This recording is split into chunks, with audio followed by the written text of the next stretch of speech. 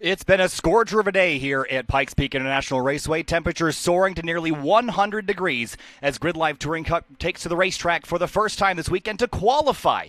Earlier in the day, there was practice that only 11 cars participated in, and now it's finally time to run the time trials to set the grid for race number 1 later tonight. Welcome again to Pikes Peak International Raceway. My name's Kyle Heyer here for GRIDLIFE Alpine Horizon. We've got cars on track about ready to run the quickest lap they can. You're looking now at Eric Cattell in the number 82 Honda Civic Si. Earlier today had a battery fire in the back of that car that led to him sitting on the sidelines for practice. Now he's rolling and ready to qualify. This car won 3 of the 4 races at Mid-Ohio Sports Car Course a couple weeks ago and is probably going to be a pole sitter or very close to it at least once this weekend. He's on track right in front of Justin Kelly, Tom O'Gorman, Tiffany Kelly, Ryan Upham, and more. A relatively small field this week, so we should be able to focus on all the players in the game as you see Eric Cattell peel out of the final corner of this 9-turn, 1.3-mile circuit. Time to qualify for GLTC at Pikes Peak International Raceway across the line for Eric Cattell, and we'll see what he can run in his first lap out of 104.930. Justin Kelly improves 103.772. O'Gorman goes third best at 105.146 for him as he comes across the start-finish line. As the sun begs to dip below the mountains in the background, the track temperature is going to fall. The shadows growing longer on the front straightaway, meaning there'll be a pretty wild variance in track temperature. Cattell measured it earlier in the paddock, 120 degrees on the asphalt, about 96, 97 in the air. So we're going to see a lot of variance as Cattell works his way down through turn number 4 and sweeps into the tight infield section, a place where this car should be pretty strong. Justin Kelly's car behind him might be a little bit better on the oval section of this racetrack, which is really from turn 9 all the way to turn number 3. So Andy Smedgaard goes quicker. How about a 102.756 by the number 212? So competitive at Autobahn Country Club a couple weeks ago. And here he is at the top of the board in GLTC qualifying. The fastest lap will probably be your first or second one. The tires are going to overheat incredibly quickly. Cattell comes out of the final corner once again, throttling up with his K24 powered Civic across the start-finish line. Can he improve on a 104.930? He will, a 103.904 for Eric Cattell, but Justin Kelly will go quicker to a 103.312. Tom O'Gorman improves to a 104.664. That's his best lap so far. Sally McNulty in the 780 turboed Civic Si. She sits in 6th. Upham goes to 5th. Quincy Burke in the RX-8. 8th, he gets bumped down. Stephen Cox goes to 7th. Jornside up to 10th. And the number 23 now, Justin Lee, and the 2.5-liter Ford-powered Mazda MX-5. He jumps to 4th with a 104.534. Justin Kelly right hot on the heels now. Cattell maybe a bit of a slipstream here in the infield section as he vies for pole with Andy Smedgaard. Still Smedgaard at the top of the order, though, as they sweep their way through the infield. You see O'Gorman in the background. There's Kelly, an S2000 motor under the hood of that Scion FRS, and right behind him, teammate and wife Tiffany Kelly in behind. The husband and wife crew from Myriad Motorsports found so much success here last year, looking to do the same. There's Tiffany in her S2000, fought problems all summer long in that car, fueling and electrical problems. Now it's running and running pretty quickly. Peeling up out of the final corner once again, Cattell across the line. We'll see if he can improve. Can he jump up better than third? That time through a 103.522, no improvement. Kelly, 103.086. He's now 0.3 off Smedgaard. O'Gorman goes to 4th, 104.296 for him. That's his best lap of the session. Next car across the lines looks like Upham in the number 13. No improvement there. Quincy Burke across the line, no improvement for him. So it's still Smedgaard, Kelly, and Cattell at the top of the order. O'Gorman still 4th. Jake Jornstad, a 106.974. He's only 10th quick in the 23 Integra, so he has been unable to crack the top 5. Justin Lee, a 113.3. He's backed it down. Across the line, Sally McNulty improves to 105.011. She's 7th quick. Savannah Little in her first GLTC start, 11th best, a 107.746. Bill Griffin, a 108.844, all the way down in 12th position. There is Smedgaard in the 212. That car so fast in his first GLTC race back at Gingerman Raceway in June. Went out to Autobahn Country Club and battled door-to-door with Aaron Lichty over and over and over again, all 4 races, and found himself battling with one of the best. Lichty's got nearly 20 GRIDLIFE Touring Cup wins, and Smedgaard going to rack up a couple here this weekend for sure with how fast he's been in qualifying. Eric Cattell and Kelly again across the line. No improvements for them. So Smedgaard's still provisional pole sitter, only 5 minutes into the session. We still have a long way to go, but with the temperature so hot, these cars are going to get hot, the tires are going to get hot, and the fastest laps, I think we've probably already seen most of them.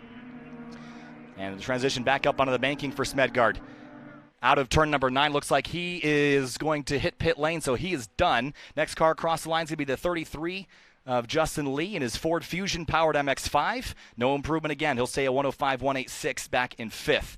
Sally McNulty, no improvement. She stays in 7th. That car with the turbo-powered engine should be a little bit better off than some of the NA-powered cars here because of the elevation. We're at nearly 6,000 feet here at Pikes Peak International Raceway. That means the NA cars are really going to struggle to make the power that they otherwise would. So turbo cars going to have an advantage here.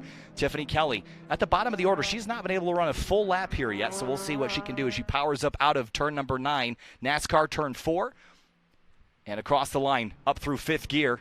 Well over 110 miles an hour at the start-finish line. She is going to run a 104.335. That puts her inside the top 5. So Tiffany Kelly 5th. Next car on track is the number 117. This is a C5 Corvette that's a WRL car, sponsored by 104 Performance, one of GRIDLIFE live sponsors. First GLTC race for this driver here. That's Stephen Cox in that machine, and he's got Sally McNulty all over him in qualifying here. Are they going to touch at the final corner? Not quite. They're going to climb up onto the banking now. C5 versus Civic SI. That's the diversity you get in GRIDLIFE Touring Cup drag race to the start-finish line. Corvette versus Civic. The Civic's going to win the race to the line. Cox, no improvement. McNulty, no improvement. A little bit of aggression shown there in that final corner. That might be a little bit naughty by the race stewards. Savannah Little comes across the line. No improvement there. A 109.016 for her. Griffin, an improvement. 107.550. There's O'Gorman way wide, 4 tires off. A little bit naughty there for O'Gorman. Now up over the curbs in the infield section, trying to improve on his 4th place qualifying effort. He's going to be thrilled with that. He was not happy with how his car was handling in practice earlier. It felt very underpowered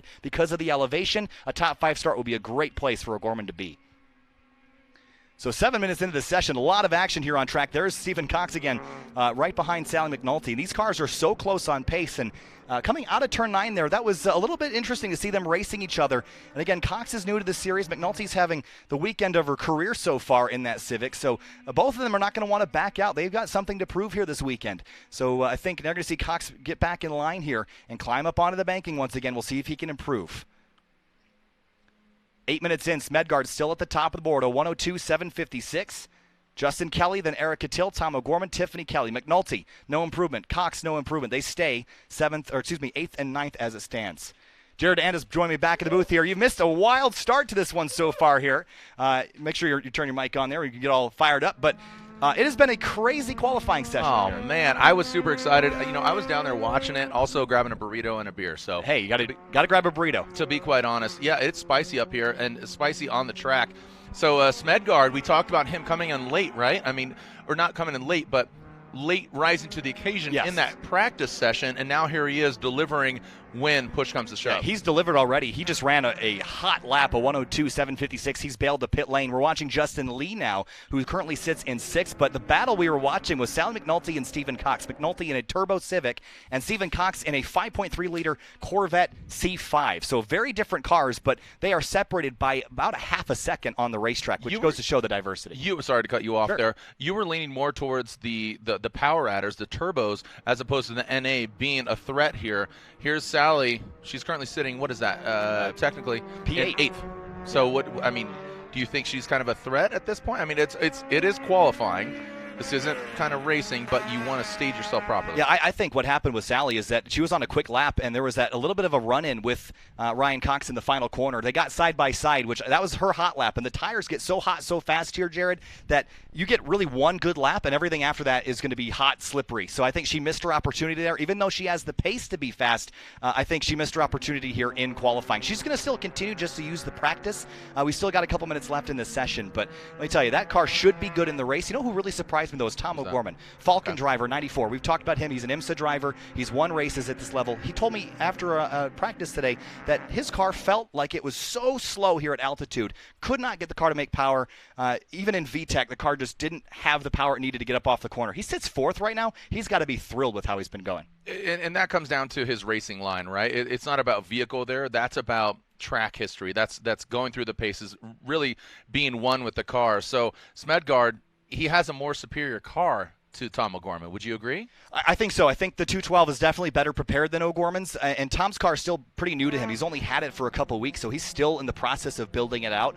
He's using relatively old tires, well-scuffed tires. So I think it's the car's a little overweight still. Okay. It's about 13.5 pounds per horsepower, which is a little bit off the maximum of the rules. But Tom's a driver. I think he's making up all the deficit that his car has here. We talked about Justin Lee. He's having a pretty good qualifying session so far in that 33, a Ford Fusion motor under the hood of that car. But look how busy it is out there on track. There's 13 cars, and they're filling up the infield pretty quick in here. And you were talking about earlier that there were about 20 vehicles.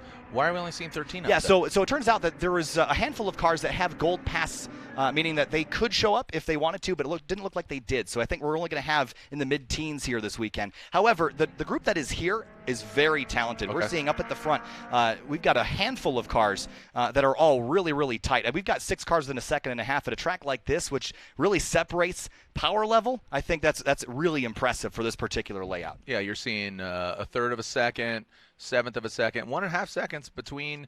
Overall, what's the variation? What's the slip there between what's the close proximity? What are we looking at time-wise? Well, so I'm seeing a pretty large gap between Smedgard and Kelly. That's 0.3. That's pretty sizable. That's more than we saw in practice. But I'm seeing the midfield battle being very interesting. Between Tom O'Gorman and Stephen Cox, there's in between those cars, there's no more than a half a second, and that's a lot of driver error that can make up for that half a second here. So this field is a lot closer than it might look at first sight. When we get to the lights later at 8:20 when we fire up our first race for the evening, I think we're going to see a really good show. Well, I'm surprised, though. Sorry to cut you off. No, it's fine. Eric Cattell, only third best. I thought that car would be faster. Yeah, that was somebody when we went off of the broadcast here on live stream. You talked about that vehicle, that Corvette, what he's got going on, and you had high expectations. Well, Eric Cattell's, so he's got a 92 Civic SI. Oh, I'm sorry. Yeah. You're thinking about Cox is the brand new driver here in the Corvette, but Cattell has won 11 races in GLTC. He's been around for a long time. He's got his average finish something like 4th or 5th, and that was all basically torn down by a couple bad finishes at Road Atlanta last year. So we know Cattell's really good. The car's really good. I just wonder if it's struggling a little bit to make power at altitude here. But the thing is that he's not running any more motor than Kelly or Smedgard is. So this is Eric's first time to this racetrack. That might play into it a little bit.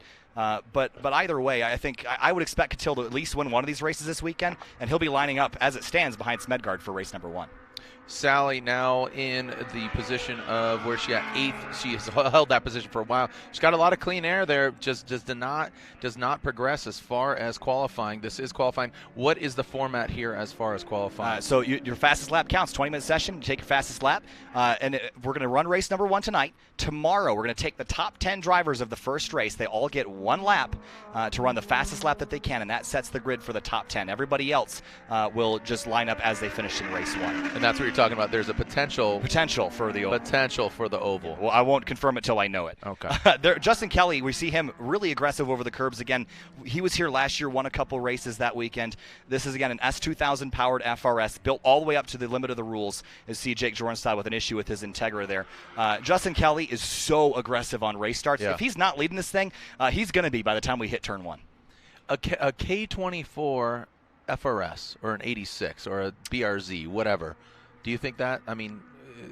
Like you said, built it to the utmost, boiling point of the rules. Is that competitive compared to everybody else? I think really the K-swaps are the way forward, I think, with the series. Eric Cattell had a B18 in his car up until last year, and he said, you know what, I want the winning formula guys, Aaron Lichty, Emil Tab, Rob Manicheri, they all have K-swap Miatas, and those cars are super fast. And Eric said, I'm tired of getting beat. I'm going to switch. And he did, and he's beaten them. In Mid-Ohio, right. Aaron Lichty, who has the most wins in GLTC by a huge margin, didn't win a single race at Mid-Ohio. 3 of those wins went to Eric Cattell, and one of them went to sim racing phenom DJ Alessandrini in his 2006 Civic SI with a K20 in it. So it seems like that's the magic formula as it stands. So Kelly coming back up onto the oval here. We'll see if he can improve. His last lap was only 0.3 off his best. So at the start-finish line, can Kelly improve over a 103.086?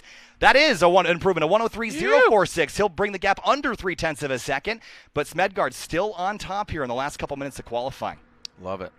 Love it. How do you think the dynamics of the track and the vehicles when the sun drops. Well, I think the field's going to get even closer. Again, the heavier cars are going to struggle right now. The track is so greasy. We measured the temperature earlier in the paddock area, 120 degrees. Okay. So the track's really hot right now. You'll get 1 or 2 good laps. The heavier cars are going to beat up their tires a lot faster, and the heavier cars are allowed more tire as well. So that could play into effect later tonight. Track cools down. You can use that grip more. And Stephen Cox in the 117. Everyone thought that car would be top 5. He sits 9th in qualifying.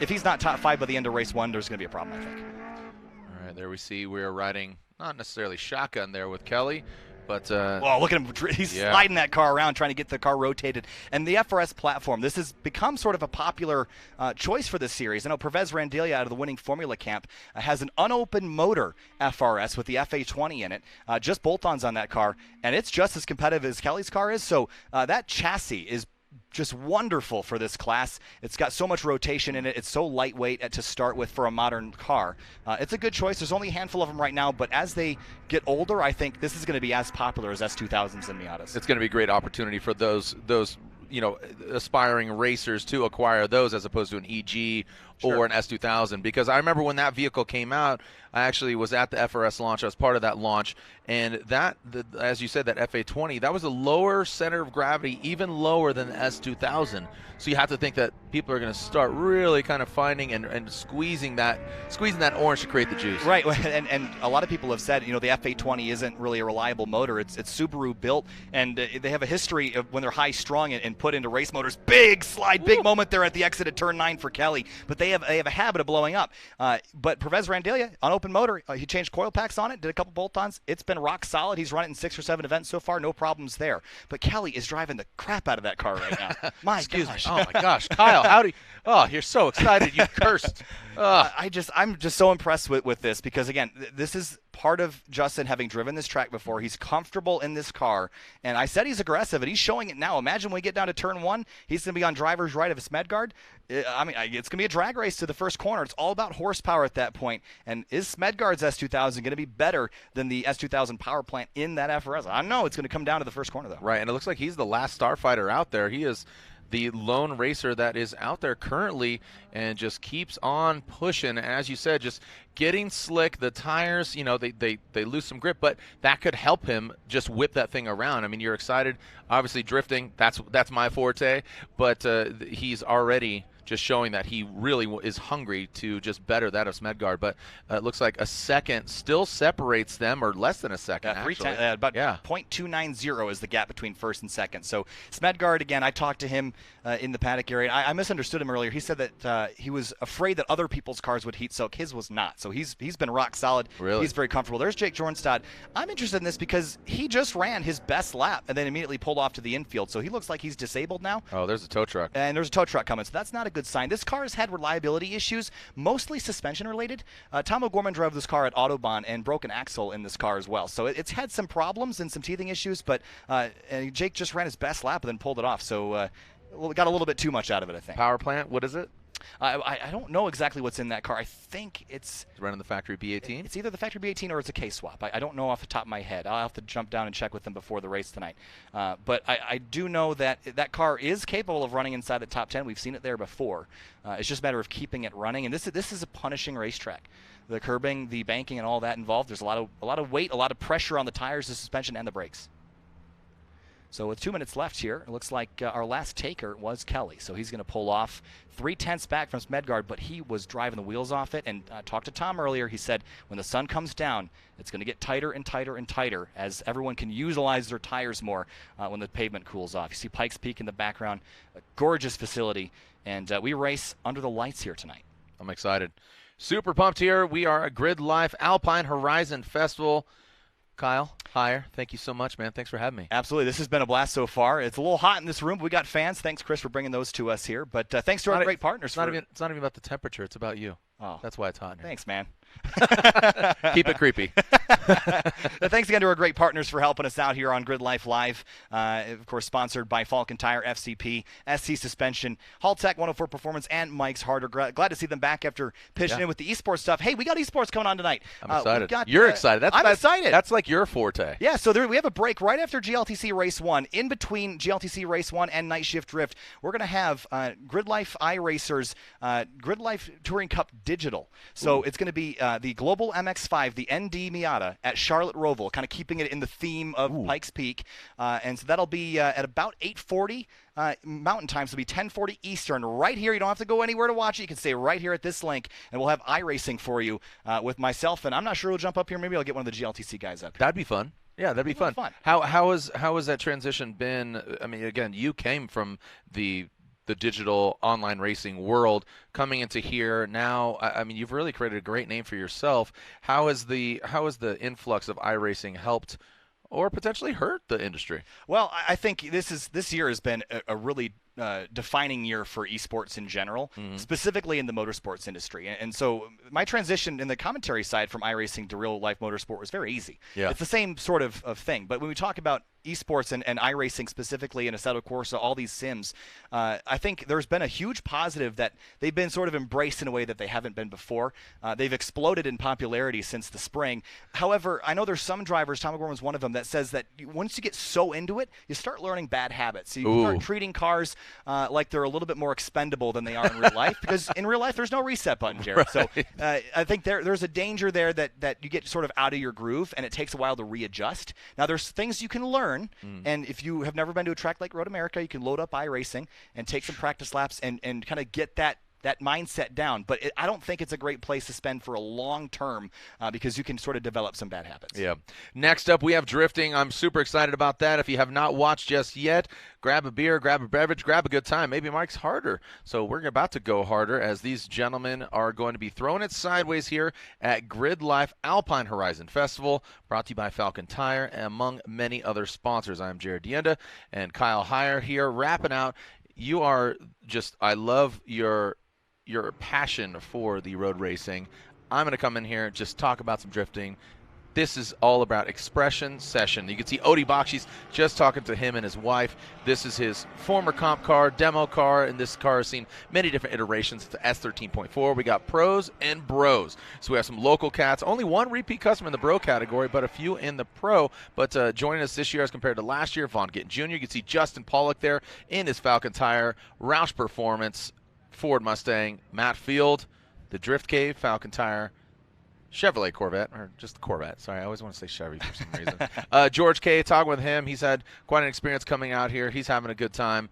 George K., and again, Vaughn Gittin Jr., Chris Forsberg, Ryan Turk. You'll see them all out here. They're running the little track. We'll hopefully get to see them run the quote-unquote big track tomorrow that the racers, the traditional road racers, are hitting. As it looks like thumbs up. Here we go. I actually got a chance to walk through the paddock just before we went back live here and checked out the Falcon, where they're all set up. The rig, yeah. Oh, it's so cool. Yeah. It's so professional looking. It's like, obviously GRIDLIFE is this up-and-coming festival. It's got this great club racing atmosphere. And you see these big haulers and all these cars lined up. It's really a show.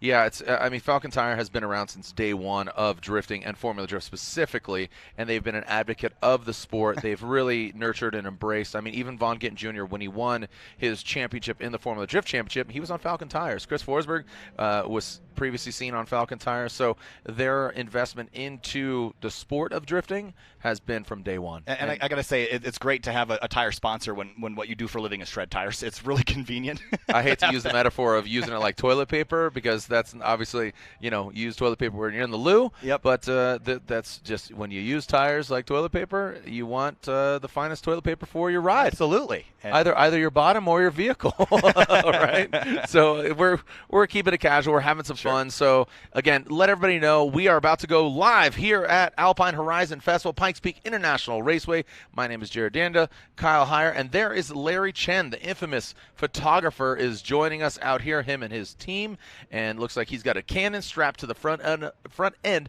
of his brand new Toyota Supra. He's going to get some sweet photos. Ryan Literal, he is joining us for the first demo session of this weekend.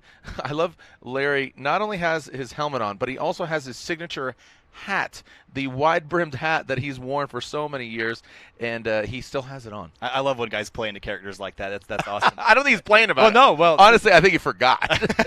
Well, it's second nature. Derek Yarbrough is probably watching at home, and he's a GLTC guy. Yeah. He always wears his hat when he shows up at the racetrack and his boots and everything. I love when they roll into that. Oh yeah. It's good to have personality. Too much pro racing. It's all like cereal box guys. We don't want boring anymore. No, Yeah, these guys are not boring. Dude, let's get wild. Yeah. Let's get weird, Kyle. Absolutely. Are you ready to get weird? I'm ready to get weird. Okay, I like it. Well, I mean, everybody knows Colorado. You got legalizing marijuana, legalizing mushrooms. So, Kyle, I don't know if you know, but I just slipped some mushrooms in your Sprite. Great. My parents will love that. I'm joking. Sorry, Mom. Sorry, Mr. and Mrs. Hire. I'm joking. I'm totally joking. You know what? Again, we could see them primed. They are ready to go. Are you blushing? No, probably. They're going to text me here in a second. What is he doing over there? Colorado's a wild place, man. Hey, I'm loving it so far. It's really nice. If it wasn't like the surface of the sun outside right now, it'd be awesome. Oh my gosh, chill out. I know. I'm from like Winter Haven. Yeah. Like 3 degrees is like where I wear shorts. So this is a little over the top, but it's a dry heat. Okay. So it's manageable. Did you tell your mom and your dad about your new tattoo, your GRIDLIFE tattoo? Yeah, I got one right on Did you tell them? Yeah. Yeah. It's like 4 feet wide. He just wrapped 4 feet wide? Oh my gosh. Wow. It just goes in a spiral. I thought we were just getting like the track rat GRIDLIFE tattoo, and you went hard. This is a full body tattoo. Yeah, I like it. I mean, I said no, and you're like vinyl wrap on my body. I said no, and you're like, yep. I was like, dude, Kyle, just chill out. And you're like, nope. All right, looks like that is ED Eric Davis. That's Von Gittin Jr.'s best friend, also his co-pilot in Ultra 4. Looks like he set up the cones. Chelsea Denofa in that BC Racing Nitto tire. Ford Performance Mustang RTR Spec 5D. That's a mouthful. Oof. But yeah, that's what You're we good do, at that. bro. I mean, that's what we do. That's what you do. I guess that's what I do. Yeah, it's 1,000% what you do. So we are getting set here to send it for our second drift session, expression session. We have one more left for today, but Kyle, it's always a pleasure working and hanging out with you. And again, we met just about a year ago at Midwest, and we saw each other at South once again briefly, kind of alternated handing over the headsets. And here we are once again at this iconic track now, Pikes Peak International Raceway. Pikes Peak looming off in the distance. I think we're going to get another sweet sunset. Unfortunately, the beautiful disaster that is the smoke, the big wildfire going on, creating that smoke, does create some absolutely majestic sunsets. So these guys are going to create smoke of their own here on track, a variety of different tires and a variety of different drivers from different backgrounds, all culminating here at now Alpine Horizon Festival. Drift Session 2, presented by Falcon Tires. And we'll see if these guys go Mike's harder. There's that beautiful FC, Suicide Speed Shop, kind of JDM, almost like a, it looks like, I don't know, how would you describe that? Almost like a cigarette boat livery. Yeah, it reminds me of like a Hot Wheels car.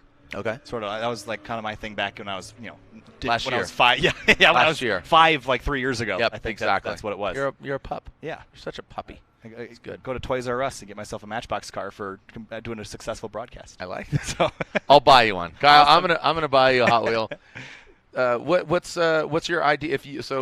I asked you earlier about what's your ideal drift vehicle. Oh, that's my ideal drift vehicle. Okay, all right, Let's Lauren. do that. That is Lauren Healy behind the wheel of his trophy truck, and he is part of the RTR team, ready to rock, fun haver, off-road team. MBRP. You can see there the Shell Rotella. Oh, are we jumping this thing? Oh yeah.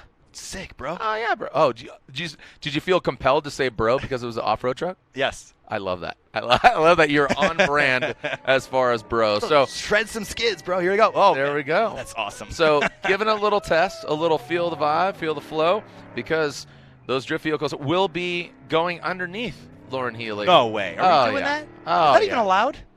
You know what? We make the rules. Sick. Oh my gosh, you are bro level 5,000. Hey, you bring this thing out here. How can you not be a bro? Oh my gosh, you get this 4-foot tattoo, full body suit. A truck comes out.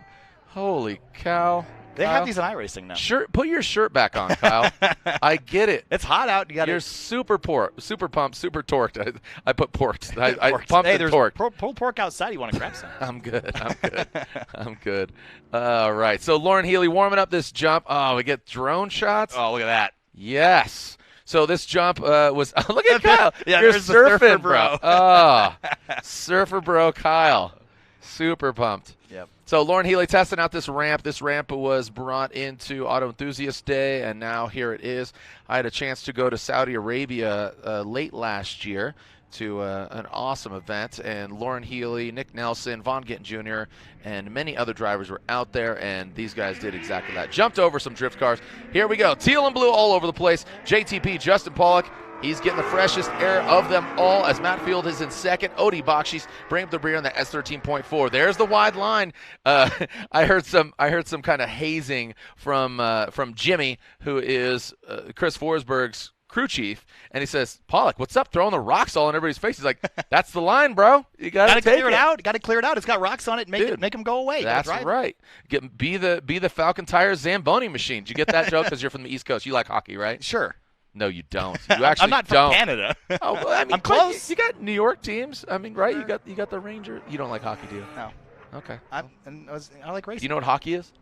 No. Okay. Again, keeping it awkward with this roll here. George K. No idea what hockey is, or baseball, or I don't know. Right. Okay. God, I like it. I'm cool with stick and ball. But now we're talking about different kinds of balls here. As George Karakopoulos here in the modified. Dean Carney. Carnage coming out swinging. George K. Transitions there through into that rumble strip. Let's see if he swings it all the way out. Looks like he's just trying to find his groove, make sure the car runs up to snuff. Great shots from Hunter here, grabbing us a little bit of tire off in the dirt, spraying some of the Pikes Peak International Raceway surface up around the track. But hey, it's fun, man. Little brown cloud, man, showing you the car control. Digs deep. Ryan Literal now out here in that power stop performance. Brakes S14. Yes. All right, so there are some of the local cats, or not local cats, but I should say pros and bros, some bros out here. You can see just a little bit of dabbling there on the skyline of human heads as Chelsea Denofa, that gold nose BC Racing Nitto Tire Ford Performance Mustang RTR Spec 5D comes in hot. You can see him yanking on the e-brake, getting that back wheel to stop. Center line wheels, wraps the Nitto tire. I tell you, the sun setting over the mountains here is going to make for a beautiful evening, and already the low sun coming through the clouds of smoke here drifting. It's a beautiful sight to behold, and it's only going to get cooler as we get into the nighttime here. We fire up the lights, go night shift drift later. Mm-hmm. Yeah, it made for some spectacular photos. I know Larry Chen, actually, we're talking about him and his photos. He sold the large-scale prints, large format prints to people of different photos, and a few of them that did really well were the photos actually from this event last year, because they're just an interesting light, flood it, make it look unique. Sure. Again, this is not a competition. This is all just about having fun, throwing the vibe out there, as Chris Stewart says. Absolutely, yes. And thanks to Chris, he's been working hard behind the scenes, had some stream issues earlier, we got sorted out. Also, I have to say that we've been absolutely blown away by the responses on the stream so far today. If you haven't yet, make sure you hit the subscribe button if you're watching on YouTube. Hit the like page on Facebook. We're in a couple different places. Make sure you like wherever you're watching from. I think we're with the Falcon Tire Buddies as well. So thanks to them for allowing us to be out here today. And the response so far has been awesome, and it's only going to get better as we head into the evening here. I love that Paco Ibarra is my statistician here. Andy Crutcher in the green FD. Thank you, Paco, as he is chiming in. Oh, big cloud there. It got to be hard tandeming it's a lot of feel to know where you're going because their visibility is so low. Oh yeah, I mean these guys, it comes down to muscle memory and the whole nine as far as what the drivers are going through, how they're going through the particular line. And yeah, I mean when it comes to competition, there are courses, you talked about it earlier, about more wide open as opposed to a tighter track. And I would say this is kind of a medium track. It's not too small. It's not massive. It's just the right size. It's Goldilocks in the three tracks. This one's too small. This one's too big. This one's just right. I didn't read that story when I was 5, but I wish I did. Yeah. Goldilocks in the three racetracks. Yep, it's good. I could tell you it right now. There's this girl. She wants to go to racetracks. This one's too big. She can't go to Talladega. That one's too big. She can't go to Adams Car Track in Riverside. But this one's just right. Just right. Yep. There we are, riding shotgun with Chelsea Denofa, getting the shot. The Type S, you can see the Type S logo on the roof. Just wait for tonight, bro. No. I know where you're going with that. Oh, yeah. Play, insert Fast and Furious soundtrack right now. Let's do it. Like, ding, ding, ding, ding, ding, ding, right? Oh, I cannot wait. The nighttime. Woo, look at this shot. Look at that. They're 3 deep doing the tandems here as they sweep back and forth. That's so awesome. Teal and blue, teal and blue, teal and blue. Oh, man. The formation is it's like the Blue Angels out there. I like it. And Larry Chen getting the shot. Surfer bro up in the mix. I love that you have the dope emojis, the GIFs. That's Morgan behind the scenes firing those up on screen. He had that for Mid-Ohio when we were sliding around in the rain. Oh, was that what happened? Yeah, we were kind of joking because we didn't have drift at Mid-Ohio. It was like, well, we still sort of do. Everyone was still sliding around. No one had grip. Oh, look at Lauren Healy waiting in the wings. So he's trying to time it where we can get some shots. So the drone just hanging out. I'll cue the Jaws music now. Right. I didn't know this was happening, so I'm really excited about it. I know. Dude, there's so many surprises. It's like biting into a fruit snack like a gusher. You never know what you're going to get. I heard we were jumping trucks. I heard we were drifting cars. I didn't know we were doing both at the same time, and that's what we're doing here at GRIDLIFE Alpine Horizon. Look at that. Little late. Come on, just Lauren. Started. We got tons of time to practice. Oh, no. Shame. Bing. Shame. Here we go. Spin around and stage again. The game of drones right now. Not Game of Thrones. See what I did there? Yes. Did you watch Game of Thrones? A little bit. That's a no. That's a hard no, and you didn't want to say no. Gosh, dang it. Isn't that PG-13? I don't think I can watch that. You can get your parents to sign off. Do your parents listen to this? Yes, they're probably listening right now. Oh my gosh, So I'm just incriminating you all over the place. Oh boy, yeah. There we go, bro.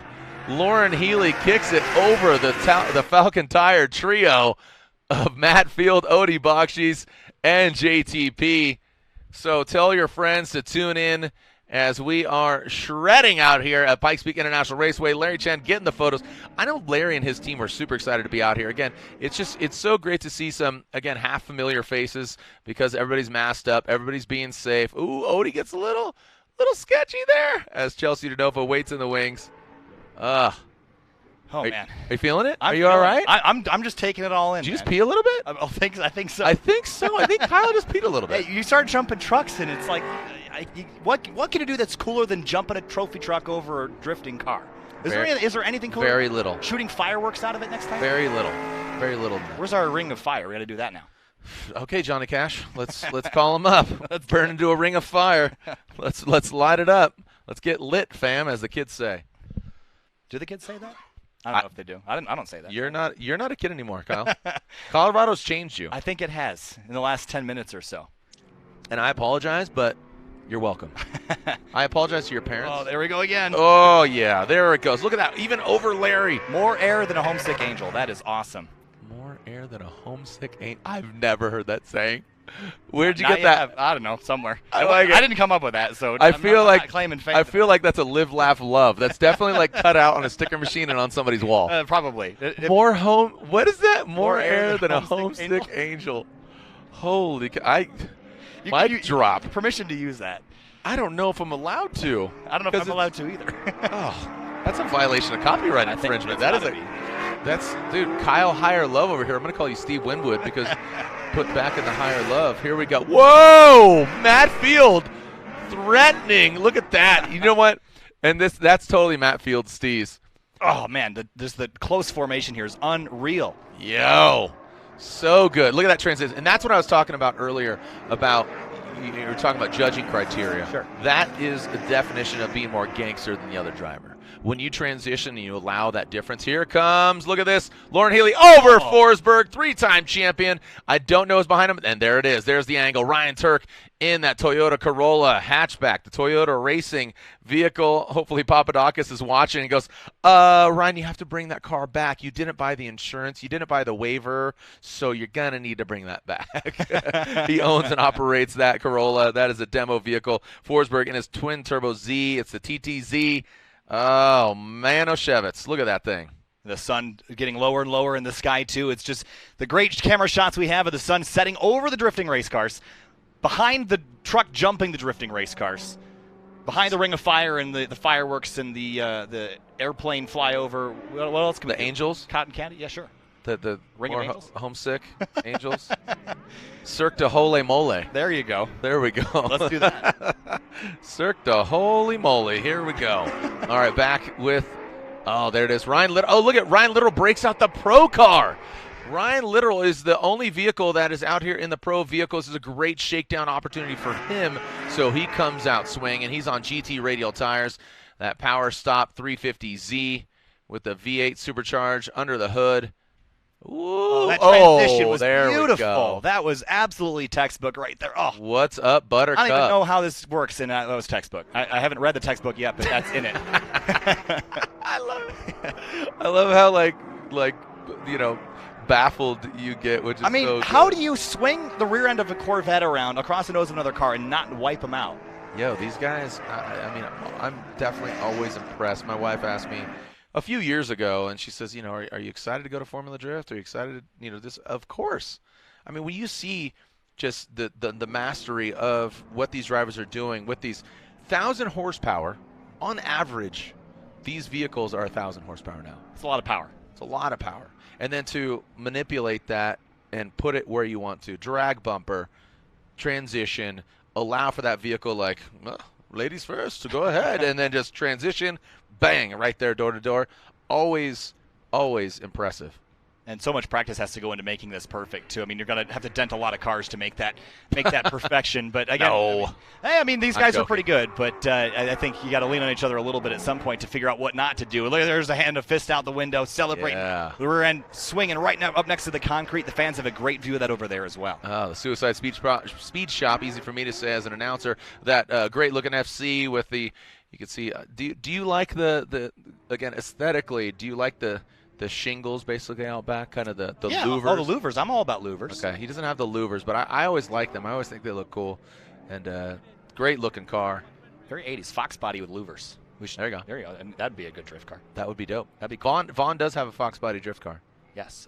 Is that the was that in one of the Yeah, he did some stuff with it. The thing that he did the one time. I think it was for sure, maybe not always. Okay. Yeah. I think so, Kyle. Yeah, I think that's what it was. I think so. If I'm not mistaken, I definitely think it was, maybe not. Andy Crutcher out there in that green FC as the ISR. Brandon McDowell. Brandon McDowell throwing it down. Sans the wing. Arrow. Ooh, baby. Oh, look at that. Seeing the hand being thrown out there. Yeah, let's talk about Arrow on these cars. How do you run them? Obviously you don't set the same way as a grip car, but no, but there is still an opportunity to get that downforce and to get the car to not straighten out. If you have too big of a wing, it could kick the car and straighten it out and make it weird. I know a lot of the guys just run kind of like a quote-unquote duckbill style. Sure, yeah. But for the right tracks, it makes sense to run a larger wing with more downforce or straighten it out. Or, you run like a track like Seattle. It's got that big bank, or Irwindale. They're going to modify. They're going to see how the car feels. If it gets, pardon my French, ass happy, it's going to change the dynamics of the vehicle and how they're going to drive. Dean Carney there. You can see him, that Oracle lights, Dodge Viper on Achilles radials. As there's Dean. You can see the menacing blue. Yes, Vipers are such cool cars. I know Luke McGrew had a Viper ACR, and he ripped that in TimeAttack for a while. The Dodge Vopper is what he called it. The what? The Vopper. Why is that? He's got a Vopper. He's a West Virginian. Oh, the accent. Yeah. Got it. That's a Vopper. A Vopper. Yeah. It's like a V. Or sorry, there's like an A there. Yeah. A Vopper. AHPUR. Vopper. But good-looking cars. That generation, a little newer, or a little older rather than the one that Luke had. But it looks great as a drift car. Yeah. Looks good. Dean Carney been campaigning a Dodge Viper for quite some time, going from supercharged to now turbo, but I believe this might be his supercharged version. We'll find out. I know he's had a couple opportunities. He's now working with ArcLight Racing. ArcLight operated out of Texas. Aaron Kaufman, familiar with that name? Yes, Yeah. yes. So Aaron Kaufman and him, Dean teamed up, and he's been operating his vehicle. So getting ready for the Formula Drift season. So Aaron Kaufman, very familiar with this Pikes Peak track. He raced Pikes Peak, the actual hill climb, a couple times. So I believe he'll be back out there once again. He raced a Sierra car. He raced his very famous Ford. What is it? I think that white one that he did the video with Nitto tires. I'm trying to think of what it is. I want to say, is it a Futura or Starliner? I can't remember. So it looks like we're staging up for some more shreds and skids here. Shreds and skids. Shreds and skids. Skids and shreds. Here we go. The Lauren Healy. Shredding it. So cool. Yo. I turn into a child every time. You really do. I legitimately love it. Oh, who's this? Give him the old Houdini. Wow, that was a magic trick. Yeah. Magic trick. Oh, look at Forsberg applying the pressure of the Z, the NOS energy drink. Nissan 370Z to the side of the Corolla. I can tell you, my Corolla does not drive like that. No? No. You got this. Yeah, maybe. Kyle, I believe in you. I think I have to add about 850 horsepower and rear-wheel drive conversion and driver mod. I think that might help. No, you got this. Front-wheel drive. 134 horsepower. Little Mike and the Mechanics. All you need is a miracle. All you need is Kyle. Yeah, sure. Let's do it. I've called you Steve Winwood and now Mike and the Mechanics. I've referenced a couple different yacht rock bands. Are you familiar? No. Okay. Are you surprised? No. Okay. Not at all. Not at all. Not at all. I feel like, Kyle, when you step into your vehicle and your phone connects via Bluetooth to your Toyota Corolla, what's the first song that plays? Is it three options? Is it Travis Scott? Is it Boy George? Or is it Kenny Loggins' Danger Zone?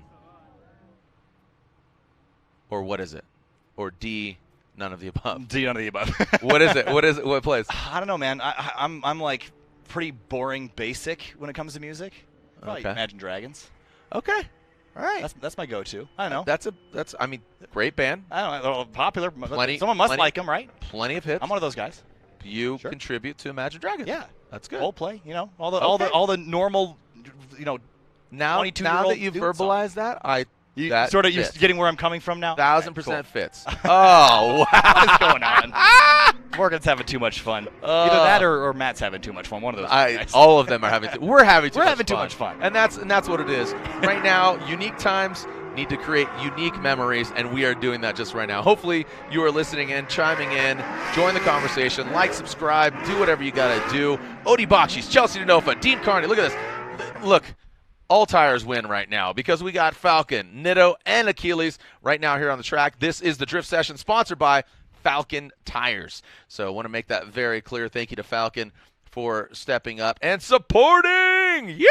Look at that. Oh, beautiful. Making me nervous. That's the butt pucker, man. That's where Dean Carnage, he's eating a little bit of his seat, if you know what I mean. Gorgeous. Awesome stuff. How far are we through this? It seems like we've been out here for a while, treading and skidding around the skid pad here on the inside. What do you call it? Skid and slide. Shreds and skids. Shreds slides. and skids. Skids and shids and strats. What? The three S's. Shreds, Yeah. skids, and slides. Shreds, skids, and slides. Okay. All right, like it. back out. Here we go. Look at Odie turning and burning, man, getting right back out there in the thick of things. Him and his wife are having a great time. I thought I saw his wife Amy with their son Adam earlier. Nope, wasn't her.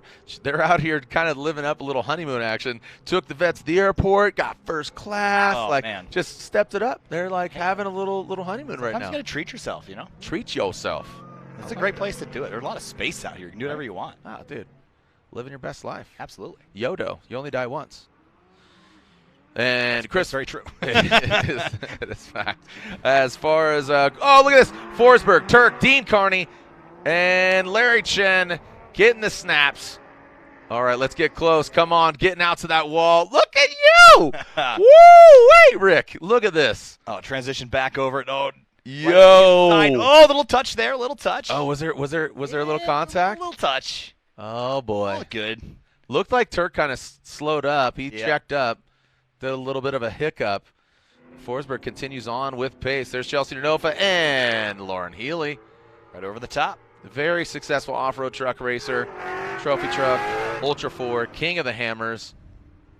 King of the Hammers. King of the Is Hammers. that a place or is that a nickname? Hammertown is an area, I believe it's in Cal. I've never been, but I know about it, and it has just such a great vibe about it. I want to go to the Dust Bowl that is Hammertown, and it's camping. It's like a scene from Mad Max. That's awesome. So if you just look it up, you'll see it's a camp. And then Ultra 4 is where you need to bring all of it. You have high-speed open desert. You have rock crawling. You have navigating. It's all about attrition, keeping your car together, keeping your vehicle together. They have multiple different classes from UTVs or fully prepped cage vehicles. It is a very diverse just event overall. So King of the Hammers, Hammertown, it happens. It's part of the whole Ultra 4 racing series, but it's a singular event by itself, King of the Hammers. So when you are a king or queen of the Hammers, such as RIP, my homegirl Jessie Combs, she has been called Queen of the Hammers as well. Absolutely. Yep. Cool. So kings and queens. I'd consider myself more of a court jester of the Hammers. Sophisticated. Yeah. Well, it's absolutely gorgeous out here. We got another shot of the skyline there as we're continuing drift session number 2 here. So pretty outside as the sun continues to set here. And the temperature's starting to fall a little bit, which is nice. And it's going to continue to drop as the sun sets below the horizon. And we'll continue on pretty late into the nighttime here, especially for the East Coast. What's next after this there? Let me check the schedule. I'll tell you what's coming up next. So we got, it looks like Morgan's right on it. So right after this, we've got TimeAttack at 7 p.m. Mountain Time, which will be 9 o'clock Eastern. Then right after, GRIDLIFE Touring Cup race number 1. And look, GLTC Digital with iRacing. That'll be 8:40 Mountain Time right here in between GLTC Race 1 and Night Shift Drift. And we'll head on to our active situation tomorrow afternoon. We'll fire back up for Saturday. So we got another long day tomorrow, and it'll be a big old party out here. The active situation. I was looking for words, and that was the best thing to say in my head. I was like, where am I going with this? And the active situation. There's a military base down the street. Maybe that's something that they use out there. I love that. That was not one of my finer. Kyle, you know what? I'm not. I love it. I absolutely love it. I'm cool with it. The active situation. That was my nickname in college. The active situation. Oh man, it's an active situation out there still on the track. Are you crying again? A little bit. Oh, I love it. I cry a lot. But it's out of happiness. It's having such a good time. You know, they've done studies where you cry more in a plane. I cried yesterday. I watched the Won't You Be My Neighbor movie, the Mr. Rogers one. Love that. Dude, so good. I grew up with Mr. Rogers. What? Like, I thought you literally. I'm like, what? No. But watching him. Got it. Okay, thank you. You're like, Mr. Rogers is my. I'm like, whoa, wait. He's my grandfather. Weird flex. No, don't tell me that. No. Fantastic movie, though. Good feels. Just talk about compassion. Talk about love. Watch that movie because I know you guys are loving this. Guys and gals, thanks for joining us out here. We're just having a good time. There's L2. When Lewis came onto the scene, Larry Chen brought him in as kind of his second right-hand man, just duplicated himself, and Lewis and I worked together at Red Bull Global Rallycross, and I just called him L2 right out of the gate because there's Larry and there's Lewis, and I said, you're L2. L2. And he's just grown tremendously as a photographer and a human being and a great friend. You capture moments. Capturing souls. Absolutely. Freezing time. I like it. And there is Nick Swan. And who's sitting next to him there in the cart? Might be Cone. I want to watch him drift that. Dude, that's an easy go. I saw how much horsepower's in there? A lot, probably. Yeah. And there's the Toyota Corolla. That thing, they had a Russian arm on it before. Cool. That's a camera car. I was going to say Adam Jabay last night was zipping around in a golf cart Mach 3 through the paddock. Of course he was. Zipping around. Did a little J-turn in it, too. Oh, look I at that. shouldn't throw him under the bus like that. No, Oops. definitely not. Easy. Easy. I was.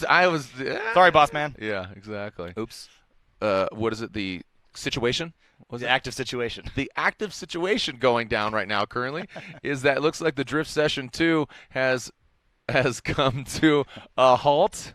But Kyle, Hire, how we doing? Oh, I'm doing great. Yeah? How you doing? I'm great. Awesome. I got a couple cervezas and got a burrito here with my name on it. Feeling good. Great to be here sitting next to you. I love your style and love your professionalism, but also I love that I can razz you a little bit and you keep on moving. I don't really have a choice, do I? Oh, wow. I'm just kidding. All right, I got to go. Well, we got about 8 minutes or so until we fire up for TimeAttack, third run of the weekend for them. We didn't stream the first one earlier today, but we did stream the second one, Ferris Khartoumi's C6 that sounds like Earth itself grinding to a halt. And it probably is because the torque out of that thing is probably slowing the rotation of the Earth. It is. Is that the black one with the turbos coming out of the fenders? Yeah. Comes straight out of the fender. I reposted that car just on how gangster it looked. It's awesome. It looks as like it should run on the track. It's got more power than a 747. That thing is unreal. Yeah, it's a beautiful, beautiful looking car. Yeah, I mean this is a treat. Like you said, we weren't able to live stream this earlier, so this is a good opportunity for you guys and gals to tune in and watch this. Thank you so much, Kyle. Thank you. Am I hanging out with you longer? I think Abe's going to jump in here for TimeAttack, and I think I got you back for GLTC Race 1 at 8:20. Oh, I got some time. You do got some. You can go take yourself a break, eat your burrito. Dude, grab yourself a beer. I appreciate it. What about the current situation? The active situation? Active situation. You got to get on my level, man. I'm not. Catch up. You are beyond. You have to make a mistake. You are on a higher level. Bad as I do to keep up with me. Kyle, higher level Jones. The active situation. All right, so TimeAttack coming up in about 5 minutes, then GridLife Touring Cup race number 1 at 8:20. GLTC Digital with iRacing, 8:40 Mountain Time. Then Night Shift Drift. We'll have Jared back at 8:20 for GLTC, and we'll run all the way until things shut down here at the end of the night. Thanks again to our great partners. GridLife Live is sponsored by Falcon Tire. Falcon's RT660 offers peak performance inspired by enthusiasts. FCP Euro. Every part you buy is guaranteed for life. If you buy it once, they'll replace it for free for as long as you own your car. ST Suspension, high-quality suspension and components for a reasonable price. And Hall Tech. Coming on board with GridLife Live, world leaders in aftermarket ECUs. And brought to you by 104 Performance. Feel the difference. And also brought to you by Mike's Harder. When you fuel your night for whatever lies ahead, you go harder. What's out there starts here. Thanks so much, Jared. We'll see you later. And we'll check in with Abe in a few minutes. But for now, we'll take a very short break. We'll be right back in about 5.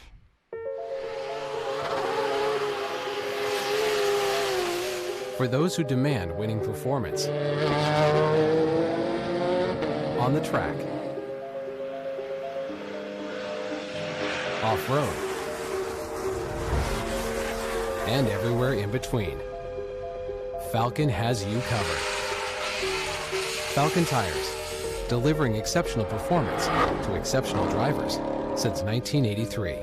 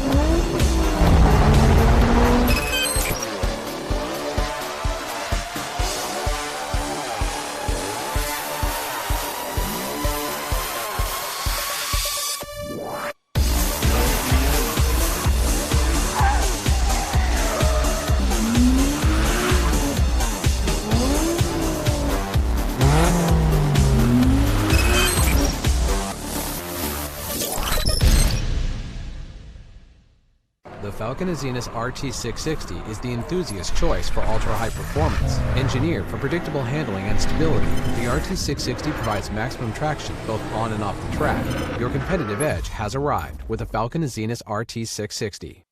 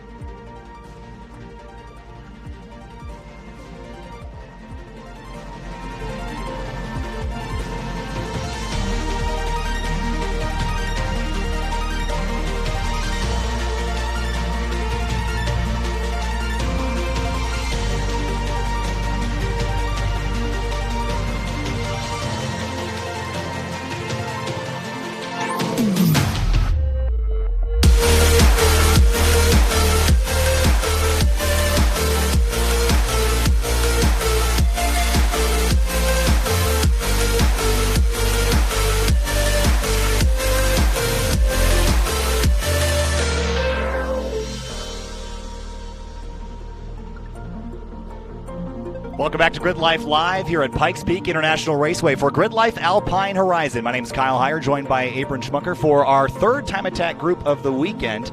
Earlier today, we had a couple amended sessions just due to some cars stopped on track, but time to fire back up again for Group A. Ferris Cartoon lined up on the exit of pit lane. We're doing a little bit of a track sweep here, but we'll be ready to roll shortly. Yeah, the sun has started to move away from track overhead, so it's cooling down a little. not nearly ideal condition, but we'll see if drivers are able to make the best of it. So you see the sun setting and the hazy, foggy smoke from the wildfires over in the distance there, but it's going to be a beautiful evening again here at Pikes Peak International Raceway, the 1.3-mile road course in Fountain, Colorado. A beautiful venue here. It's been around since 1997, but a new lease on life with GRIDLIFE here, Abe. I think this festival has really, this is the second year that we've been here, and I think this event has it feels important. It feels like this is the next step for GRIDLIFE, this venue that's this massive playground where you can do whatever you want. We were just jumping trucks over drift cars and having a great time doing it, but it's a playground for racing, and that's what we're doing here. Yeah, really excited to be here. It's a decent haul for the majority of our Midwest crew, but we're excited to be here, and it's just such a fun place to be. It's a fun place to be, and it's fast place. The speed's off into the corners here. I bet you Kartumi's doing all of 150, 160 off into turn 1 here, digging out of NASCAR turn 4. So high speeds onto the oval section here. Then you get down to the tight and twisties in the infield, a 9-turn road course, high curbs, a lot of 180s, and a lot of sweeping corners as well before you peel back up onto the oval. So it's a challenging technical circuit in the infield and a wide-open runway on the front straightaway. Yeah, and we've got Ferris Kartumi looking to improve times that he set earlier today, looking at hopefully in the 55-second range by the end of the weekend. So if it doesn't happen today, look for him to go faster tomorrow morning. And again, we're in beautiful Fountain, Colorado, just outside of Colorado Springs. Population about 30,000. It's a growing area. Beautiful place to be as the afternoon summer heat, which was well over 120 on the track surface and nearly 100 degrees in the air today. So it was really hot and toasty out there. A dry heat, lips are chapped, but it's a beautiful place. And even though it's really hot, I've been indoors most of the day, and while it is warm in here, I don't think it's quite as hot as it is in the paddock. You know, it's funny. I think people from out west will dismiss how hot it is and say, oh, it's a dry heat. And then, you know, in weather like this where it's windy, it feels like you're standing in front of a hairdryer. So it's It's like, just because it's not humidity doesn't mean that it's not terrible. Right. Well, especially because it's a lot of direct sunlight. There's not really a lot of tree cover early anywhere here. So you can get roasted pretty easily. I'm trying to stay out because I will burn myself like a lobster. So I put SPF 70 on this morning, and I think that's enough, but we'll see. Yeah, I probably should apply again. Yeah, but most of the day is sort of shifted towards the afternoon, so you can kind of stay tucked away in the motorhome or RV or wherever you are for the week. But about ready to roll TimeAttack here. And the lights will come on a little bit later. We've got more coming up tonight. Of course, we've got GLTC and more night shift drift, all sorts of cool stuff. Here's your schedule. TimeAttack up next. Then GRIDLIFE Touring Cup race number 1 in about an hour and a half. Then GLTC Digital with iRacing. That'll be at 8:40 Mountain, 10:40 Eastern. We'll round things off with night shift drift. We'll wrap things up here, Abe, skidding and sliding on the infield section, which has been a blast so far, but crank up the lights and bathe everything in green and blue, and it's going to be a lot of fun. One of the exciting things about the infield here is that the spectators that are here can just get so close to the track. I think it's an experience that you'd be hard pressed to find anywhere else. Yeah, I think so, and I think this is again a great spectator place because of the oval situation. Again, it's built inside a 1-mile 4-turn oval that was originally constructed for NASCAR and IndyCar, so the viewing angles are great here. You can see the entire track from pretty much anywhere you stand, and right on the infield here, you can see everything you need to see in this infield section. So Group A about to get rolling, and Kartumi just rocketed off into turn 1 at speed. So we'll see what he can run when he comes back around again. But I bet you it's going to be fast. No doubt. He fought some mechanical gremlins between Mid-Ohio and now and was able to find a couple of clogged injectors. With those repaired, that car should make every bit of 850 wheel horsepower. And with the sequential gearbox that he has no trouble putting power down. Yeah, and there he's rocketing through the infield. That car just gets up and goes, and the torque in this car struggled at Mid-Ohio. They had clogged fuel injectors there and really didn't get any laps put down, especially the rain was also super treacherous. So this car back up and running. It's been fast this weekend. Ran in the 56s earlier, and you said he'd be surprised he wasn't in the 55s towards the end. So he's going to float it through turn number 9 here, climb up onto the banking, up onto the transition, and we'll see him come across the line, and we'll see what time he can lay down. Again, cooler track temps now with the shade over the front stretch. What will it be as he comes across the line? How about a 56.5? Decently quick here. That's an improvement of about 0.4 over his morning session. Struggled in session 2. I think weather was just too much on a car that makes that kind of boost, just struggling with heating issues. So He may have another fast lap in him, but I would expect a cool down or two before he gives it another try. Cody Miles in the 626 in track-modified all-wheel drive. He will go to a 58.946. One of the drivers here today, also Casey Jones, the 281, a buddy of Derek Yarbrough, nicknamed Lobster in the 281 unlimited rear-wheel drive car. How about a minute .762 for him? He is in a white C7 Corvette. He's out of Houston, so a bit of a haul-up from Texas, but he's here having a good time and currently sitting 4th overall, and unlimited rear-wheel drive currently top of those cars in the session so far. So Khartoumi's with a 56.532. That's the best we've seen. Cody Miles, Jackie Ding in the 86. Street mod rear-wheel drive 59.1, so he's sub 1 minute too. So I talked to Alex Moss in the paddock, and he was saying that he was having a little bit of overheating issues on a track like this, and they're still dialing in the tune to make sure the car makes the power it's supposed to. So the elevation playing a role here, and drivers needing to change their setups a bit to get optimum performance. Christopher Mayfield in the 194 Street mod rear-wheel drive car. How about a 101.940 for him? Let's see, looking down the rest. Peter Zhang in the 28, the Street mod all-wheel drive Subaru, 104.172. See some headlights popping on here. Not dark yet, but just for visibility, it's always a good thing, especially when the sun's low. You can look in the mirror and see those headlights coming. Khartoumi's out on track, still ripping as he heads through the infield section here, but it looks like he might be off the pace now, cooling down. Yeah, it appears like he probably deserves a cool down after that one. That's the 54 car that you're looking at right there. That's Sun Shen in the Street GT rear-wheel drive car. How about a 103.218 for that? M4, looks like. Yeah, they did. They changed those names a couple years ago, and I can't keep track. I'm not going to – someone in the comments is going to roast me for getting these wrong, so I'm just going to – it's a BMW. How about that? It's probably pretty quick. It's probably a fast BMW, so I'm not going to make a fool of myself. But Sun Shen, right now 10th overall in this category, Street GT rear-wheel drive. Another Street GT rear-wheel drive car, Austin Hurdle in the 34, only a 104.343 this time through, so we'll see if he can pick up. His best lap was his second. It's nice to see Cody Miles dialed into the sub 1 minute range. That car is very capable, really high potential, and I think as he gets comfortable here, he's definitely going to go faster. Track a little dusty there. I know they were cleaning it off after the drift session. They were heading off course a little bit, dragging some of the marbles and dust and things back on course, so we're going to clean that up and make the racing line nice and fast again. There was the 55 car, Charles Miller, who was real fast. Was he in another group earlier this morning? I think he's moved up. He has moved up. I think he's leading the street class overall. Really close competition in street this weekend.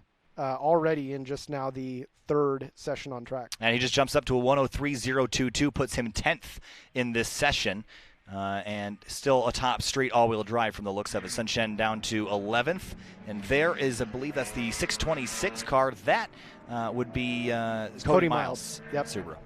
And he's run at some of our events before. The car is really capable, and I think one of the only TimeAttack cars in our field that uses the air suspension instead of a conventional coil-on spring. So that's actually an interesting topic. I know I watch a lot of car YouTubers, right? And there was a discussion about air suspension and whether or not it's good enough for track use.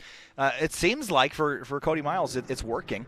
Your thoughts on that, and would that be something you'd ever consider putting on your car? You know, I think it's a complex setup, and I guess the major perk is you should have the ability to basically tune your spring rate for whatever track that you're going to. And so having that kind of tunability is, I think, pretty neat.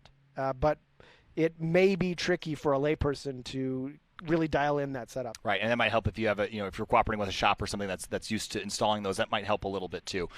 So Mike Almick out there in the number 6. He's 10th right now in this session. Street modified all-wheel drive, a 102.981 for him. Chris Bickford in the 335 Street GT rear-wheel drive, have a 103.953. He is down in 14th.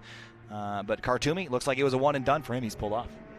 Yeah, Khartoumi has that autocrossers type ability to unload the car from the trailer, go out, run a fantastic lap, and then pull right back in. Even on a track that he hasn't been to this year, immediately familiar, able to go quick, and in a car like that, minimize the number of minutes on the operation of the car, which on a car that makes 850 horsepower, you probably wouldn't expect it to last very long. So right. We just saw Josh Hanger come on through to start-finish line. No improvement there. That is Lobster, the 281. That's what I was told his nickname was, and I'm not sure if Derek is just pulling my leg and he's going to go, why the heck is he calling me Lobster later? But he's got a red splitter on that car. So maybe actually, I think on his rear window there is a lobster. Well, thank God. Derek's not just trying to embarrass me on stream. So Austin Hurdle improves to a 104.115. That was fifth lap was his best. Same with Chris Bickford in the Street GT rear-wheel drive 335 car, 103.093. Improvement for him. Loving these drone shots. Great shots. And I know the FPV got Hunter behind the scenes there. And, of course, Matt's crew, the specialty streaming guys with the drone shots. And, honestly, the trackside shots have been amazing this weekend as well. So it looks like we've got Mike Dussault here on track as well. Either that or it could be Tommy Boileau. They're in preparation for a run at the Pikes Peak International Hill Climb. So I don't know if he has a transponder on or not, but that car might be the fastest car here this weekend. Yeah, we're going to see. He's the number on the wing is 34, which is already assigned to Austin Hurdle. But again, the transponder number, who knows? We're going to see when he comes across the line. But it does look like a hill climb car. It's got that very characteristic massive rear wing that somehow works at 13,000 feet of elevation with not a whole lot of air up there. Yeah, it's a very, very cool setup. All custom built by Dussault Designs in suburb of Dallas, Texas, or of Houston, Texas. One of them suburbs. They do incredible work. That car is basically a full chassis engineer tube frame car with custom bodywork Camaro on top of it. And it's a twin turbo car. It makes like 1 million horsepower. Goes Mach 3. Yeah, it's a sequential gearbox with paddle shift on the steering wheel. It's an incredible machine. And it digs and gets up and goes. Look, he's sliding out of turn 5 there, heading through the infield section. A bit of a bump and skid over the top of the curbs, but looks very, very planted other than getting out of the corner with all that power. It's going to be hard to manage on a track like this. And they have, I think, enough power on tap to hit around 1,000 wheel, I think is the number. We were talking about the performance potential of that car at a place like Road America, and I'm quite confident that it would have no trouble hitting 200 on the front straight. I'd be excited to see that. Unfortunately, it doesn't look like he's got a transponder. I'd be really curious to see what lap times he's running. As we see the 626 of Cody Miles, he's just run a 1:15.3, so he's either cooling down, warming up, or just about ready to pull off there. And right behind, again, is the 281 of Casey Jones. Great shots there, the haze from the distant fires, but the racetrack bathed in this afternoon Colorado sun as it starts to descend behind the mountains and cool the track off, cool us off, and we'll head into the nighttime. Got plenty of activities coming up this evening. But Jackie Ding, he just, his best lap was his only lap. He was a one and done as well, 59.187, and that was his one lap. Again, you were saying he was struggling with cooling a little bit, so looks like they just got what they needed to get done, and they did it. Let's double check those times and see while I look up here to see if that's an improvement on the street mod record from last year. So last year, Sean Krebsbach's time was, let's see, too many tracks. Yep. Lawson Hurdle works his way through the infield here in the 34 in straight rear-wheel drive. His best time is a 104.115, bit of a skid and a slide coming out of turn number 9, a little bit of counter steer to get up on top of the banking. And Austin Hurdle will come through the line. We'll see if he can improve. This will be his 8th lap. And across the line comes Hurdle. 104.052. It is an improvement. And looks like, let's see. Yeah, it is improvement by a fairly significant margin for him. So Hurdle still ripping it out there in the number 34. So double-checking track record times from last year. Sean Krebsbach had a 59.829 in street mod all-wheel drive. Jackie Ding makes a substantial improvement here with a 59.187. So good performance out of that Supra this year. I think that car continues to impress just about everyone who sees it. Cody Miles at a 58.646 closes within 2.5 seconds of Ferris Khartoumi's 72 Corvette. That's a 58.646, 2.244 behind the overall leader in track mod rear-wheel drive. So Cody Miles in a track mod all-wheel drive car. Dalton Klein goes quickest on his 9th lap, a 1 minute .769 in the 206 car, and I think that's him right there.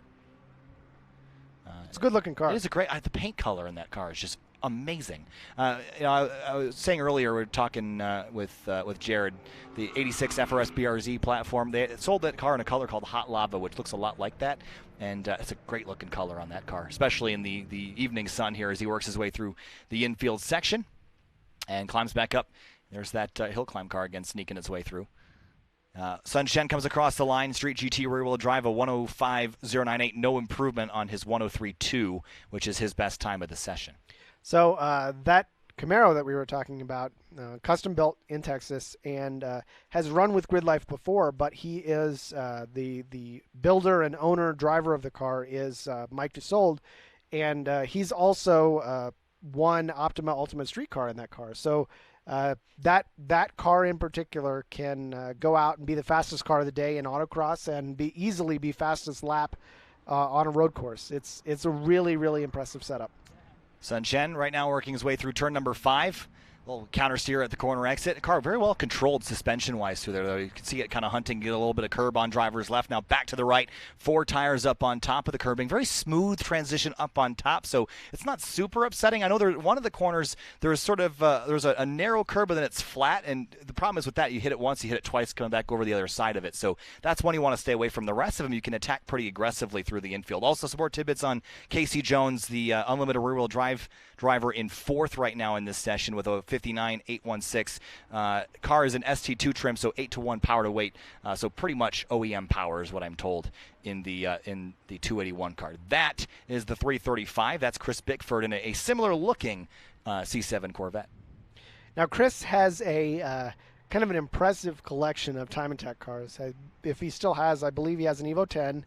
He has a 370Z, and he has a Camaro that he also runs. So I think for him, it's just like, flavor of the week. You pick a different car and come run it.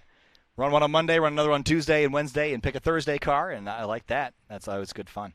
So it looks like the session has sort of come to not a close quite yet, but it looks like most of the cars that wanted to run laps have already done so. Dalton Klein ran 10 laps out there. That's the most. He's tied with Chris Bickford. So just getting laps in, getting some practice maybe. But for guys like Khartoumi and Ding, one and done. Yep. Sometimes that's all it takes. Well, you only get scored for 1 lap, so you run the fastest you think you can go with the car's in its optimum condition. No need to go for more. You're just wearing out stuff at that point. Yeah, absolutely. And in cars that are turned up that high, really you're talking about heat soak, and you're talking about potentially overheating the car. In weather like this and conditions like this, sometimes it's tricky. You just got to make sure you get it done at the right time. Absolutely. So TimeAttack Group A should be coming to a close here shortly. We'll move on to Group B. We got Group C, and I think there's another group out there this week. I think we got Group D as well. There's 4 groups this time out, I think. Should be, yeah. Decent field, I think, between 80 and 90 cars. That's a big field. Yeah, this event has grown since last year. It's exciting to see people travel with us to this place and run this event. So it should continue to grow. We're really excited about how things are looking and the vibe of this place. Great drone shots here. There's also in the infield here, there's actually a quarter-mile oval configuration that's able to be run as well. So there's a 1-mile oval around the outside, the 1.3-mile road course, which is the long course. There's also a bunch of other configurations. You can run a short course here. There's all sorts of stuff you can do. You can actually see the oval, the top left of your screen, with what's formed by turn 5 on the far side, and the other end of the drift circle, the skid pad, that's the quarter-mile oval. And thanks again to our partners on GRIDLIFE Live. Of course, GRIDLIFE sponsored by Falken Tires, the RT660 peak performance inspired by enthusiasts, and FCP Euro. They have a really cool deal, Abe. You buy a part from them, you break it, you can send it back, get a new one. Yeah, it's crazy. SC Suspension's with us here as well. Thanks to them and Haltech Engine Management System with us here additionally, as well as 104 Performance. Feel the difference, especially at altitude. Helps to have go fast parts. And thanks again to Mike's Harder. When you fuel your night for whatever lies ahead, you go harder. What's out there starts here. So thanks again to the GRIDLIFE Live sponsors. Beautiful, beautiful landscape out there. Great shots from Matt's drone flying team down there. And there's our schedule again. We've got more TimeAttack sessions to run, but again, 8:20 Mountain Time, 10:20 Eastern, GLTC race number 1, then GLTC Digital with iRacing at 10:40 Eastern, 8:40 Mountain, then night shift drift to round out the night here. We'll turn on the lights and go for some skids. I am very excited for GLTC race 1. There was only about, I think it was 6 to 8 seconds between first car and last car in qualifying, and so things should be very close, especially at the front. I think the front's going to be really interesting. We saw Eric Catil qualify 3rd. I thought he'd have an easy pole, so he's got a lot of work to do this weekend as he goes up against guys like Andy Smedgaard, who was real fast, and Sally McNulty having a career weekend so far. So Turbo SI going to have a good run maybe later, but right now, Group B here for TimeAttack just getting rolling. That MR2, that tiny little thing. It's like a go-kart out there. Ripping it up. And this is, I think, a perfect track for that kind of setup, right? Really small, nimble around track, able to change directions, probably very fun to drive, too. it's got to be a lot of fun to drive. And again, we were talking earlier, lightweight and low power is often a really fun combination. That generation of MR2 also, you don't really see it as a race car a lot. It's a car that it was not in production for too long after the turn of the century, so it sort of went away. But I'm sure those are getting cheaper and easier to find and pick up as time goes on. So I think you'll see more of those as we continue there. So across the board now, we got some drivers starting some timed laps. Andrew Cleaver, the first one across the line. Corey Ross, there's that Model 3 Tesla. And this is so cool. We talked about this briefly earlier, but this electric car platform, we all know that more and more electric cars are going to pop up in the future. That's sort of the way things are going. But what I like about Tesla's approach is that they've made something that usually is sort of thought of as a boring option so fun. And the Model S was the first representation of that, but then the Model 3 came out as a more affordable option. That's still a lot of fun. It's a heavy car. It's a lot of car. But with a low center of gravity and a whole lot of power for what it is, I mean, that's going to be a fun track car. He just ran a 101, which is, to my knowledge, good enough for the overall lead in street class. That is really cool. So that's fantastic for him. It's the first time I think we've really seen the performance potential of a car like that. Really neat. There's the 104 car. That's a little Miata with a big old wing on the back. That car looks like being driven by J.V. Hernandez. Track mod rear-wheel drive car has yet to lay down a time. Chris Gladu in the 607 street mod all-wheel drive. How about a 101-891? There's two Model 3s out there. There's a red one out there, too.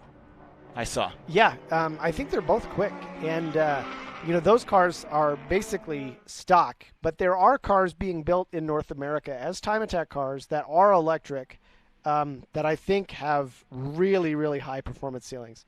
Well, again, it's all about, at a track like this, torque is king, getting up off the corner onto the ovals, and that's something that those cars have a lot of. Ooh, a little bit of a lockup there into turn 5 for the 66. So I talked to Ben Thorne right before he went on track here, and he did say that the rear end, he's struggling an awful lot with getting the rear end to be settled. He's working on some suspension, making some adjustments, and trying to dial in the damping settings. You can see us still hopping around there through turn. This is a tricky corner because of how flat it is. It doesn't really have a whole lot of camber. You're on the apron of the oval, so as you corner in, there's not a lot of weight. All the load is on the right front, so his rear tires are going to skip and hop around a little bit, and that's what we're seeing there. Yeah, I'm sure it's a challenge. He was suggesting that the car's probably not used to having that much grip. Much wider Falcon tire, the RT660 now on the car. Really enjoying the driving experience. Very fast setup in the car. The last lap for him was a 104, but still working on some teething issues on setup to make sure that he can take advantage. Big climb up over the curves to that blue S2000. Again, we talked about that, trying to get the most out of this racetrack. The curbs are wide enough that you have a little bit of room to play up on those curbs. There is, again, Alex Pikes in the number 16. He went for a loop earlier today, got out in the dirt, but that car's cleaned up and looking quick again. And there, of course, is the 607 car. Ooh, there's a little smoke we saw out of the corner of the eye there. Just doing Subaru things. Well, that is the Mustang that's got a little smoke coming out of it, and it looks like it'll get back rolling. And trying to see what number is on that car. I think is that the 300 number, I think. I couldn't get a good look at it, but we get rolling back on track. And it's easy. It's an easy place to lose a car because of how many transitions and weight transfers you're doing in a short space. You get one corner wrong, it really messes up all the rest of them.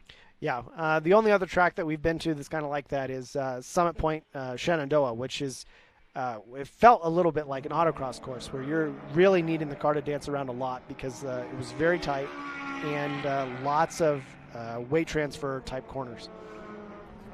There's a 607 again. Currently the leader in this session, Street Mod all-wheel drive, a 101.891, still the quickest lap that we've seen. That car just gets up and goes at the exit of the corners. Look at him wheeling that thing. I love when you can see a driver hand over hand going at it.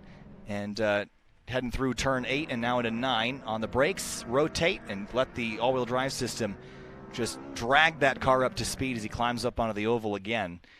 See, what I really like to see is as drivers enter a corner or go through a corner faster than they expected, when the wiper comes on, you know that somebody did some things to try and correct. Yes, so they were grabbing and trying to grab that wheel. That time through only a 103.7. He's still cooking it. There's light flash in there. Just a little heads up to some trailing drivers. And there is the 104 car again. Hernandez, a track mod rear-wheel drive, currently sitting 14th. Big slide there by the 255. And looks like a handful. That blue S2000's been up on top of the curbs and slipping and sliding everywhere. That's a good-looking car. I think he probably could benefit from some more tire underneath, though. It's Ryan Saylor. Saylor? I'll get that corrected later. In 12th right now in street modified rear-wheel drive. 105.784, the best of the session so far for him. But he's wheeling it, I can tell you that. Yeah, really, really cool setup. I think that's the same Ryan. I've driven one of his cars before. So you don't know his name. 426 car out there, Adam Wood. And he's cooking at corner exit, driving the left sides off into the green. And climbing the curbs up through 7, then out through 8, back to the right, dab on the brakes. Nicely controlled. And sweeping on through. And now the sun has sort of dipped behind some of the haze, so the track is actually getting a little dark. Still plenty of daylight out there, but headlights definitely on now for visibility. Yeah, I think we're expecting sunset in about 25 minutes or so. So track conditions will probably get much better here soon with not so much baking on the surface. Yeah, and again, we're going to see the track temp continue to drop, and that's going to bring the speeds of these cars up as we continue on here. So Chris Gladue in the 607, still the fastest in the session, a 101.891. There's Alex Pikes, you see into the shot, the 16 car, C8 Corvette, and a lot of potential in this mid-engine platform. And I think this is so early in the development cycle for this car. I'm very excited to see what Chevrolet can turn this into with the Z06 and ZR1 variants down the line.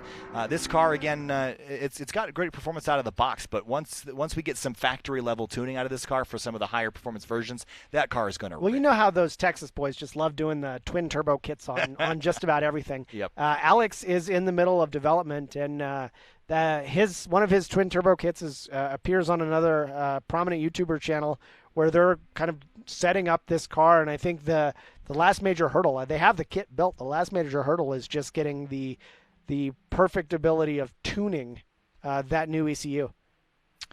Yeah, there's so much performance potential in a mid-engine car. We've actually seen already the potential of that car in race car form. The GT Le Mans side of things in IMSA, that car's already won races right out of the gate. So we know it's reliable the way that they built it for the racing series. And I think the interesting about, and this is true of the NSX as well, but the Corvette and even the Mustangs now, they develop the street cars right alongside the race cars. So there's a lot of carryover in terms of what works well on the racetrack and how do we make it into a good street car. So impressive design there, and we'll only see it get better as the night goes on. We got those Model 3s out there still ripping, and the 717 heading on through. So one of the things that is tricky about driving and developing a new car like that is on the live stream at Mid-Ohio, we were talking about factory tire options for the C8 Corvette. Yeah. And both of us were surprised to find out that the width of the front tires on a C8 from the factory is only, I think, a 245, which in the TimeAttack world is exceedingly narrow. That is narrow, and I think there was a lot of discussion. I think I saw a video that was testing the C7 Corvette versus the C8 Corvette. And they were actually surprised that the C7 actually sort of kept up with the C8. It was actually a little quicker at Autobahn on everything stock, but it was because of the tire is so small on the C8 that it sort of kind of heads towards understeer in its stock default setting. But that's something that can be tuned out down the line, and different tire selections certainly would help that. And again, I think it's more about the potential of that platform long term than how it is straight out of the box. I think it's designed to be a safe sports car for the average guy, and I think they've achieved that, and it's going to be a really good race car. And if memory serves me right, I think it also can fit 2 full-size golf bags. Yes, which is convenient. Which is a prerequisite for a Corvette, I think. I think so. And I love watching these Teslas. This has got to be for some hardcore people from long ago. This has got to be like a bit of a surprise to see an all-electric car out on track, performing really well too. But this is sort of the way we're going. These cars are not affected by the altitude out here, so True. that's something where their horsepower will remain consistent. Now, temperature will affect them, absolutely, but the altitude not quite so much.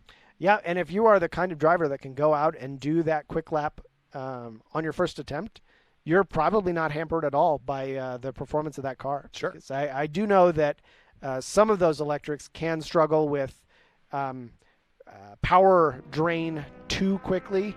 The system can kind of put itself in kind of a safer mode to make sure that the batteries don't overheat. But if you're only running one lap, I don't see that as being a problem.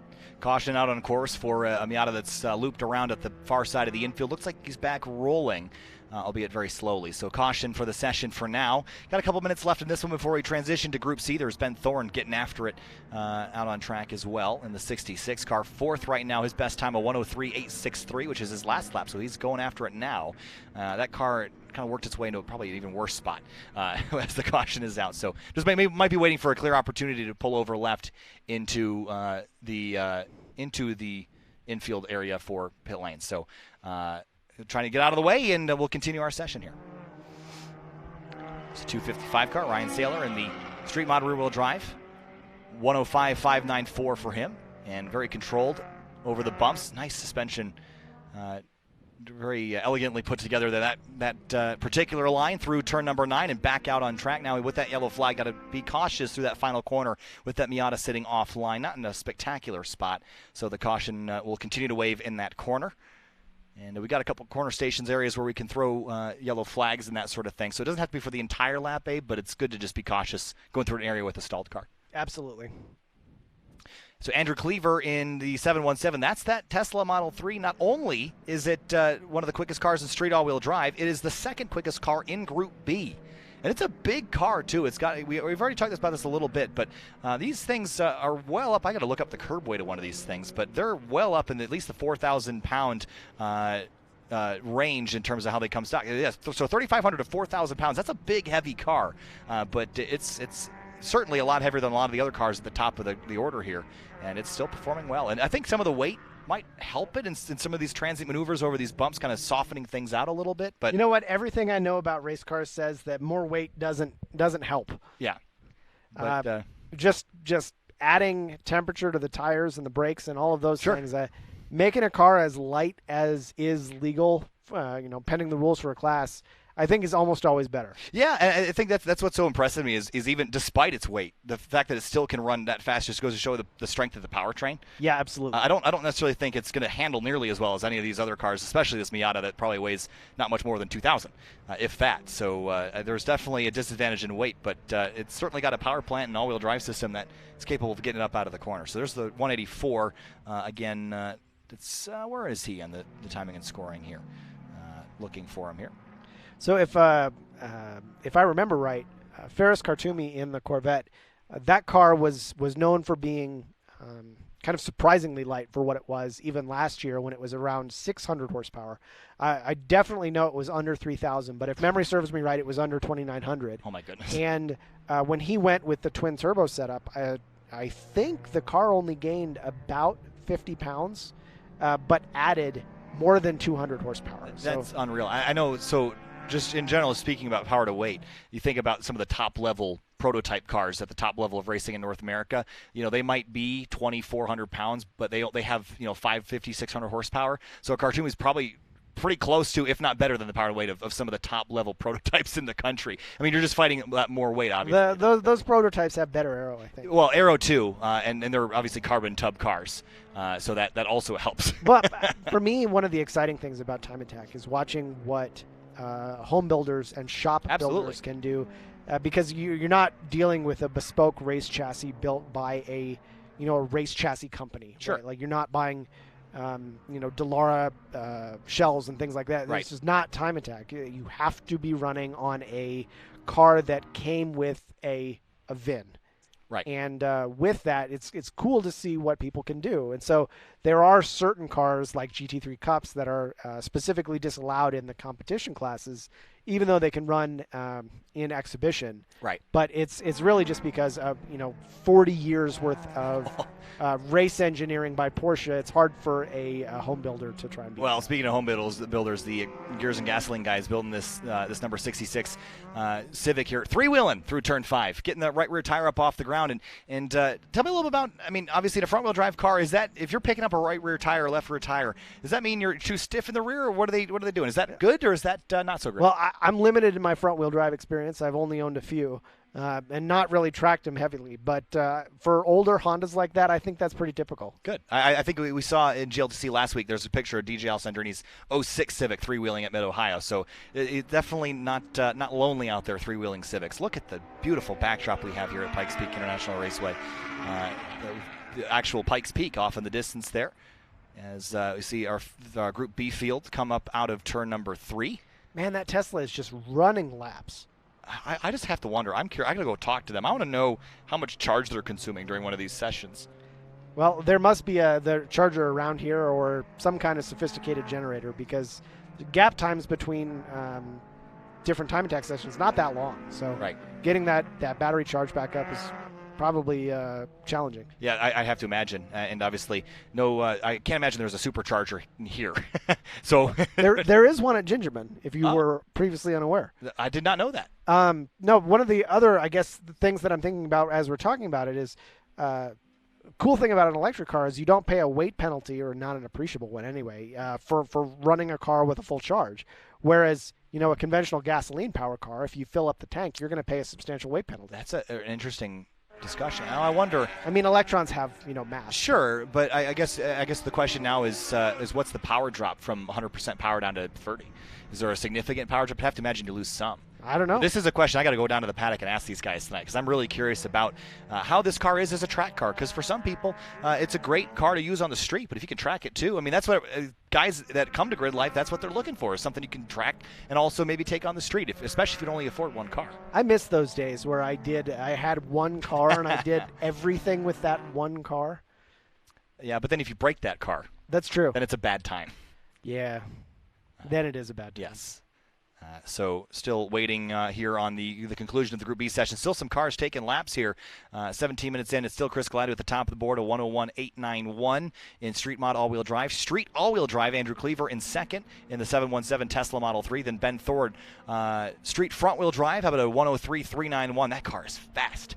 And what's funny is that car has really no aero on it. And 103.391 will put him in a pretty competitive spot in GLTC, which is pretty awesome. Yeah, that's true. But if you think about the build and the setup for that car, it's pretty close to like what you would do if you were building a GLTC car. Yeah, just quite not built for that specific category. It's just interesting to see how it lines up, because it doesn't really look anything like a GLTC car, because it's not. But the fact that it slots in very nicely pace-wise is pretty cool. He's got a pretty rowdy K24 swapped into that car. I think it makes 270. It's a lot. 5 on a Mustang dyno. That's a lot for a little car. Yeah. On power to weight wise, that car is very good. And still skipping and hopping up over the curbs here. Another three-wheeling moment there. But very well controlled, it looks like. And I'm not sure if they've tuned out or if they're still fighting the issues with the rear end of the car. But it's making quick speed, and he ran his best lap on lap 13. So he's still finding speed pretty deep into these sessions. Yeah, with the sun kind of going down into the clouds, track cooling off even more. We'll see if drivers can do their best here. Ryan Saylor, just in Street Mod rear-wheel drive, he just went quicker on his 15th lap, 105.525 for him. He stays 14th overall. In Street Mod rear-wheel drive, he's down the order of 3rd or 4th in this session, but still out there getting laps done pretty deep in here. Henry Brodel in the 134 in his Street Mod car. We have not seen that car on track yet this session. Has not laid down a time of the 19 cars we've seen on track. Now, Jason Owens is running a 10th Gen Civic Si. He's got a 104.510 for this session. I'm a big fan of the 10th Gen. So 1.5 liter turbo car. Really, really capable autocross car, but Jason's showing that it's pretty capable on track too. We talked about it a lot at Mid-Ohio as well. That car was pretty up front there too, and it's a great looking car. As we there's a vehicle with flashing lights on the end of the pit lane. I'm not sure that's not for us, but going back to the 10th Gen car, I think the Civics have always been sort of the inexpensive way to get into tracking, just because they start off lightweight and they're relatively inexpensive. So it's sort of the front wheel drive Miata. Yep. It's the car that everybody goes to if you can't do or have rear wheel drive. That's a great place to go. And I don't think that throughout the generations it's gotten any worse at being that kind of car. I think the 8th Gen Civic DJ Alessandrini runs in GLTC, that's a really large car, like dimensionally. I feel like the 10th Gen, I'm not sure, it just looks a little bit smaller and a little bit more capable. Well, one of the key differences, I think, between an 8th Gen and a 10th Gen is the amount of tire that readily fits underneath. The 10th Gen, I think, comes from factory with a 255 wide tire, whereas like a Civic Si that's an 8th gen has like a 215. And so you can fit a 255 underneath an 8th gen, but it takes more work than it does with a 10th gen. So you're already at a grip advantage when comparing directly. Right, so TimeAttack Group B complete here at GridLife Track Battle round number 5 for 2020 here at Pikes Peak International Raceway for GridLife Alpine Horizon. The festivities have already sort of begun. They're going to get wilder and crazier looking as the night goes on, but our next session will be TimeAttack Heat 3 Group C. So our next event after this will be, of course, GridLife Touring Cup race number 1. The lights will come on, the racing will come out, and it's time to go racing for GridLife Touring Cup at 8:20. That is just about 40 minutes from now. Then GLTC Digital iRacing for the first time on a GridLife live stream. That will be at 10:40 Eastern, 8:40 Mountain. Then Night Shift Drift, 9:20 Mountain and 11:20 Eastern. So pretty late for the folks back there on the East Coast. But crawl into bed, grab yourself a drink, and hang out and watch. So tell me a little bit about Well, we want to thank our partners real quick while we got this rolling. So thanks to GridLife, thanks to Falcon Tires for being a sponsor of GridLife Live, FCP Euro as well. And, of course, SC Suspension, high-quality suspension kits and components for a reasonable price. Haltech, of course, they're with us this weekend as well, so thanks to them for supporting the GridLife live stream. 104 Performance and Mike's Harder, all coming along to make this happen. But you were saying about I lost my train of thought. So tell me a little bit about the GLTC or the GridLife Digital that's running this afternoon, this evening, I guess. Has there been a qualifying, or how is the format for that event going to work? So I left this in the hands of DJ Alessandrini because he's sort of the guy that I go to in times like this. This sort of came together pretty late, but we got this rolling. So we're going to be utilizing iRacing tonight, and iRacing, or I should say GridLife, has a GridLife iRacing League, and you can go to the GridLife iRacing Facebook page if you'd like to be a part of it in the future. But what we're going to run tonight is we're going to run, I would assume that it's going to be a closed qualifying, probably a 5-minute qualifying session. We're running ND Mazda Miata's the Global MX-5 Cup car at the Charlotte Roval. So staying within the theme of the Pikes Peak Roval, that's where we'll be tonight. And I hear we have a time slot tomorrow as well. We might try some dirt stuff then because we've got some dirt stuff here. We'll play around. But we're going to have a pretty stacked grid tonight, and we're going to have a full grid. And that'll be coming up right after the GLTC race. You don't have to go anywhere. You can watch iRacing right here. And we actually, earlier in the spring, we ran some GridLife iRacing stuff. We had Mike's Harder on board for that as well. Ran some Porsche Cup cars and had a blast doing that. So really cool to see it kind of make its way into the official GridLife live streams and commentary. So be me. So that's kind of where I came from. You know, after we go cold on track, I think I'm going to go kind of wandering the paddock looking for a Mike's Harder. I bet that'd be really refreshing in this heat. I think it would be. I'm going to go down there and find myself one of them things. But again, we got a pretty fun schedule coming up tonight and all day tomorrow. We've got a lot of action tomorrow afternoon as well. So make sure that you're not missing it. Again, if you're on YouTube, make sure you hit the subscribe button. If you're on Facebook, check what page you're on. If you're on anything that's watching the GridLife stream, make sure you drop them a like and thank them for sharing this around the interwebs, the internet tubes. So thanks again to all our partners and thanks for joining us here this evening from Colorado Springs and Fountain, Colorado. So TimeAttack Group C is rolling on the racetrack here, Abe. Big fan of this light blue colored S2000. I think it's a really sharp color in an S2. It really is. So we're about to get ready, rolling for another 20-minute session here. A couple BRZs on track as well. We were talking about that platform earlier in GLTC, how capable it is. And, getting ready to go here, Abe. Yeah, drivers just making their way onto their first flying lap coming across start-finish here. It'll be about a minute to a minute 10 to see what the top drivers are going to be able to do. All right, just getting some airflow over some of our electronics here. It's hot outside. It's hot in here, and some of our electronics need a little air. So just moving a fan around here. Hopefully that'll fix things down there. As we got the 410 out on track, is that a neon? Not a lot of neon love in TimeAttack, wow. But few guys are decently quick in neons.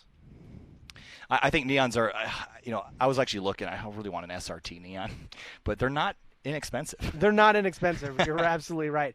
And for a period of time, and it may even be now, the front-wheel drive street mod record at Road Atlanta was held by a neon, an SRT4. Really? 132. Wow. Which is a banging time for a street mod car. Absolutely. Now they're cool-looking cars. I think it's got a little bit of a retro vibe to it as well. I kind of dig that late 90s, early 2000s aesthetic that a lot of these guys grew up in. I'm probably a little beyond that, but I grew up in the early 2000s, 1998 is when I was born. So you're so young. I know. Jared was making sure that everybody knew that earlier.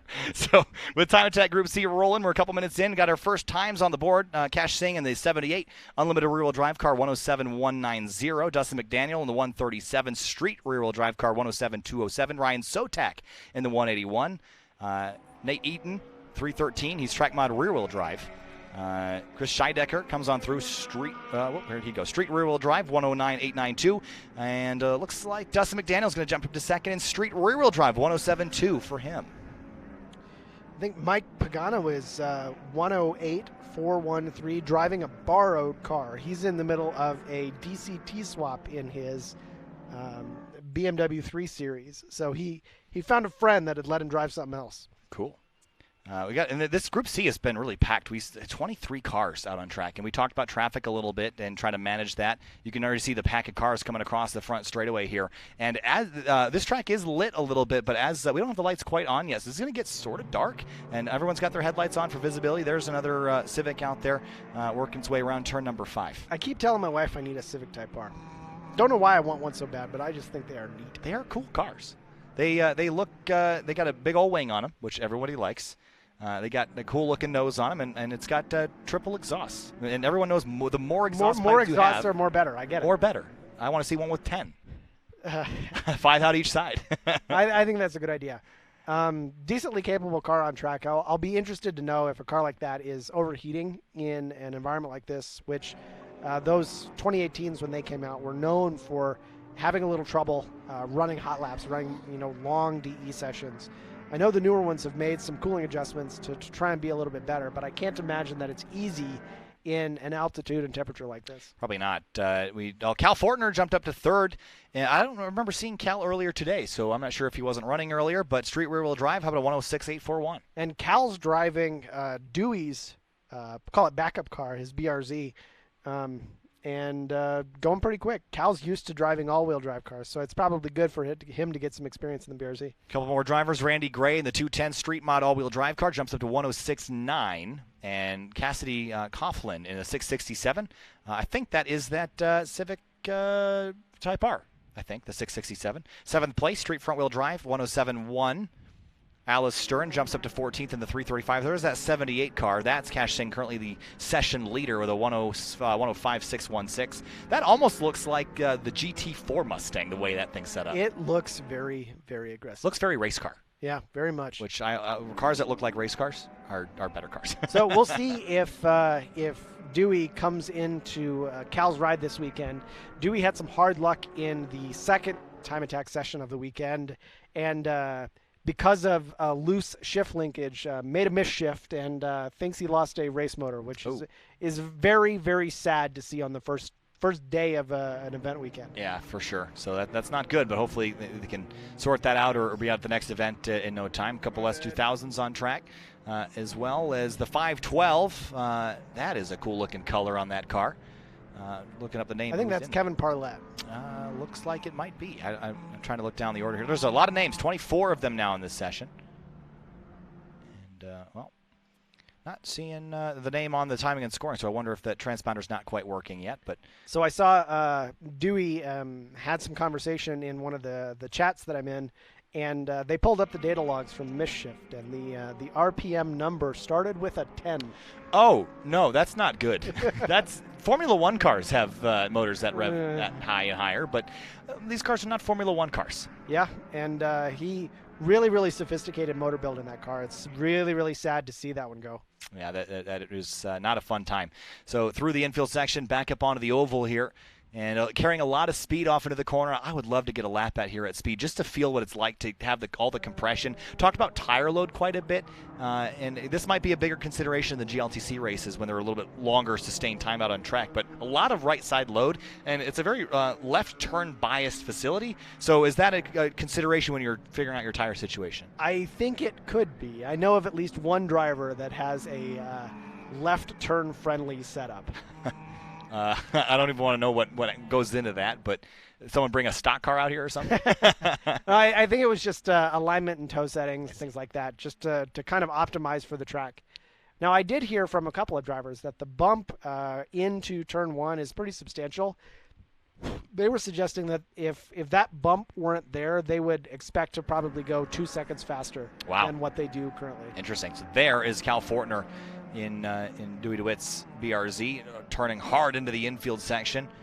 And you can see that front end slide just a little bit on this car, then rocketing off into turn number 5 into the braking zone. Again, this car from the factory weighs about 2,800 pounds or so, so it's already not a heavy car, but it in its stock form doesn't have a ton of power, about 150 pounds of torque from that motor, which at its peak torque level, which is not a lot. It's not a lot. It does have 200 horsepower from the crank, but you're probably dynoing a lot less than that. So it's definitely not a powerful car, but it is a fun to drive car. Great street car for sure. And we're seeing a few of them in GLTC, sometimes with motor swaps and sometimes not. Yeah, so I discussed this earlier with Jared about Justin Kelly swapping out for an S2000 power plant versus Pervez Randelia, who left an unopened FA20 in there.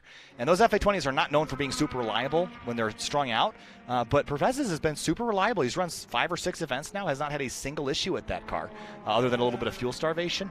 He switched out to some really fancy, high-quality coil packs, but other than that, I mean, that car is rock solid, and both Pervez and Justin Kelly both run pretty close to each other. So I think the chassis is very capable. I think it's about finding the right motor, and I'm not sure everyone knows what the right motor is for that car. I bet not. And I imagine those FA20s, if you keep them basically very, very close to stock, they'd be decently reliable. Sure. So to get to GLTC power to weight, it's probably just about finding as much weight as you can get rid of as possible. I think so, and I think that really, in the stock form, that engine has been pretty good.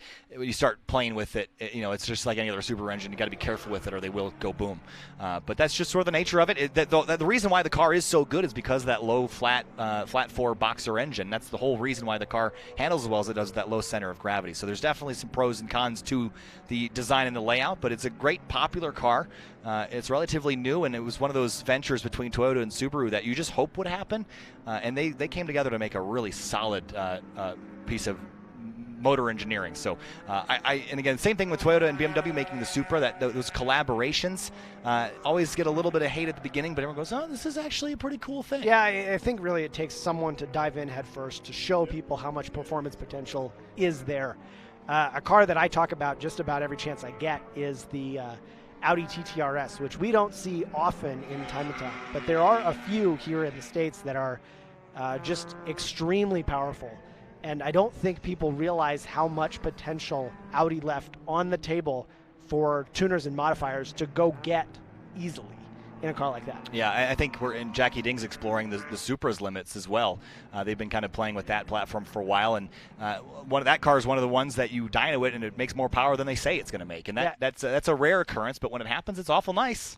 Yeah, and he was saying that the trans should be good for about 550 wheel torque, and they're not too close to that yet, so they think they can draw a little bit more power out of that setup and make it faster still. And seeing him take a record in street mod is not surprising, and that car is just going to get faster. Nick Steniford has jumped up to the top of the board in a 105.591. That was on his 8th lap, so he'll bump Cash Singh down to 2nd. A couple drivers just run their quickest lap. Ryan Sotak in his BMW 328i 105.660. He sits 3rd. Top street mod rear-wheel drive car in this session so far. David Bruner, his most recent lap, a 107.608 street rear-wheel drive, 14th best out of everybody so far. Chris Scheidecker in the 111.481 for him on his 8th lap. Austin Shipley in the 669 street front-wheel drive, 108.601 puts him down in 18th place. Jesse Shapiro, we talked about earlier, down in 19th, the number 127 car in that MX-5. So 24 cars, 23 of them have taken times. The only one is not is Enrique Martinez in the street mod rear-wheel drive 387.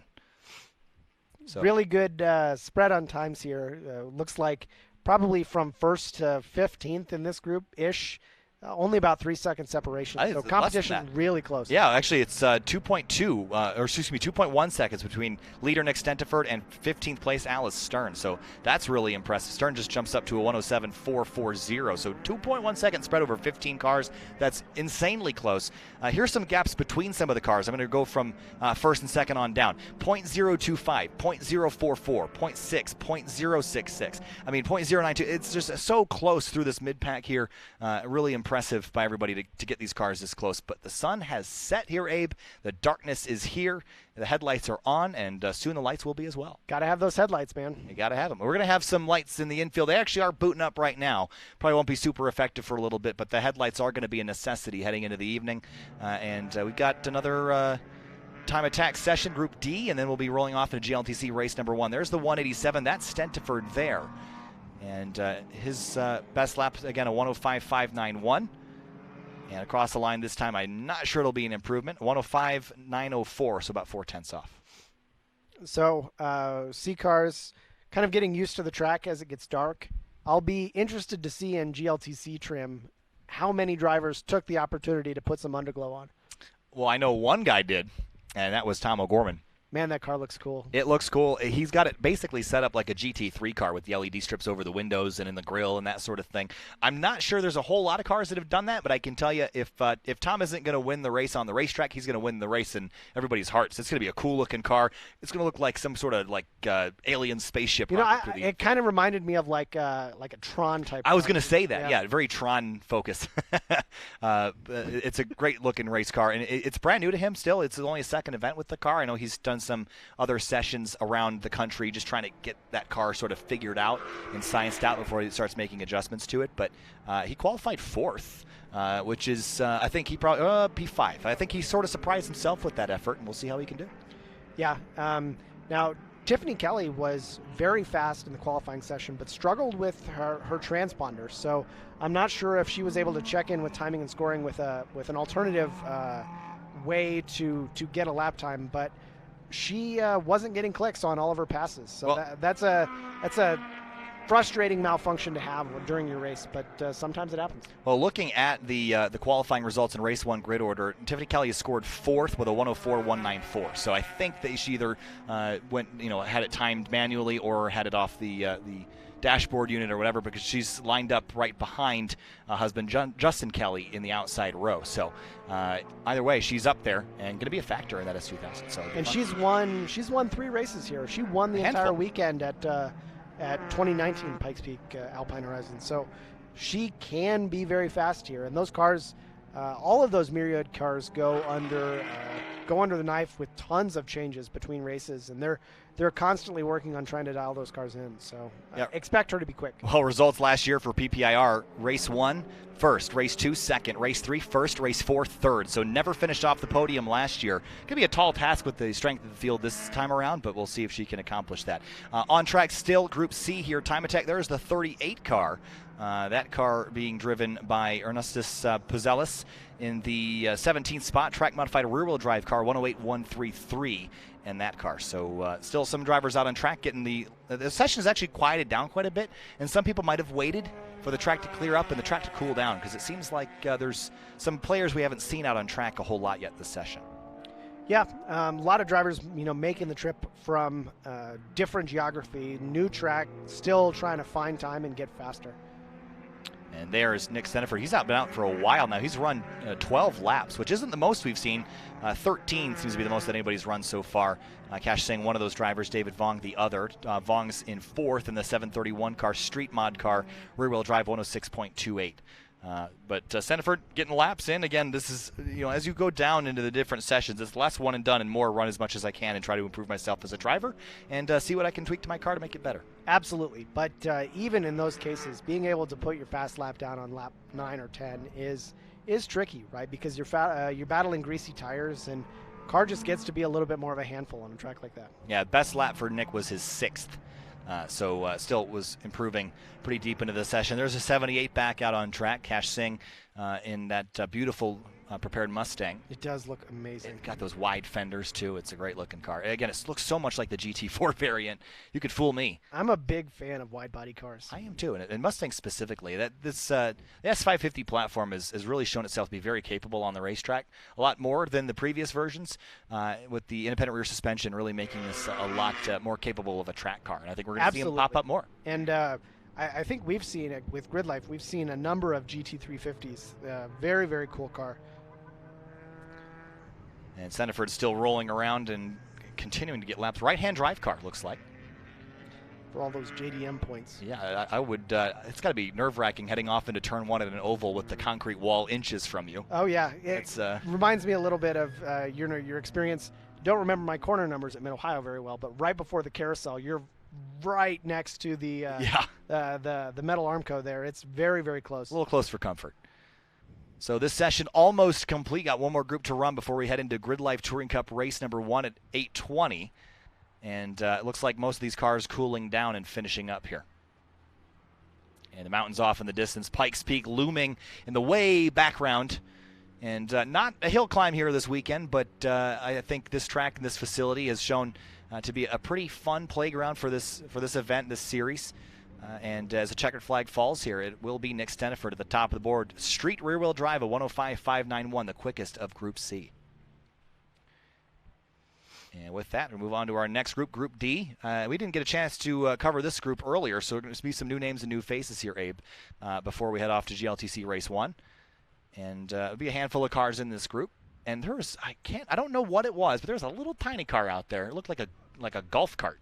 It wasn't, but I don't know what it was. I only saw it at a distance, but you see everyone having a good time down there on the fence, watching TimeAttack and getting set up for GLTC, and then the drift later tonight with the lights on, and the parties are going on. Yeah, what a fun event. It's limited spectator capacity this weekend because of COVID, obviously, but this event in full festival form in the next couple of years is going to be a sight.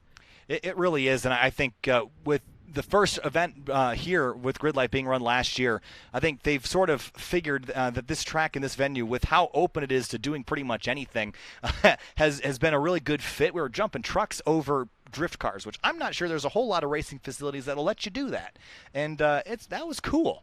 I don't think I've ever seen that. Yeah, it is pretty cool. I'm excited about that. But GLTC Race 1 coming up next after our last TimeAttack session for the night, and then GLTC Digital iRacing right here. That's where I come from. That's going to be old hat for you. It's going to be like another day at the office. It is going to be another day at the office. A little bit different monitor setup and situation here, but we'll have it up for you. We're going to be running Global MX-5 Cup cars at the Charlotte Roval, kind of keeping the Roval theme. I think we're going to have another one of these tomorrow night as well, so keep an eye if you want to participate. You're going to have to be a member of the GRIDLIFE iRacers Facebook page. You can look that up if you want to be a part potentially tomorrow night as well. So GLTC, the next 2 events, and then Night Shift Drift going to wrap things up. The party in the infield.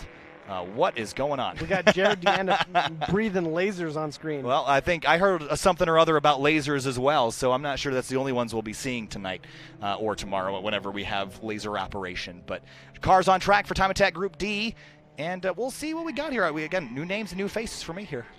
I just want to give a big shout out to our production team, keeping us on our toes with cool additional graphics. Absolutely. I'm a very big fan. I think they're just checking to make sure we're paying attention, which we are. And also a big thanks to the camera operators down there. They have been working solidly since basically this morning. There was an incident earlier. We had a very expensive fiber optic cable that was up on a wall. The wall got hit by a race car and severed that cable, and they were scrambling and working very hard to get us up and running, and they did so. Thanks so much, guys. We need to get them dinner. They've been out there all day long working. So someone's got to run them dinner, and I'll do that later if no one else does. But thanks, guys, and thanks to Matt and E. Boyer behind the scenes helping us out, getting our audio set up today, and all kind of clued in, and as well as Morgan for doing the graphics for us. So cars on track for TimeAttack Group D rolling. Brandon Oglesby on track right now, street mod rear-wheel drive, first car across the line. Then Kevin Harden, Saman Ahmadi in the 981 street mod rear-wheel drive car. Kieran O'Callahan, track mod rear-wheel drive. Kane Jacobs, Daniel Montanez, Robert Virhu, and Stephen Graham. A whole bunch of other names in here. Another 16 cars jumping on track. And Lucia Cafiero. She ran really well in her earlier session today. I think she was a Group C car earlier. But in Group D now in street mod all-wheel drive, and we'll see what she can do. Now, as drivers turn the lights on and the track begins to get dark, I would not expect many people to set their personal best just because they're probably not used to driving in conditions like this. Yeah, it is. I mean, at one end of the racetrack, there's quite a bit of light left. You look down to turn 1, it's dark over there. I think you're looking through a tinted window. That could also be. You're right, Abe. That is a tinted window. I don't know if Jared to roast me for that. It looks pretty dark out there. I don't know, Abe. No, but it is getting darker, and so that, again, headlights on, and there's some unfamiliarity. You're looking for braking markers that may be harder to see or harder to spot, and God forbid you're using shadows as braking markers. That's never a good idea. Yeah, and some of these drivers are going to drive from experience and know where their marks are, even though kind of intuitively. And for those people that are new here, if they're looking for a marker on track to hit those brake spots, they're probably going to be a little bit more timid. Sure. I mean, again, this is a whole different experience. The track is going to be lit up slightly. It's still not going to be a full blazing Christmas tree out there, but there'll be some lights to help drivers see just a little bit. So times on track, Oglesby 106.083, quickest time so far, street mod rear-wheel drive. Kevin Harden in second in street rear-wheel drive, 109.946. Saman Amadi third in street mod rear-wheel drive, 110.782. Timing is also available at racehero.io if you're curious about the rest of the field. If we're not getting to your favorite, you can make sure you check that out. But 16 cars on track, and seems fairly quiet out there. Everyone's gotten themselves some space and spread out a little bit. Looks like we got, I think, Kevin Head in a spec fit out there with a 118. Love those spec fits. Yes, it is a spec fit. 118.595, and I'm not sure we don't have a whole lot of spec fits here this weekend, which is sort of sad because I had a blast watching them at Mid-Ohio. You know, I bet I know who's watching. Matt Williams is probably watching the live stream. We love you, Matt, and we wish you were here. Yeah, I still own. We went out at Mid-Ohio and took pictures of his car in turn 4 and 5. I still haven't sent those to him, so I should probably get to that at some point tonight. Sorry, Matt. I'll get those to you at some point this weekend. But they weren't great pictures. I'm not a great photographer. But 16 cars let's see. Oglesby still at the top of the board. Kevin Harden in second. Spec Fit by itself. Again, we talked about spec fits as a great entry point to TimeAttack. Talk to me a little bit about why that might be the case. They're relatively inexpensive. Frustratingly, used fits are not as cheap as you might expect, but they're still an inexpensive car. I think you can get one for maybe a kind of a cleanish one for $5,000 or so. A very limited modification set for being within the Sunday Cup rule set, and you just go out and you run laps. The cars are very mechanically sturdy. Not everyone has blown a transmission in a spec fit, though I have. But just a good car to go run laps and get better as a driver, because any mistake you make is amplified corner after corner after corner. Where I was going through some data with Matt Williams, and he was saying that he made a mistake at Autobahn, and his deficit over his best lap got worse 2, 3, 4 corners away. So it's kind of because it's so limited in power, it requires driving perfection to maximize the performance out of the car. Yeah, I think it's carrying momentum is a big piece in those cars. When you don't have a lot of power, you're trying to roll as much speed as possible. So your speed is a non-renewable resource, it seems, in those cars. Yeah, and if you compare it to, let's say, a car like Ferris's, or even a car that I would say any track car with more than 400 horsepower can get a little scary at some of these high-speed tracks. And in a really fast car, you're looking at the braking zone and you're saying, okay, I need to scrub a ton of speed to make sure I can enter this corner safely.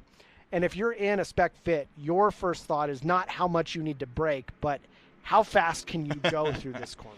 Yeah, it's a really good mindset to get yourself in to kind of learn the dynamics of a car at the limit, because the limit's so low. Yeah. So in a bigger car, it's really easy. If you step over the limit, you can hurt yourself. You could wreck your car. That's not fun. That's not safe.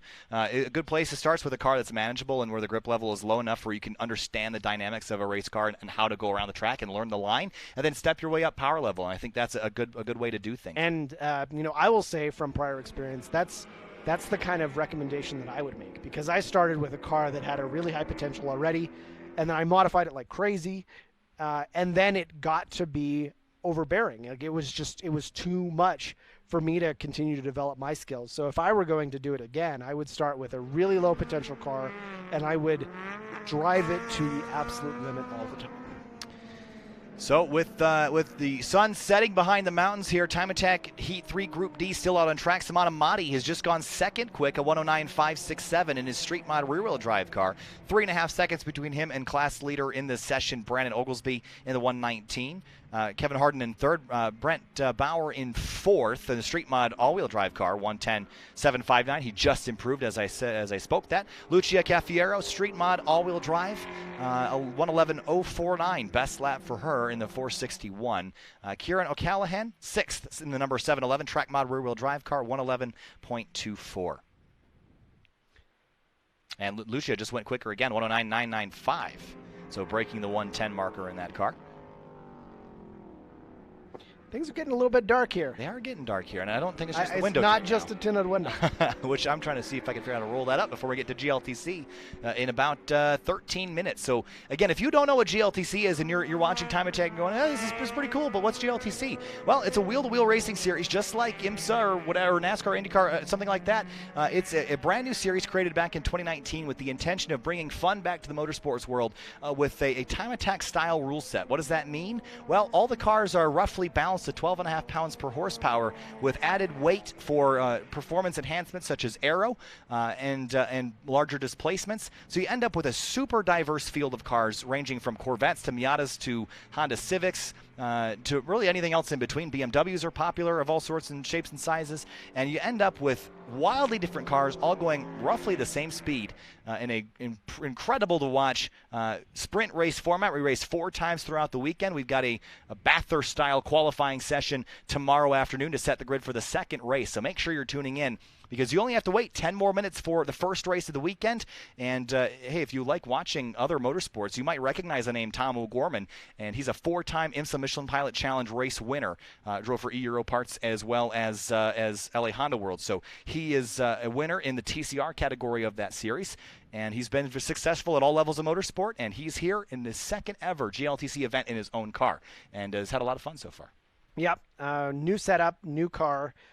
Kind of working his way in, Sure. just because you're a pro driver doesn't necessarily guarantee you a win in GLTC. No, competition is very fierce. It's super fierce, and I think that's one thing that we've seen drivers come from other organizations that have come here and said, wow, this is way harder than I thought it would be. This is a stacked field, and we've seen fields that are 30, 40 deep at other tracks. Again, this is a little far away from home base here, so not as big of a field here this weekend, but still it's very strong, and we've seen guys like Tom jump right into the series and be there and have fun, but not be winning and crushing everybody. It's very much about car and driver, and I think that's very much. That's I what think the fun is. that touches a little bit on the TimeAttack elements, where there are a few key factors that the rules committee for GLTC has decided that really affect the ability to perform. Right, tires, weight, horsepower, and aero. And so there are some restrictions on those things, and you kind of have to fit a category for that. But largely anything else that you want to do is free and it's open. And that allows drivers to build the car that they want to drive. And that's a little bit different than some other race series. Well, I think a lot of race series, there's very specific, very thick rule books about here's what you can have. The cars have to be built specifically for the series. Well, that's, there's definitely a way to be successful in GLTC, but there's also the way to be here and have a lot of fun. And you can run cars from other series and other classifications in North American grassroots motorsport, and you can be successful. There's plenty of drivers. Bill Griffin's one of them. He runs all the time. He runs that car everywhere, and he's in GLTC this weekend as well. So I think there's definitely drivers that have kind of focused on GLTC that have sort of tuned their car a little bit out of spec for some other series, but I think it's a great series, and we've seen them race at Road Atlanta and COTA and all these amazing racetracks and running on a Roval just like the NASCAR boys are doing tomorrow and Sunday. That's really cool. So, and if our friends from Canada are listening or watching the live feed, we do miss you. We miss you in GLTC. It's not the same at an event without you. Yeah, we're missing Boersma and James Houghton. And Will I. Young. And Will I. Young as well. And how do we know the progress on his rebuild process? I think he's been pretty quiet on social media for that build. I imagine there'll be an unveiling at some point. I'm sure they're going to come out, and I bet you it's going to be bigger, better, and faster than it was before, and it's going to be awesome. Yeah, that Civic is incredible, and I think what we've seen in Unlimited TimeAttack in the last couple of years is, nothing short of astounding. The cars are faster than I ever expected that they could be. And the cars at the front are, they're Canadian and they're front-wheel drive. Yeah, I mean, and it's blessed having them come on down, and of course, sad we can't have them here this weekend. But and Houghton, a long-time TimeAttack runner, transitioning to GLTC recently with his TSX build. It was wildly successful at COTA, and unfortunately hasn't gotten a chance to bring it and run anywhere else. But I cannot wait. Now I'm speculating, but I imagine that car would be pretty dominant here because there's just so much straight to do your passing. It looks like, I mean, this track was built with IndyCar and NASCAR in mind, and if you ask me, that car is about as close to a NASCAR stock car as you're ever going to get in a GLTC rule set. I mean, it looks the part. It looks like a V8 supercar too. It is a super cool car. Very, very cool. It's kind of a bullet design, right? Try not to take any aero penalties and just relying on the straightaway speed. Yep, and really, really clever interpretation of the rules, and not taking any of those penalties that adjust his power to weight. So he's actually over 100% because he's got the what is it, the plus 3% allowed for front wheel drive. So he did everything he could to maximize horsepower because his logic was it is much, much easier to pass a car going straight than it is to pass a car into a corner. Yeah, and I think we saw that at COTA where that car was super strong, and I'd like to see how it does here, kind of rolling out of these digs from these slower corners. I bet you it'd be pretty good, but in about 7 minutes, we're going to see GLTC roll. We got Sally McNulty. She's pulling on the grid right now as TimeAttack Group D finishes up here. Checking back in, Samana Mati's been bumped down to third. Lucia Cafiero, she's gone up to a 109, 101 in her 461. Puts her second quick. Kevin Harden back to fourth. Other notables, looks like everyone else has been pretty much there. It seems like we've sort of quieted down here towards the end of the TimeAttack day. And we've got Robbie in his 350Z, another podcaster in the 10/10ths podcast. Cool. Those guys are based in Iowa, and they do they do a car-based and track-based show, kind of like Slip Angle, and often we'll guest host on each other's shows. Yeah, I met the 10/10ths guys last year at Midwest. Great guys. And I haven't seen them yet this year. I'm sure they've been around, or I'm not sure if they've been anywhere. But they're back over that way. They're back over east. I miss them, though. They're good guys. So shout out to the 10/10ths guys. And Slip Angle podcast also has been going on in the background. Abe, I know you're on that, and that's a fun kind of sort of grid life focused podcast as well. Well, I've got a face for radio and a voice for doing something else. Sure. I don't know. Yeah, that's a fun one to listen to about RVs or about TimeAttack or GLTC or whatever the topic du jour is. All of those things. All of them. They're all connected to going to the track. Yeah, well, hey, that's what we're all here trying to do. So TimeAttack about to finish up here for the day. And again, you'll see these cars take to the track again tomorrow afternoon. And we'll be about ready to roll into GLTC and get underway. And again, our race format is 15 minutes. So it is a short sprint, and that means that it's hard to get boring. And I don't think I've ever seen a boring GLTC race. So we're about to watch something fun under the lights. And, well, for Tom O'Gorman, it'll be with the lights. Well, with Cattell's dominant performance at Mid-Ohio, I think the expectation was that he was going to have the ability to run away here at Pikes Peak.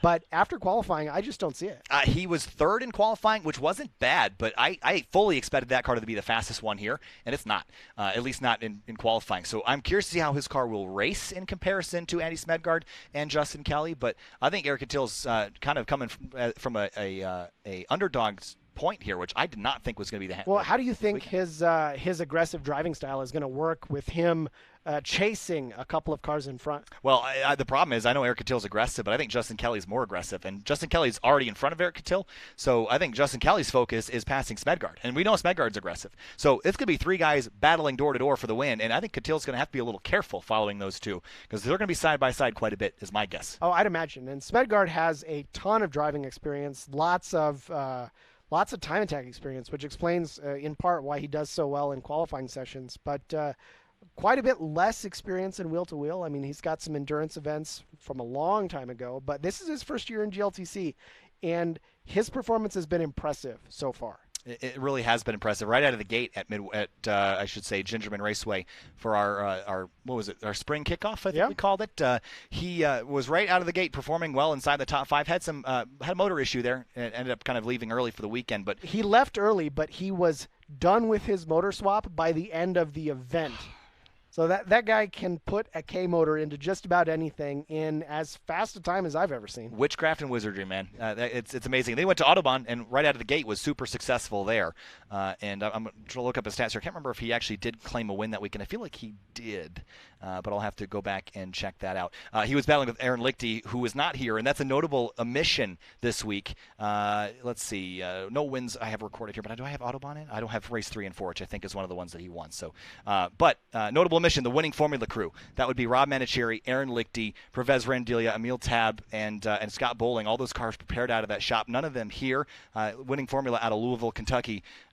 Dominant force every time they show up at the racetrack. And when they're not here, that opens up a huge realm of possibility for everybody else to grab themselves a win. So this is the second year for GLTC, but the first year that we're keeping track of season points. What does season points look like right now? Aaron Lichty is currently leading the points by a pretty sizable margin over Eric Catil and Emil Tab. But Emil Tab has really been the one that I've been watching this season. He switched from his previous motor, which I think was a 1.8 in his MX-5, and he's now got a K24 in that car, and he has been rock solid, finishing on podiums all the time. I think he sits third in the points, which that's is I think it's a K20Z3. K20Z3, yeah. Which is a kind of a newer swap into those chassis. Really exciting to see. Yeah, and he's been kicking butt with that car. So I'm excited to see them back. I think they're going to be at Road America, so we should see them back there. And also at the season finale out at Gingerman Raceway. And Lichty was dominant last year at Road America, so yes. I would not be surprised to see him in contention again. Yeah, I'm curious to see what the rest of the field's going to look like there. I'm sure it'll be just as competitive. So, Abe, I think it's time for you to head out and have a wonderful night. Enjoy the sights and the sounds. Thanks for joining me here, and we'll see you tomorrow. Do your thing. I'm really going to enjoy watching the stream for GLTC Race 1. All right, we're going to step away for just a moment. We'll be right back for GridLife Touring Cup race number 1. Thanks so much.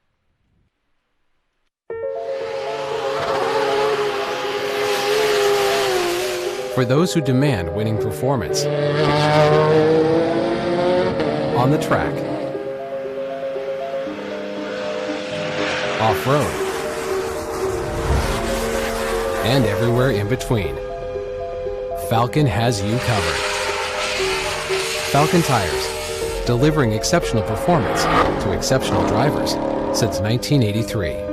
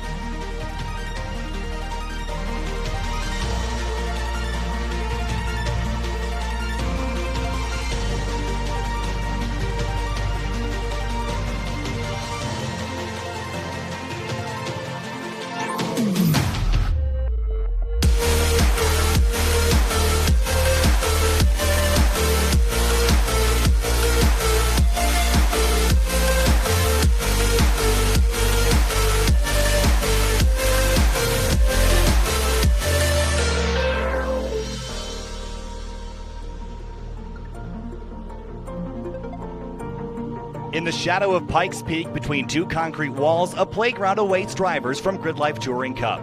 After a weekend of winding and twisting through rural Ohio, we head west to Pikes Peak International Raceway. It's something special to climb the banks of an oval the same way IndyCar and NASCAR did at PPIR 2 decades ago. Instead of rocketing off into NASCAR Turn 3, we'll take a detour in Colorado, heading into a tight, confined infield section that will punish brakes, suspension, and driver. At GRIDLIFE Alpine Horizon, this is GRIDLIFE Touring Cup, the 5th round of the 2020 season. Headlights on, elbows up. It's time to go racing for the first time this weekend. 4 15-minute sprint races about to begin at Pikes Peak International Raceway. We've got a 13-driver grid for our first of 4 races this weekend, and we'll roll through them right now. On the front row, it's Andy Smedgard in the number 212 Honda S2000. Justin Kelly with an S2000-powered Scion FRS. He rolls off in second on the outside of the front row in his FRS. Eric Cattell in third in his 92 Civic Si. Outside of row number 2, Tiffany Kelly in the number 68 Myriad Motorsports S2000. Tom O'Gorman, IMSA driver. He will roll off in fifth. Justin Lee Upham, Sally McNulty, Cox Jornstad, Burt Griffin, and Savannah Little. The rest of the field as we head to the start-finish line. Green flag flies and we're racing. And a great start by Tom O'Gorman, flying through the field as he comes across the start-finish. Was that a jump maybe for O'Gorman? Down towards turn number 1 on the oval. 3 wide with Smedgard in the middle. Up on the high side. That's Justin Kelly. Can he get there? Car on the apron. Oh, that was really dicey. And I think that's O'Gorman dropping to the back of the field. He might already know that there might be a penalty coming, so he's going to head to the back. A big, big mistake. Justin Kelly out in front as they head to turn number 3. Underglow on that car as he rockets off into the third corner and slams on the binders, downshifting for the corner. Up in front, though, that looks like the 117 of Cox, who's found his way out front. I'm not sure if that's where he scored or if he got a jump start or if he was behind everybody, but a wild, chaotic start at Pikes Peak International Raceway. The 117 leads the way down through the infield. Behind him, Justin Kelly in the 86 with no headlights on the car, so he better hope he can see. In third place, there's Eric Cattell in the 82. Riding in behind, we thought that car would be dominant. He has not been so far this weekend. Through the middle of the infield section, a crazy start, and got Abe Schmucker back in here. Abe, we saw a crazy launch to the green flag. Tom O'Gorman came rocketing through the field. Chaos and confusion. He dropped to the back, but looks like Stephen Cox going to lead the way through in the 117 in his C5 Corvette. Lots of really cool cars here in GLTC. Love watching the racing at night. Just really, really special experience. I was just shocked at how chaotic the start was. I didn't know what was going on. It seemed like there was a lot of confusion around when the green flag was supposed to drive. Oh, look at this. 3 wide for a moment. There's Cattell up the outside, passing second place Justin Kelly into the braking zone. Now to driver's right of the C5. 3 wide into turn number 3. Can they do this here at PPIR? 3 wide, no contact. Kelly takes the lead away. Here comes Smedgard to the 212 to the inside as well. Rocketing through the infield. The 117 battling for second spot back, but to the top spot, he's going to take the lead. Kelly wide again.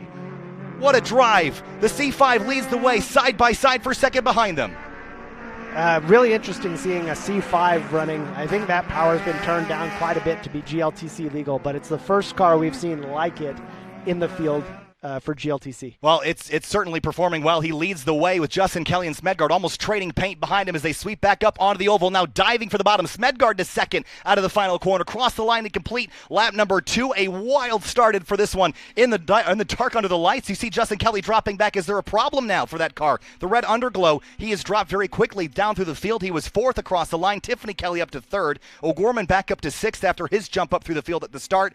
Oh my goodness. I don't know what's going on out there, but it's like a full moon. I don't see one out there, Abe, but it feels like it. It's crazy racing. Andy Smedgard running a couple of seconds off his qualifying pace, which could explain his current second position, but it looks like he's battling Cox here for first place. Yeah, Cox is, again, a new driver. This is his first GLTC event. It's all about can you build the trust in your competitors? So far, so good, but look at Smedgard putting pressure on that C5. Will the rear tires hang on here? Big slide through turn number 4 as he comes up over the crest, over the curbs, now through 5, 6, and 7, then sweeping back to the right-hander in turn 8, but Smedgard all over the back of that C5 as they come back up onto the oval again to complete their 3rd lap. Nose to tail coming right onto the main straight here. I'm not sure that Andy's car has the power and torque to make this pass, but we'll see. He's right there in the slipstream now, in the background, the dark cars of the Myriad Motorsports team, slipstreaming, drafting together like NASCAR plate racing off into turn number 1. Cox and Smedgard battling for the top spot. Who's going to get this one done? We've still got a long way to go. Only 3 minutes in. It feels like it's been an hour. Side by side at the exit of turn 2, but Smedgard's going to back off, maybe cool the tires down and take another lunge at the C5. Where is his car stronger? Whoa, look at the brakes. That's Tiffany Kelly way up the inside in turn number 3, and she's going to go hard left to try to stay up on the curb, and she loses a ton of ground at corner exit. Just coming in a little bit hot there. Maybe maybe she saw a gap that looked like it closed pretty quickly. Eric Cattell, he's dropped way out, down to 12th. I'm not sure if he's even still out on the racetrack. He's a lap down now, so maybe an issue for the 82. But Justin Kelly back up into third place behind Smedgaard as he launches an attack again on the race-leading C5 Corvette driven by Stephen Cox. Decently fast here, coming back out on the apron and back onto the main straight. Laps going by really quick here.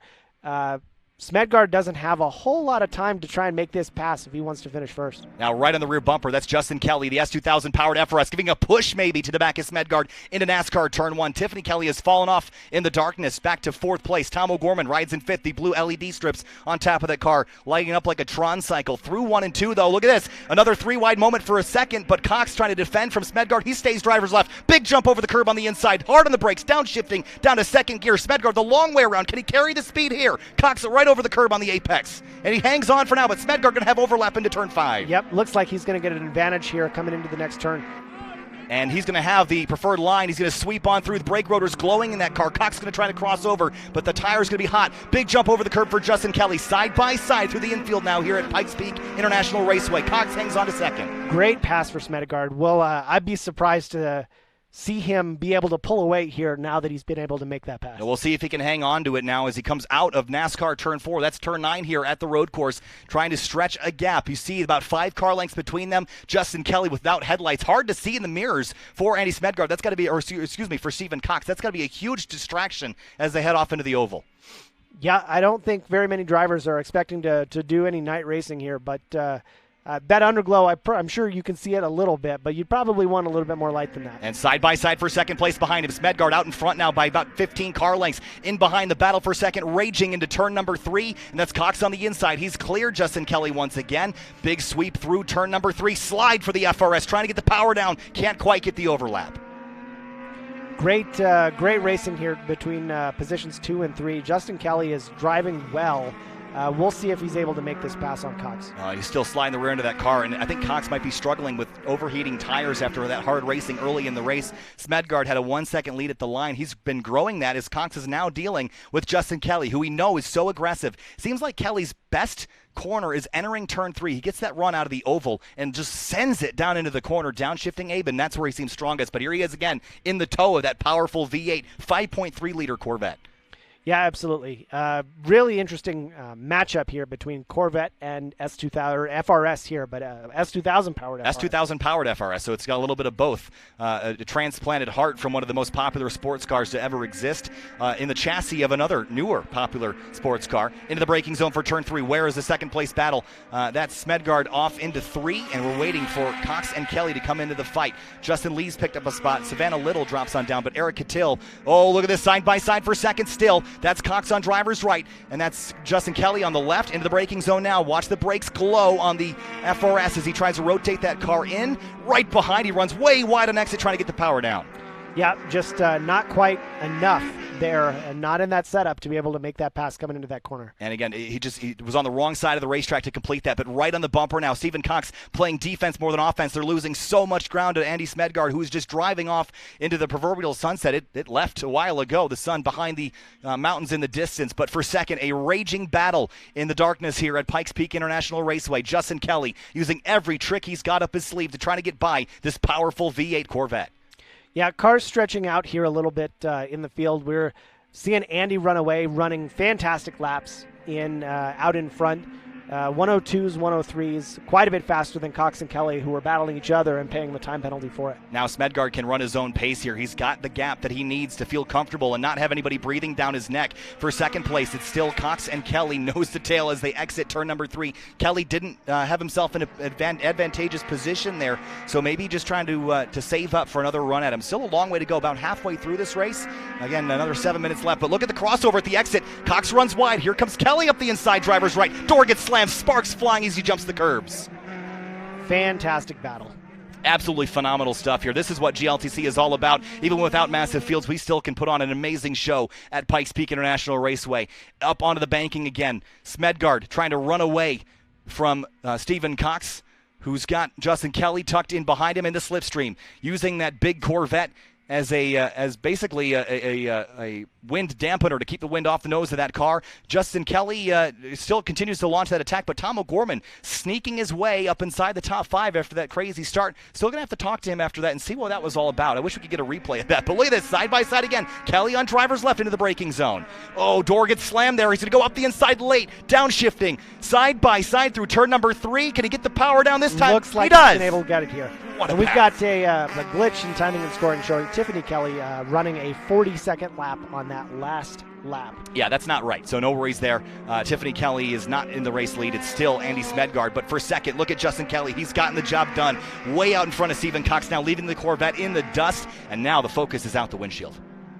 Yep, and I don't know if there's enough time for him to be able to close in on Andy. He's just too far back. Well, let's keep an eye on the lap times here. I think Smedgard still is the quickest car of the weekend. Erica Till fought a battery fire in practice earlier today. That's why we didn't see his car. I wonder if it's another electrical issue. Look at this battle here. That's Justin Lee, Bill Griffin, and Savannah Little. This is a battle for position for 8th place. Look at Savannah Little up the inside of Bill Griffin, side by side through turn number 5. And Savannah Little in her first GLTC start, taking it to Bill Griffin in that number 46 Turner BMW, all over the back of that car. That's a Spec MX-5 prepared car to the Winding Road Racing Camp. That's a really cool series, but this car pretty well prepped for GLTC. Is it on its power to weight? I don't know much about this car. I just recognize the livery from that other series, but I know that Luke McGrew's car is prepped to be pretty transferable to that series as well. So this might be a popular thing that we see in the future. But there's Justin Kelly. Last time by, his time was a 1:03.671. That was the best lap that he's run, so he's still got grip. It wasn't as fast as Smedgard, though, so still an uphill climb to get back to the front. Yeah, I think Smedgard now is just too far back. Battles farther back on the stream are going to be a little bit more interesting here because I don't think that Kelly has the ability to close this gap. It's going to be really hard, but again, tomorrow it all comes down to the GLTC Top 10 shootout. We qualify the second race by sending everyone out one lap at a time. White flag is out for the race leader. There's Justin Lee side by side with Savannah Little in the braking zone for turn 5. Lee is on through. That's a 2.5 swap Ford Fusion motor in that NCMX-5. Behind him, Savannah Little in her first ever start. She is doing a great job in that car, having a blast behind Bill Griffin. A great scrap for make that 8th place. Ryan Upham is just up the road from this group, as is Quincy Burke in an RX-8. There is Tiffany Kelly. I don't know where she is on the racetrack position-wise because of the timing issue, but she has kind of fallen out of that lead battle. I will say Smedgard, though, wow, last time by 1:03.2, 1:03.8 for Justin Kelly. So Smedgard still on it as he leads the way through the last sector on the course. And for Andy Smedgard, he came up and showed up at Gingerman Raceway for the GRIDLIFE Spring Kickoff. He showed himself and the rest of the field that he was going to be a competitor. And for Andy Smedgard, checkered flag going to wave as he comes on through, and it looks like, is that checkered or white? I can't tell. It looks like it might be a checkered. Yep, I think it is a checkered. And for Andy Smedgard, he'll take the victory here at GRIDLIFE Touring Cup, Pikes Peak International Raceway for GRIDLIFE Alpine Horizon. He takes it. Justin Kelly, second place. Stephen Cox in third. Tom O'Gorman will come home in fourth. A wild, wild race. And even though we still got a battle here, look at this. This is Bill Griffin for 8th spot with Justin Lee and Savannah Little. She's way out. She's going to be in the dirty stuff outside of the racing line. Justin Lee looks up the middle, going to try 3 wide for a moment. No, can't do it. Bill Griffin hangs on side by side. NCMX-5's Little over the curbs. Oh, was there a touch there with Lee as they come on through turn 7? Yeah, I thought for sure that she was going to pay a penalty for swinging that far wide, but it didn't look like it cost her anything. And out of the final corner, Bill Griffin, can he hang on to 8th spot now with Justin Lee in behind him? Drag race to the finish line, side by side behind him. And coming to the line, I think, is that Lee or Little that got to the line first? I think it was Lee, just by a little bit. Justin Lee, Savannah Little separated by 0.2 of a second in that epic drag race to the finish. What a race, Abe. This is the coolest series in the country. I mean, I'm a fan. So cool. So cool. And we were saying on the stream earlier that this track kind of lends itself well to the autocrosser type mindset. And with a SCCA national championship under his belt, Andy Smedgard in the S2 is right at home here. Unbelievable race by Andy Smedgard. Justin Kelly also had a fantastic fight. Really solid, clean racing. We were 3 wide into a hairpin turn at a Roval, and we didn't touch fenders. How do you do that? It's unbelievable racing. I think this series demands really, really clean racing. And drivers have responded and given each other respect and space when necessary, but made it so that we can watch great racing without having to do body work at the end of the weekend. Just unbelievable racing. We're going to race number 2 tomorrow. Abe, thanks for joining me here on short notice, but we've got some cars there's a tow truck heading out on track, so hopefully no one's stuck. Looks like there is a car stalled there in the center of the infield. But Abe, we'll be back tomorrow with more action. We're going to take a quick break. We'll be right back for GLTC Digital, so don't go anywhere. We'll be back in just a few minutes. Abe, thanks so much. We'll see you tomorrow. Yep.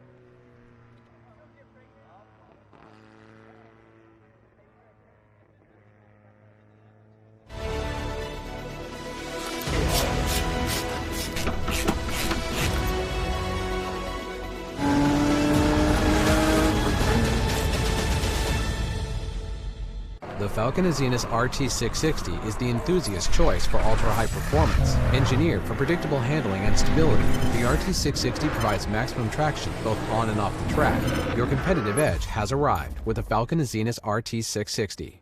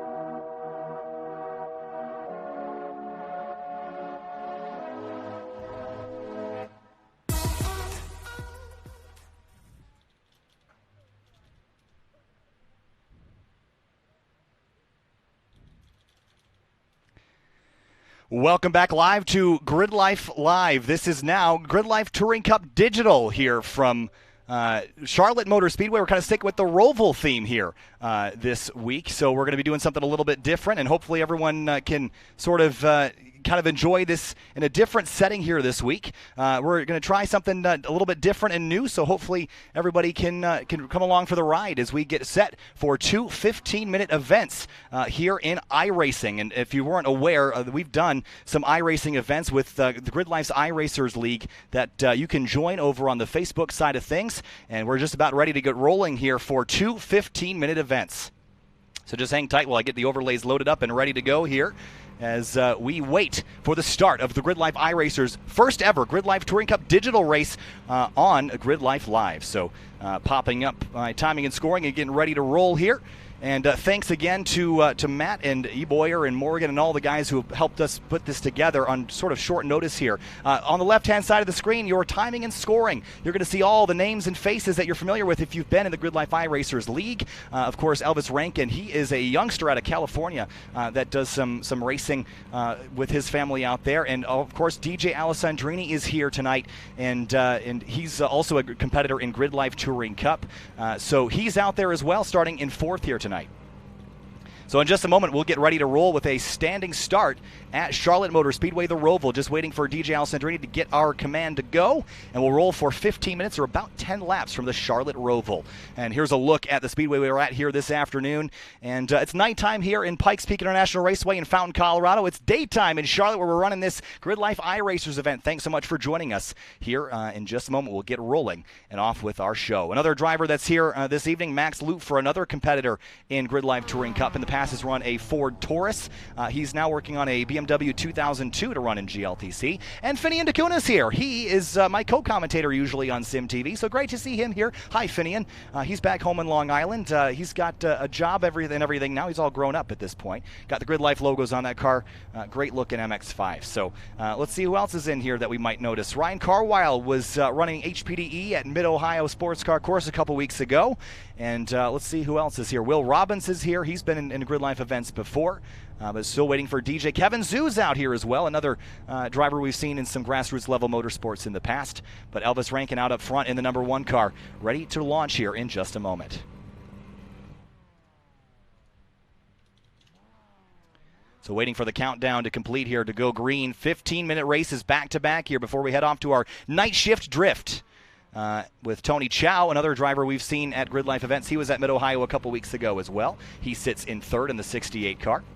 And now we got our countdown set to 2 minutes here, so we should be about ready to get rolling. Take another look at some of the corners here. Again, we're at Charlotte Motor Speedway.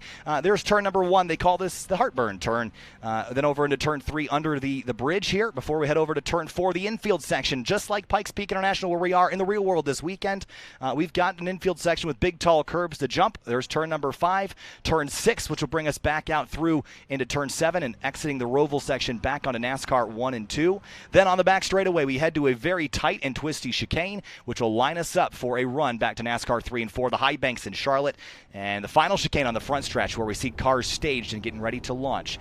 There's the 35 with a great looking Grid Life livery in the foreground.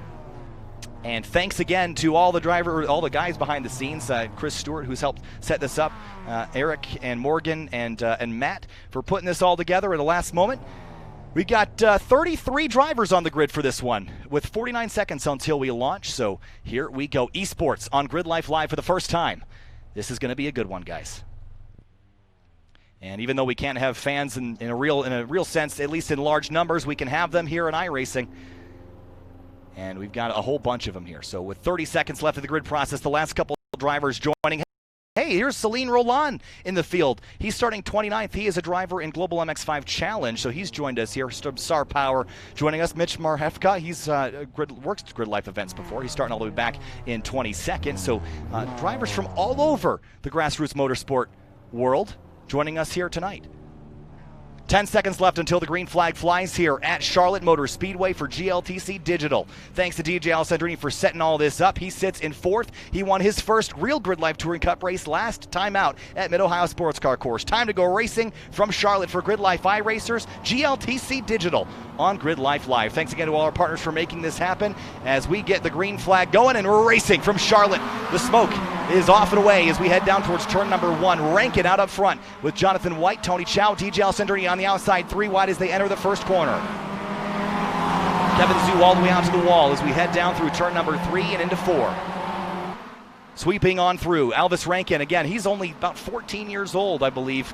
He's a real youngster, and he's using this esports platform to make a name for himself, and he's done that, just that, showing himself on a national stage here on the Grid Life Live broadcast. Max Lufer, we talked about him. Here he is running in 11th after he started back in 13th place, so he's grabbed 2 spots already as we climb through turn number 6. Bit of a bobble and a slide for Lufer as he climbs through turn 7. Alessandrini to 2nd place. Back out onto the oval. Working the wheel just as you would in a real car, in a real track, just in a virtual environment. And Rankin is pulled away by 1.3 seconds. An amazingly clean start. Murphy Nichols, a young phenom who has run a bunch of the SCCA's esports stuff as well. He sits 16th right now with the Smoketown Brewery car in 16th. And we talked about Finian DeCuna, who was the commentary team, or at least part of it, for Grid Life Touring Cup at Road Atlanta last year. Here he is, right in front of a battle with Rich Hammond, Steven Vrooman for 23rd as they head into the bus stop chicane for the first time on lap number 1. Bumps, climbs over the curbs, and now sets sights on Michael King right in front of him. Out in front, Elvis Rankin leads the way. Alessandrini 1.3 seconds back. And setting up a pass and jumping the curbs big time, 4-wheeling up over the top of the Blue Turtles. Jonathan White in 3rd. He was a competitor in the Spec MX5 Sim Racing Challenge, almost won that event and won himself an opportunity to drive one of these cars in the real world. Didn't quite win it. Kevin Zhu's had issues. He's going to have a slowdown on the front straightaway for cutting the course. So he'll have to drop to the back of the field, or at least a little bit ways down. He's down to 17th place now. Alessandrini reeling in Rankin, 0.9 of a second back from the youngster in the number 1. All out into the grass, dropping a tire into the turf. Stuart Reese in 11th. Josh Klog, a driver, a name that I haven't seen yet. He's up into 12th place, battling Stuart Reese, Ryan Carwile, and more. Val DiPietro, he is an avid Grid Life iRacer. We've seen him all over the place. He sits in 16th place now, chasing Murphy Nichols in the number 5 up the hill.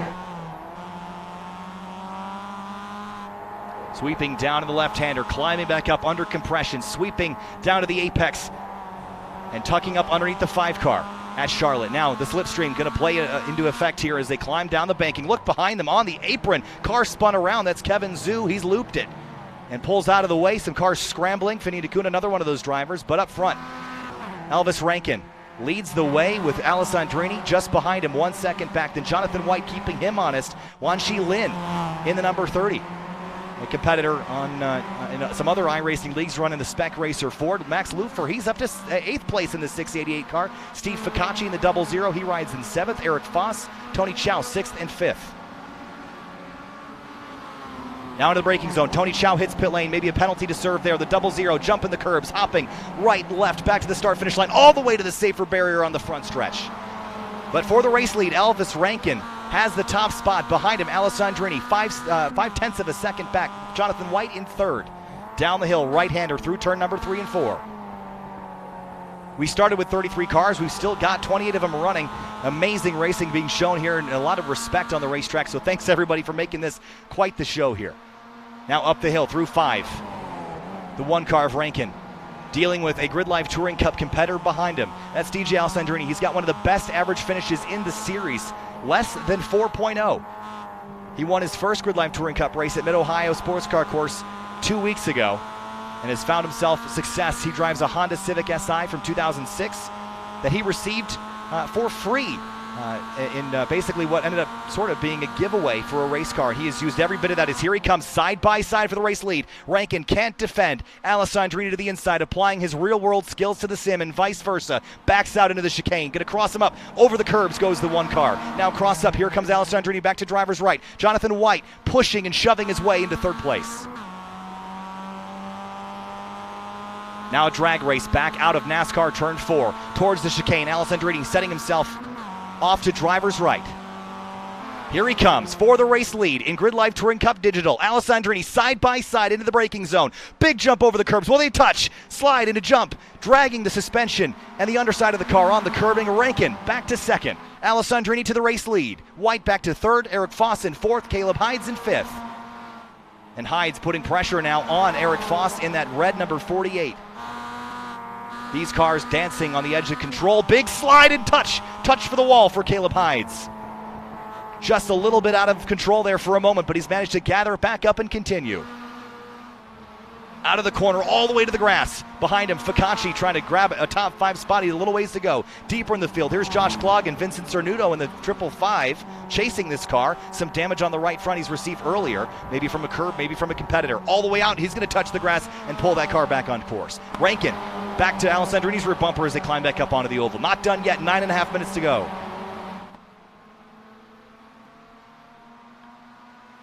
Speeds climbing now into the triple digits. 108, 110. Rankin behind Alessandrini. Will he go to driver's left? Yes, he will. Alessandrini will give him the line into the braking zone again for the backstretch chicane. On the brakes, down from 5th gear down to 2nd.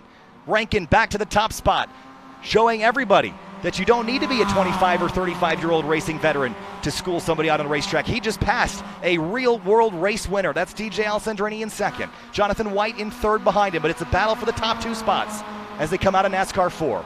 Alessandrini back to driver's right. There's some damage to the 1, maybe a touch from the 91. And Alessandrini's back through. Trading spots, back and forth. Big jump over the curbs, almost into the wall. He's in the wall. Rankin back to driver's left. He's going to take the lead back as they head into turn 1. And a crossover again. Alessandrini back to the left. And Jonathan White has found his way into this mix as well. All the way out to the concrete. Rankin chasing the car. Jonathan White sticks a nose up the inside. Rankin drives in deep to defend. Out to the blue line, back tight to the right. On corner exit, Alessandrini hangs on. Rankin keeping him honest. Behind him, Caleb Hydes and Eric Foss trading spots. Foss back to 5th in the 48. Hydes in the highlighter colored 92. He's to 4th. Will Robbins, Ryan Carwile, Murphy Nichols, Val Di Pietro 4-car fight. This is for 11th. Up the hill. Nose to tail. Look at Will Robbins hounding or being hounded by Ryan Carwile in the 71. Crossover back to the left here for turn number 8, the return to the oval. Murphy Nichols with the Smoketown Brewery coming out of turn number 8. Now he's going to chase down the racetrack, going to chase the 71, get in the slipstream for the race lead. Another pass for position happening side by side. Alessandrini hangs on. Crossover. Here comes White up the inside. He can't complete that pass. DiPietro now, side by side with Robbins, into the braking zone for the chicane. Bumping over the blue turtle curbs. Back to the right goes DiPietro, trying to cross up under. Tuck into the slipstream. Halfway through, 7 minutes to go. For 2nd place, Rankin dealing with Jonathan White behind him has let Alessandrini pull away. Ficacci and Foss in 5th and 6th. Here comes Foss back to the inside of Caleb Hydes for 4th. Foss unable to complete that pass, but he's still got overlap now. Looks like Lupfer going to come into the fight on the outside in the green and white triple 688 car, triple number car, up the inside right up against the curbing, tucking in tight. Now going to take a dive at the inside of the 32. Can't get the nose stuck in there. Drag race out of turn number 4 with the 48. Now up the hill again. Lupfer has driver's right. That's a preferred line. Bounces over the curb. Drives out. Leaves the 48 out to dry in the paint, but Eric Foss hanging in tough on the outside. Now Foss back up the inside to try to complete the pass. He slides through not only Lupfer, but also grabs Wanshi Lin in the process. Lin back to 8th, and Lupfer grabs a spot. Ficacci is way up the road. He is going to grab that spot back. Up in front, Alessandrini, Rankin, White, they've separated themselves, but Caleb Hydes has begun to run them down, the quickest car of the top 5 the last times through. Slam over the curbs. Now we climb up onto the banking here. Changing to gear 4. Revving up past 6,000 RPM using the slipstream over 100 miles an hour. The speed will climb well north of 110 as they come out of NASCAR turn 4 into the braking zone. 115, 116, 117 into the braking zone. Now down to 2nd gear, maybe 3rd, leave it there. Jump the curb right, jump the curb left, and reel in the 3rd place car, Jonathan White. A big wiggle as he came out of the corner. Battle for the race lead has subsided for now with Alessandrini leading Rankin by 0.3 of a second, but it's not over yet for Murphy Nichols. He's got Ryan Carwile in behind him. Through the final chicane, 5 minutes to go. Sweeping back to the left for turn number 1, the heartburn turn as they call it. Carwile a little bit tighter on the apex. Nichols missed it just a little bit. The sun shining over the grandstands as they head down into the pit of despair that is the Charlotte Roval infield. Drives like a street course with concrete on either side. A mistake will cost you a race. It'll cost you a car. You reset button in the sim, not so much in real life. Out of turn number 4. Look at the slide by Murphy Nichols. Riding on board now with Ryan Carwile. Tight and twisty section. This Miata excels. Keep it tight to the wall. All the way out with the mirror almost scraping the concrete. Now back to the left. Nichols with some rear end damage. He's had somebody get into the back of him earlier, but look at Carwile, the great run out of turn number 8. Now going to cut left, get underneath Murphy Nichols by the time they hit the banking. He's there. Murphy Nichols tries to slam the door. Too late. Going to bump and rub. Trading pate here at Charlotte in GLTC Digital. The 102 of Val DiPietro in behind, giving him a huge shove down the back straightaway. A bump draft here is safer than in the real world, and they're going to do it. Into the braking zone now. Way deep is the 102. Can he complete the pass? He does. Now behind him, Nichols has Will Robbins all over his rear bumper. All the way out to the safer barrier. Up in front with 3.5 minutes to go, Alessandrini leads Rankin by 0.4 of a second. Then it's Jonathan White, Caleb Hyde, Steve Ficacci. But the battle's still happening behind Murphy Nichols. They have caught or have lost a little bit, at least Val DiPietro. He's pulling away. Robbins, Clog, Michael King joining the group now. If you want to be a part of this tomorrow, I think we've got a time slot for us. Make sure you head to the GridLife iRacers Facebook page if you'd like to be a member and join us here on GridLife Live. Will Robbins now the next to have a stab here at Murphy Nichols. Some damage on his car. The aerodynamic performance decreasing every time he touches. Look at Nichols, a big slide here through turn number 3. Can he hang on to it? Here comes Robbins up the inside. And cuts down across the nose. Nichols hangs on for now. Now he's in the grass all over the place as he exits turn number 4. Up in front, 0.2 of a second. Rankin trying to reel in Alessandrini, a winner in GridLife Touring Cup at Mid-Ohio 2 weeks ago. He's been a winner almost every time in these iRacing series for GridLife. Here to driver's right now goes Rankin. Into the braking zone now, and Rankin's got the lead for a moment. Can he sustain it on the inside over the curves? He can't quite hang on to the lead. Next time by should be 2 laps to go for the race leaders. 4-way fight for the top spot in GLTC Digital. Alessandrini pulls away, trying to leave Elvis Rankin behind him. Jonathan White is here if it gets messy. DiPietro and Carwile side by side into the bus stop. No touch there, just like GLTC in the real world just minutes ago. We can run side by side without contact at a Roval. Spectacular stuff between DiPietro and Carwile. They clear. Robbins and Nichols side by side. And they're going to run like this all the way to the final chicane at the exit of NASCAR 4. And here comes Josh Clog in the number 10. The yellow and black Miata in tow. Into the braking zone again. Nichols on the inside. That's not going to be a line he can do. They're both going to run wide. Robbins cuts the course. He's going to have to slow it down. Robbins cuts the course, has to give up the time. Nichols back through to 13th. Up in front, though, Alessandrini leads the way with Rankin in behind. Jonathan White, Caleb Hyde, Steve Ficacci, all nose to tail as they head up the hill through 5, 6, and 7. Coming out of the corner. Big slide out to the concrete. Back to the left. Rankin is there. All about grabbing the lead and hanging on. Elvis Rankin is an up-and-coming racing driver from the West Coast. And he has put himself out there and trying to make a name for himself, and this is how you do it. You put yourself on a national stage in a simulator and race against the best in North America, and that's what's happening here. To the outside, in the chicane. He tried this move last lap, couldn't do it this lap. Big slide through the chicane, can't hang on. Now Jonathan White's to his rear bumper. Crossover as they head back through the banking in 3 and 4. Next time by will be the white flag at Charlotte Motor Speedway for GLTC Digital. You're watching GridLife Live. GridLife Night Shift Drift is going to return right after this. We got one more race to run. We're on a break right now at Pikes Peak International Raceway, so we're doing digital. Big jump for Alessandrini. Was that a course cut? He's out to the wall. Rankin behind him. White flag in the air.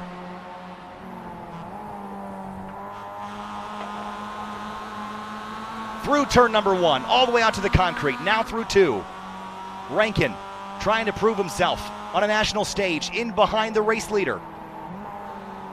In the real world, DJ drives a front-wheel drive Honda Civic. He tells me that this car in this sim is one of the most realistic representations that he has found in a sim to practice what he learns on the racetrack. He came into GRIDLIFE Touring Cup at Mid-Ohio last year, having not much real-wheel racing experience. With iRacing under his belt, he performed, and recently he won. Elvis Rankin behind him races ovals and everything in between as he comes out of the infield.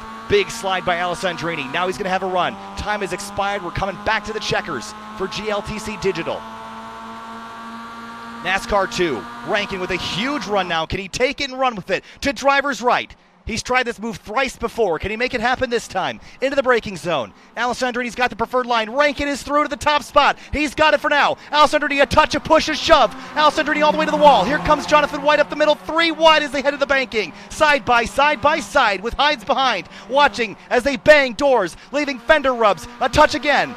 Alessandrini needs the space. They touch. White to the inside. He spins on the banking, but Rankin hangs on to the top spot for now. Final corner. Hides up the inside. Can he grab the spot? Checkered flag waving in GLTC Digital to the checkers. Elvis Rankin. He's going to get it done. Big slide for Hides. He grabs second with Alessandrini in third. What a race in GRIDLIFE iRacers GLTC Digital. Spectacular stuff. What a race. Unbelievable stuff. I am so impressed with everybody. Thank you to all the drivers who have come out to do this. So fun to be a part of this here tonight. Unbelievable racing. Behind him, there's Will Robbins and Josh Clogg. This is for 14th. They're going to race back to the checkers just as excitingly as they did for the lead. Not quite in a big enough run for Josh Clogg.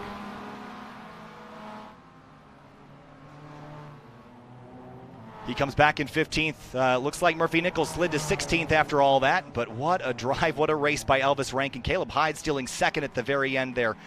Spectacular stuff. We're not quite done. We got one more race tonight. Again, if you'd like to be a part of this, there's a multi-step process, and here's what you do. You go to the GRIDLIFE official Facebook page. You drop them a like. You go to the GRIDLIFE YouTube. You drop a subscription.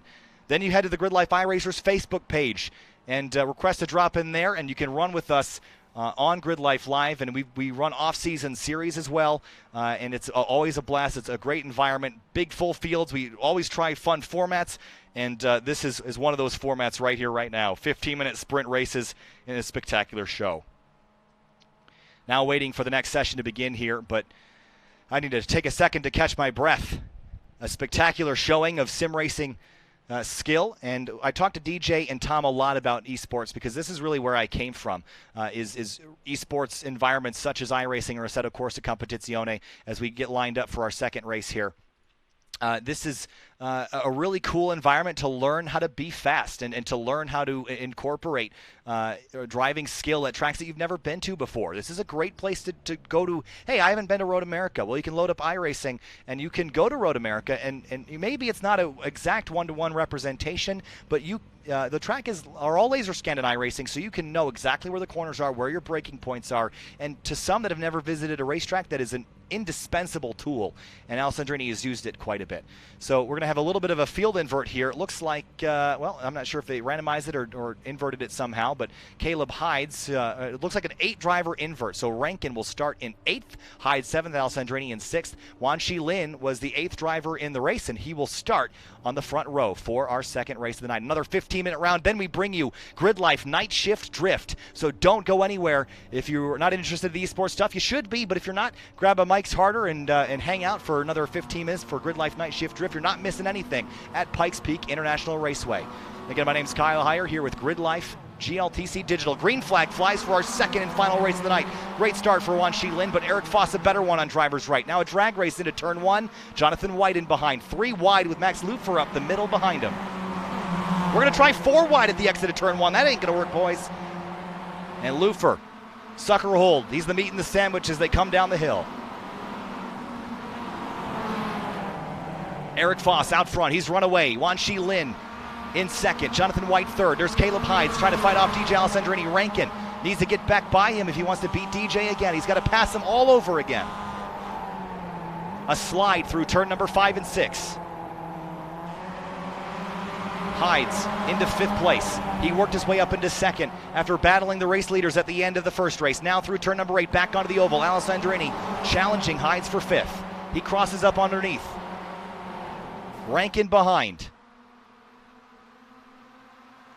Now through the NASCAR corners, up onto the banking. Eric Hallmark has had issues. He's back to the pit lane. Foss leads the way into the braking zone for the first time for the chicane. Wan Shi Lin in second. That's the orange striped car. And a tight format as they come out of the chicane. Jonathan White putting pressure on the second place car. Wan Shi Lin, Eric Foss is to the top spot. He's gotten through, or Wan Shi Lin rather, has dropped a little bit off the tailpipes of that 48. So now Jonathan White putting pressure on. Fakachi's found his way through. Alessandrini drops back to 7th.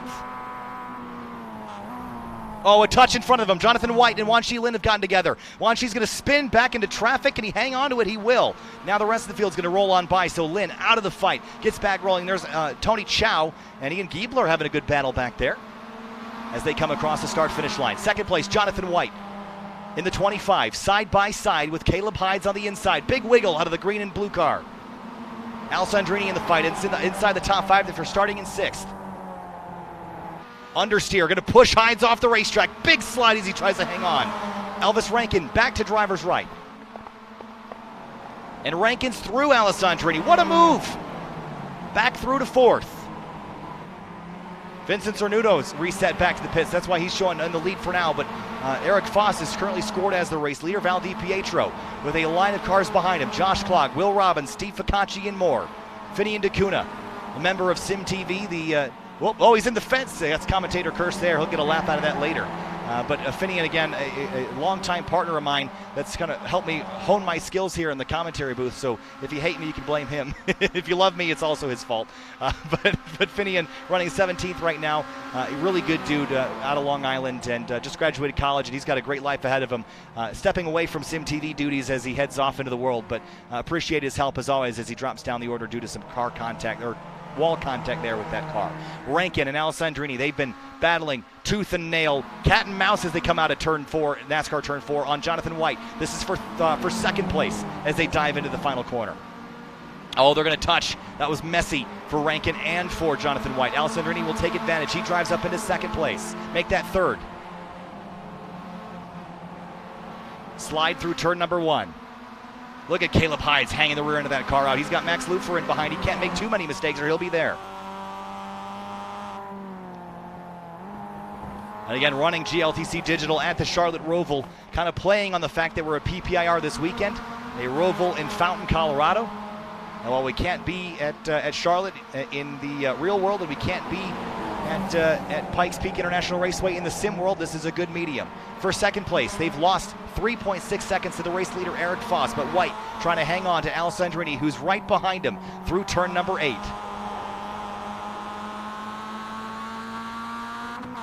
Climbing out onto the NASCAR corners again through turn 2. Jonathan White with pressure from Alessandrini. Side by side at the exit of NASCAR 2 onto the back straightaway again. Now it's a drag race into the braking zone. Who can be braver towards the curbing? White on the driver's left, DJ on driver's right. Both of them hammer the curbs. They touch. DJ's through. White struggles to keep the car on the racetrack. Through comes Elvis Rankin to 3rd. And behind him, look at Hides and White. This is for 4th place on track. White dropping down the order. Everybody attacking his position. He's unable to keep it. Rankin to the inside of Alessandrini for 2nd. Behind him for 4th. Look at this battle. Oh, side by side. Oh, White got the short end of the stick there. And here comes the 688 and the 88 of Stuart Reese. He's up into the party now, 6th place for him. And while all this is happening, 5 seconds behind this guy, Eric Foss in the 48.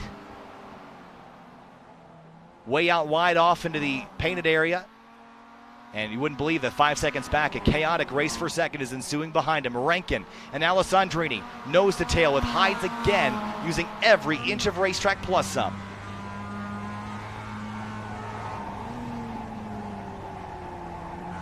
Up through turn 8, right up against the concrete. Alessandrini trying to find any way around the number 1 that he can, but he's unable to get there.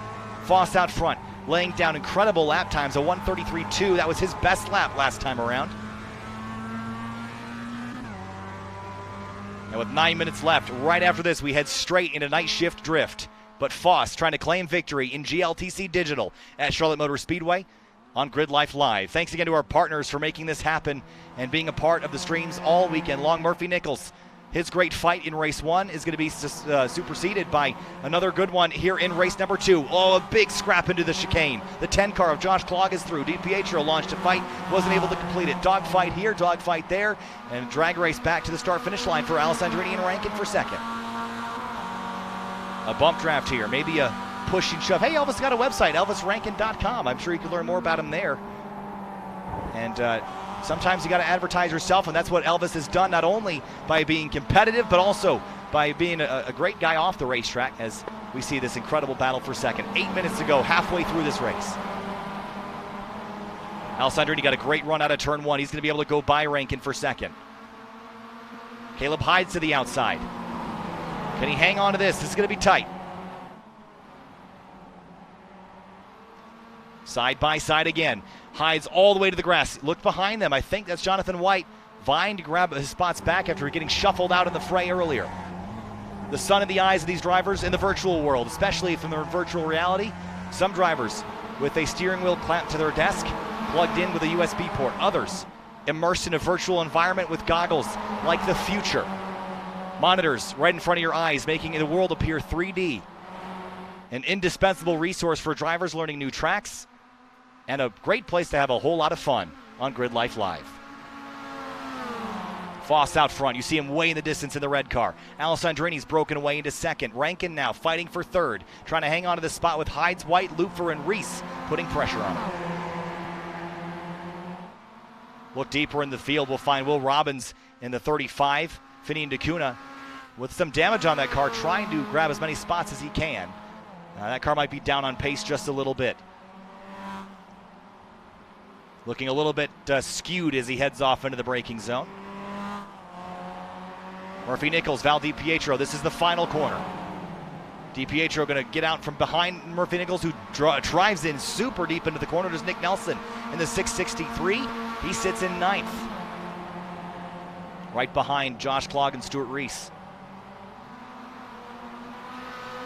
6.5 minutes to go in GLTC Digital. GridLife Night Shift Drift coming up right after this. Through the infield section. Getting a little bit rowdy behind Caleb Hides up the road. Here comes Jonathan White. He wants his spot back, and he's going to get it if he's determined to get the job done here on GridLife Live. Right up against the concrete. Hides trying to defend, but White is not going to be denied. Back to the left, tucking in right against the tire wall now, accelerating through the gears, out of third, into fourth. RPM soaring over 6,000. Door blocked, shut by Caleb Hides in the 92. 110 miles an hour. Decisions have to be made in split seconds. Now back to the right, 120 plus into the braking zone. Now down gears, fourth, third, and you're going to leave it here as you slam the curbs on the right and the left, all the way onto the wall now.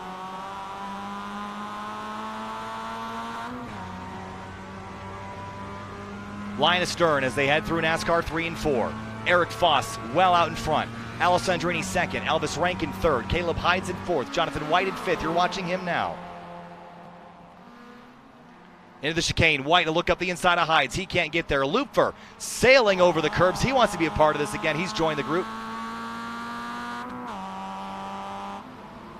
Stuart Reese slow out of the final corner. Maybe a mistake there.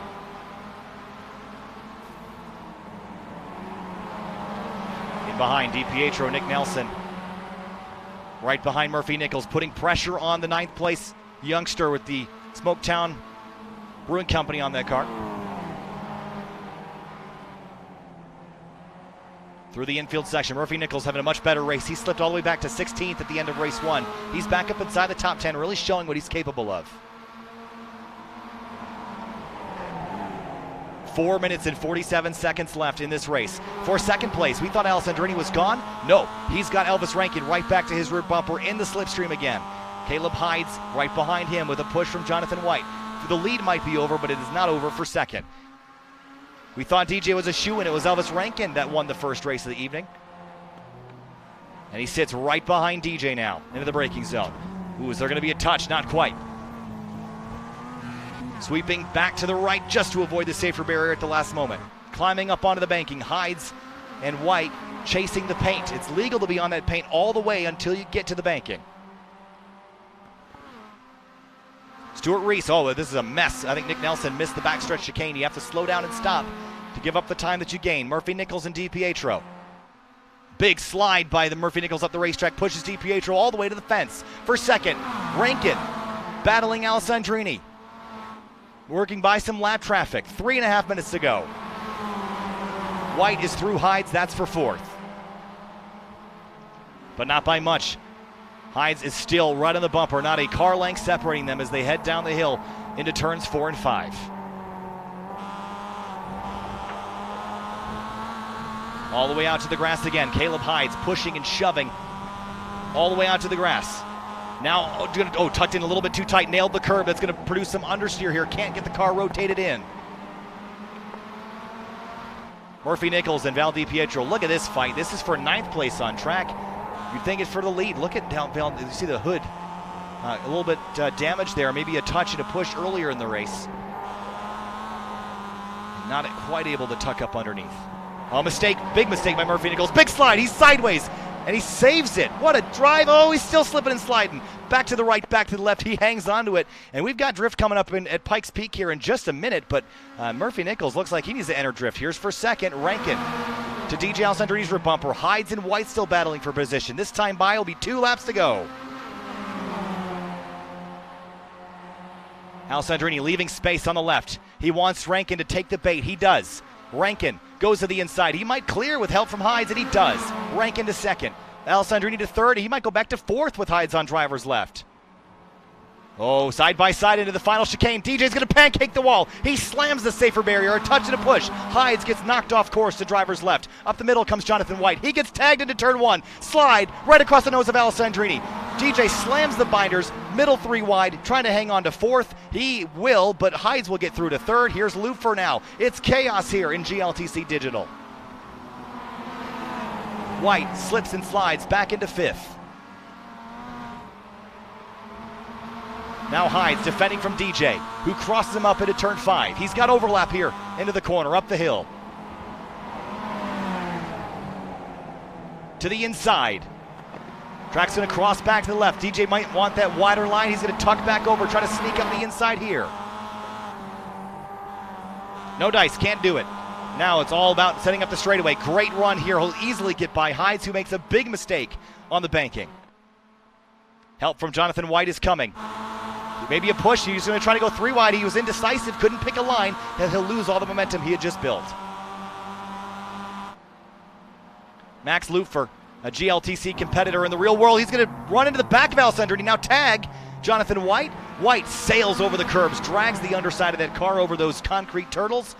And now heading back, White flagging away for Eric Foss out up front. No battle there. Rankin in second, Hides in third, Alessandrini to fourth, and chaos and confusion behind him as they all battled for position.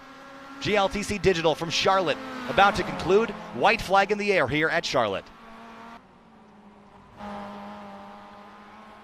Eric Foss leads the way, all on his own. Out in front, Rankin, the youngster who won the first race, beating GridLife Touring Cup competitor DJ Alessandrini. He's got the spot. Josh Klogg and Stuart Reese battling for position down into turn number 1. Reese around the outside. He'll grab that spot, move him into 7th. Slip and a slide at a turn number 2 for him. Battle now is for Alessandrini and Lufer. Lufer in the green and white. Alessandrini in the GridLife sponsored car. Lap traffic on the right.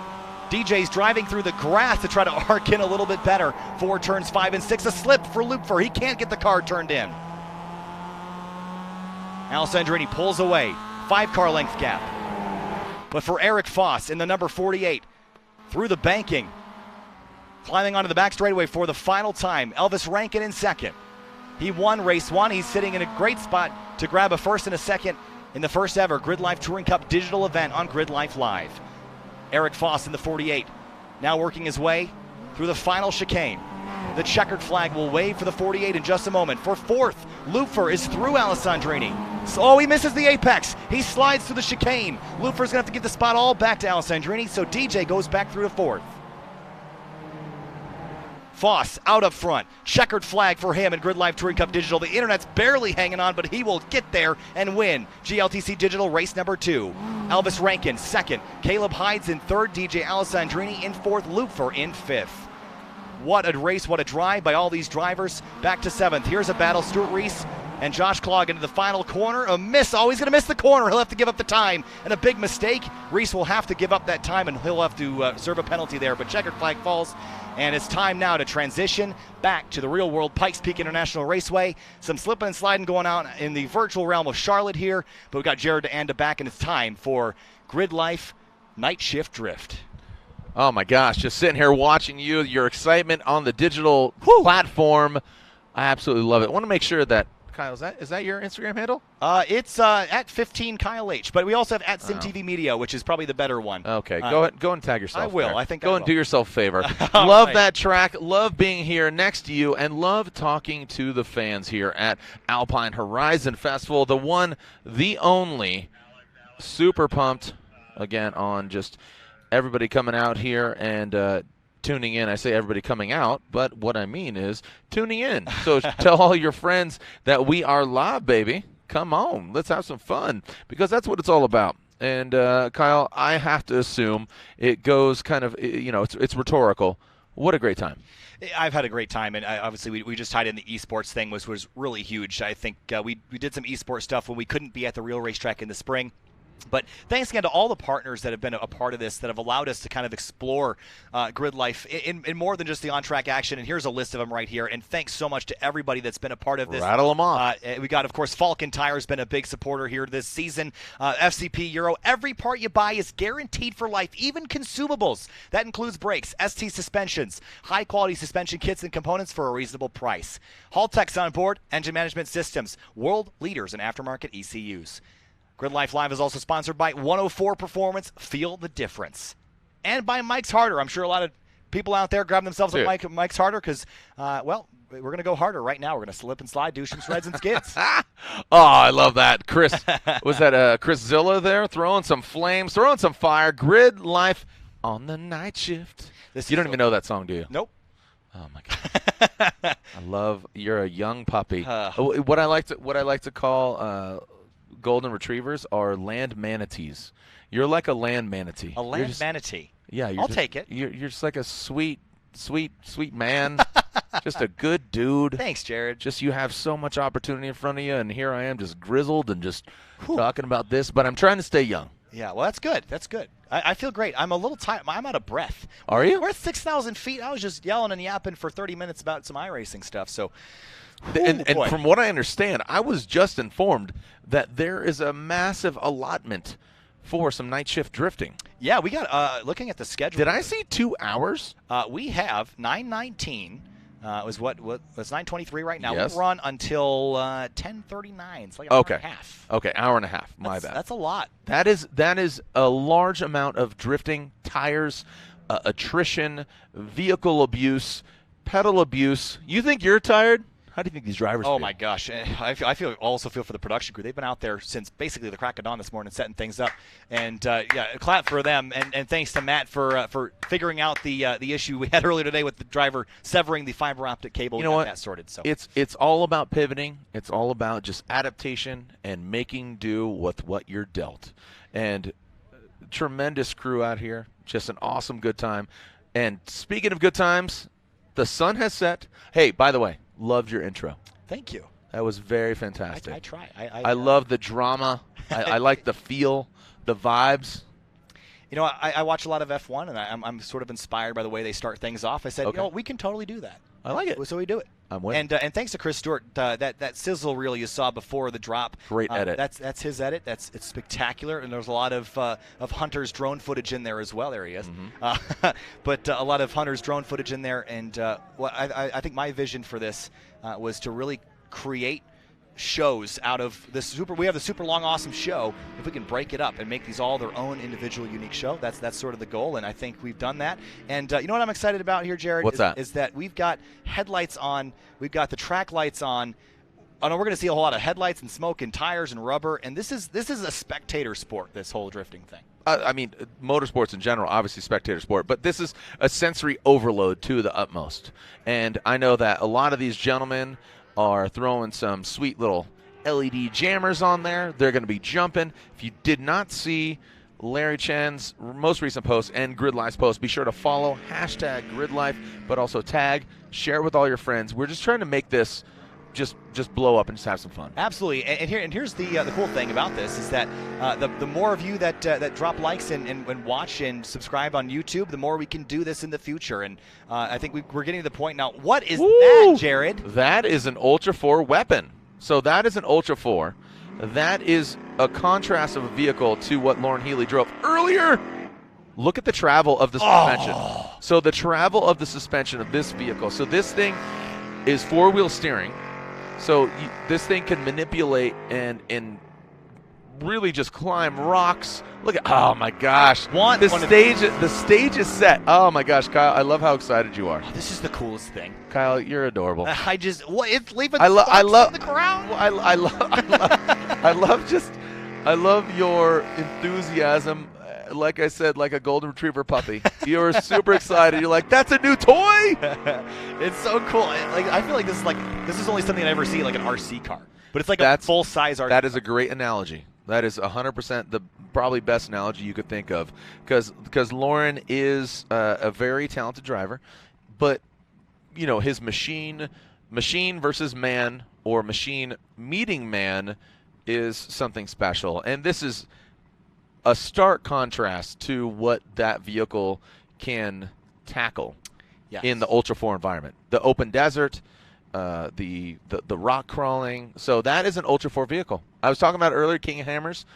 This gentleman has one King of the Hammers. It's so cool. It's so cool. So he's gonna be jumping over. If you have not, did you see the video yet? Hold on. I'm gonna play it for you, Kyle, and everybody else.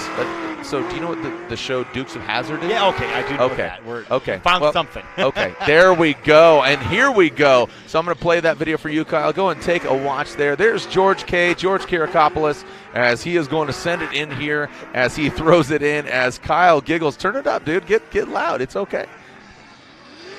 Oh, that's... Yeah, back it up and hear the audio. Let's back it up. Yep. Back it up even more. More? So tell me where so this video is currently live right now.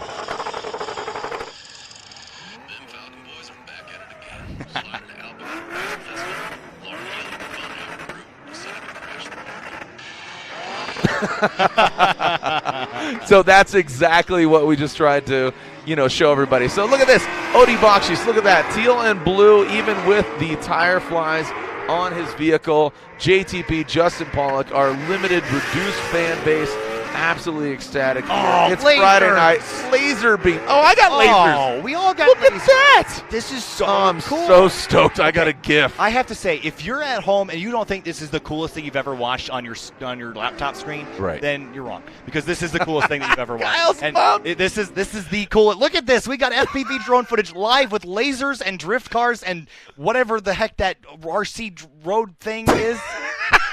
I want that in my backyard.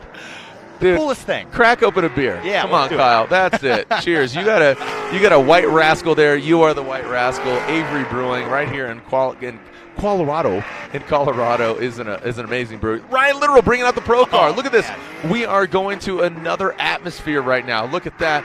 Absolute Portal Jabay throwing lasers. Cool. Oh man. I feel like I can smell the smoke. We're on the other side of the racetrack. Oh, we're in it, bro. We are buried in it. That's so cool. We're sitting, probably a couple hundred yards. The whole entire track is covered in smoke. This is the coolest thing ever. It's cracking. Oh man. This is the definition of it is cracking. Look at Chelsea Dodofa. He is completely full Tron right there. He is orbing. Here comes some of the bros right now. We got that E46, which I truly love. Always love that car. My boy Bucky Lassick had one that was supercharged. White with a red leather interior. The Corvette. Spinning to winning. Oh, the tops are dropped. Oh, my gosh. Yeah, look at this. Look at the spectacle of lights. Wow. The vibes here are so cool. This is like, this is Alpine Horizon. This is GridLife. If vibes was a monetary value right now, we'd be rich. So we are bathing in vibes. Look at that. Okay. Nice job. Oh, my goodness. Well done by JTP Justin Paul. I unfortunately did see Matt Field's vehicle up on a lift, so I don't think he'll be joining the session. His car Saw the gold coils of the Max Power, Part Shop Max suspension. So, there's JTP. Yeah, throwing it out there. I love how JTP actually, or excuse me, Odie Bakshis there in the S13.4. He actually, you could see it had the teal and the blue tire flies. When was the last time you saw tire flies on a vehicle? Do you even know what those are? I do now. Oh my gosh, you're such a pup. I mean, I don't know. We had underglow in GLTC, but we got underglow. Ooh, look at that. Is that rainbow kit? I don't know how you can tell what's man. They're all in the smoke now. Is there a rainbow headlight on that car? Yep. That's awesome. I'm in complete awe right now. Just watching this and witnessing the spectacle that is Alpine Horizon Festival. And all these drivers, I just had a conversation with Ryan Turk. Oh, here we go. Lauren Healy jumping over Chelsea Denofa in that BC Racing Nitto Tire Ford Performance Mustang RTR Spec 5D as Chelsea throws it in. Again, those centerline wheels. He has got the tire flies flowing. Oh, we got shark fin? What? Oh, he's delivering pizza. Oh, that's amazing. I could go for some pizza. Yeah. I need to run over there and grab it probably out the side window when he slides and shreds some skids. I love the skids. You sound like an old man when you say skids, which is good. Like I feel like you are a Renaissance man. Oh, look at that. Look at Dean Carney. He shows up with his Oracle lighting. He has his logo actually plated there. So, man, sparks flying too from some of the low-hanging parts and pieces. Hey, you know what? Let's join the conversation here. Hashtag GridLife. Tag me at Jared Dienda. Kyle, what was your handle? At SimTV Media. Sim with an SYM. SYM. SimTV Media. SimTV Media. That's the one. So SYM TV Media. Tag Kyle or myself. Join the conversation. Let's talk about some things. See what you want to get plugged. Let's go, because this is just, again, expression session. Want to make sure that everybody's having a good time. If there's something you want to talk about, something you want to see, something you want to acknowledge, like grabbing a pizza. What do you say there? Favorite pizza toppings? Go, Kyle. Oh, okay. Well, I'm always for sausage and bacon. Let's throw those on there because I'm a meat lovers. I'm a meat man. Yeah. Okay. Also, my hometown. So I'm from Rochester, New York. Sorry, real quick. Yeah, look at this. Look, we got a train going here. We got a train. Rochester, New York. Is that the home of the Buffalo Wings? I think Buffalo's home of Buffalo Wings. Good point. Rochester is home to Kodak, which is so that's a thing. Obviously. Also, Jello. Okay. That's from near there. Let's see. There's a couple of French's mustard. Okay. Ragu. There's a lot of food from there. A lot of food from yeah. Rochester. But I will say. Look at this. Yeah, look at them. Dean Carnage Carney throwing some laser beams, getting out to that outside wall. And look at that, manipulating the vehicle right up into the rumble strip, now transitioning across. Oh, Dean. Oh, he's got to be loving this, because I know he's been bouncing back from Ireland back here to the States. Him and his lovely lady lives in San Diego and down there south, and great to see him back out here at the track. Looks like Chelsea Denofa, Chris the Force Forsberg coming in hot. Look at Chris jumping up. Oh, we got all the lights right now. It is full-on disco party. Man, the drums are so good. Oh, the tandem. So there's Chelsea. Chris Forsberg there in the chase position. These guys have shared some exchange. Oh, Ryan Turk.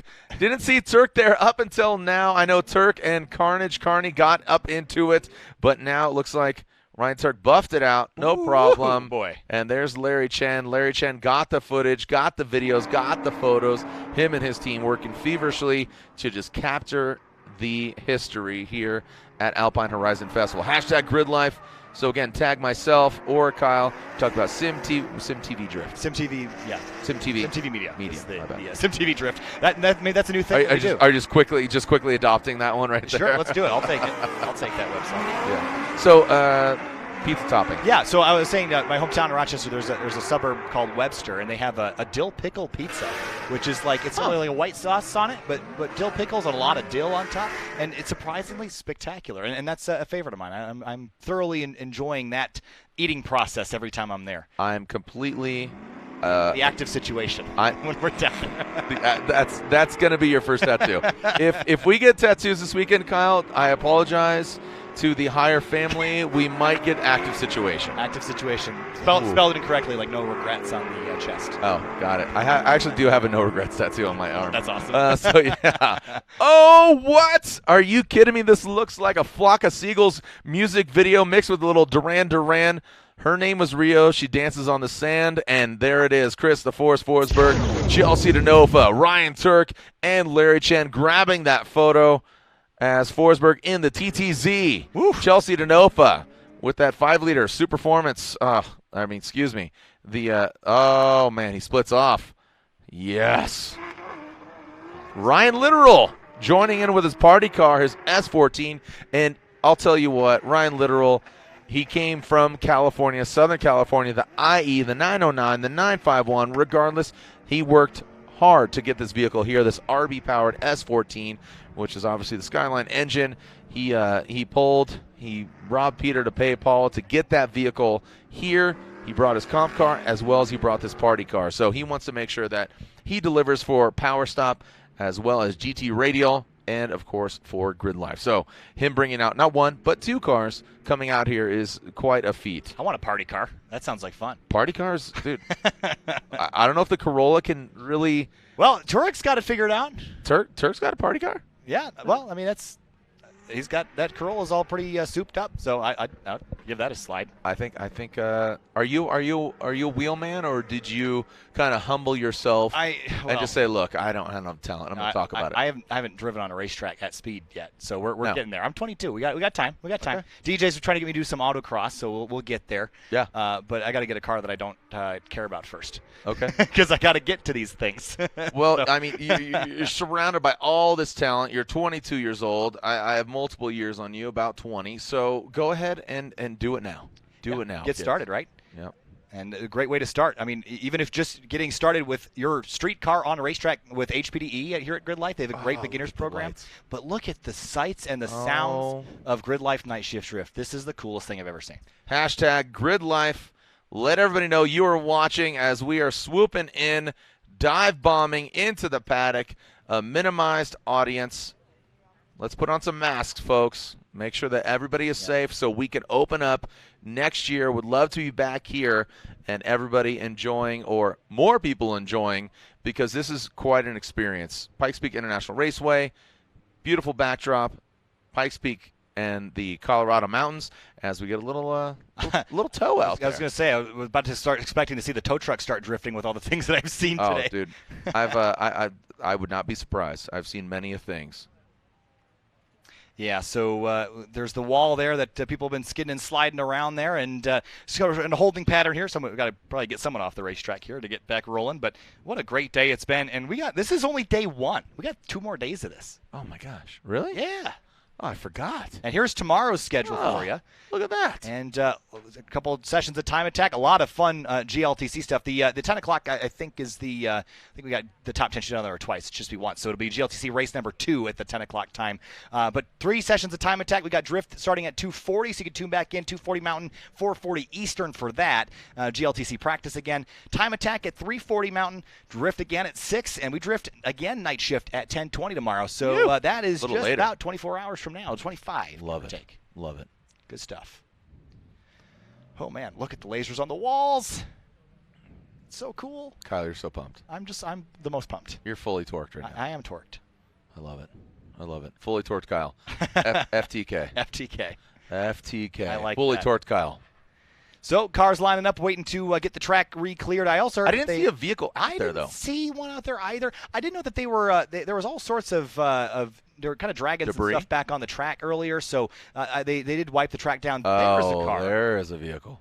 On the far side, disabled. Can't see that. What's up with the disco ball? Well, okay, because we're having a party. Oh, what a night! Late August back in 2020. Man, you don't even know that song. No. Oh, there we go. Well, all right, getting a little close there. Yep. We saw that Z earlier. It's good that he didn't go into a wall, which is a good thing. That's always kind of all right. Body damage, that's another thing but looks like he's all right. Yeah, and a holding pattern on the staging area here. The pattern is full, kids. It looks like it is. So thanks for asking. My favorite pizza toppings are pepperoni, mushroom, and olive. Okay, I'm Black for olive. That. Sure. So you can be wrong. I'm just wow. I'm just saying. Weird flex, but okay. I know. I'm not. I don't hate black olives, but you're wrong. Or you say green olives, or just no olives? No olives, man.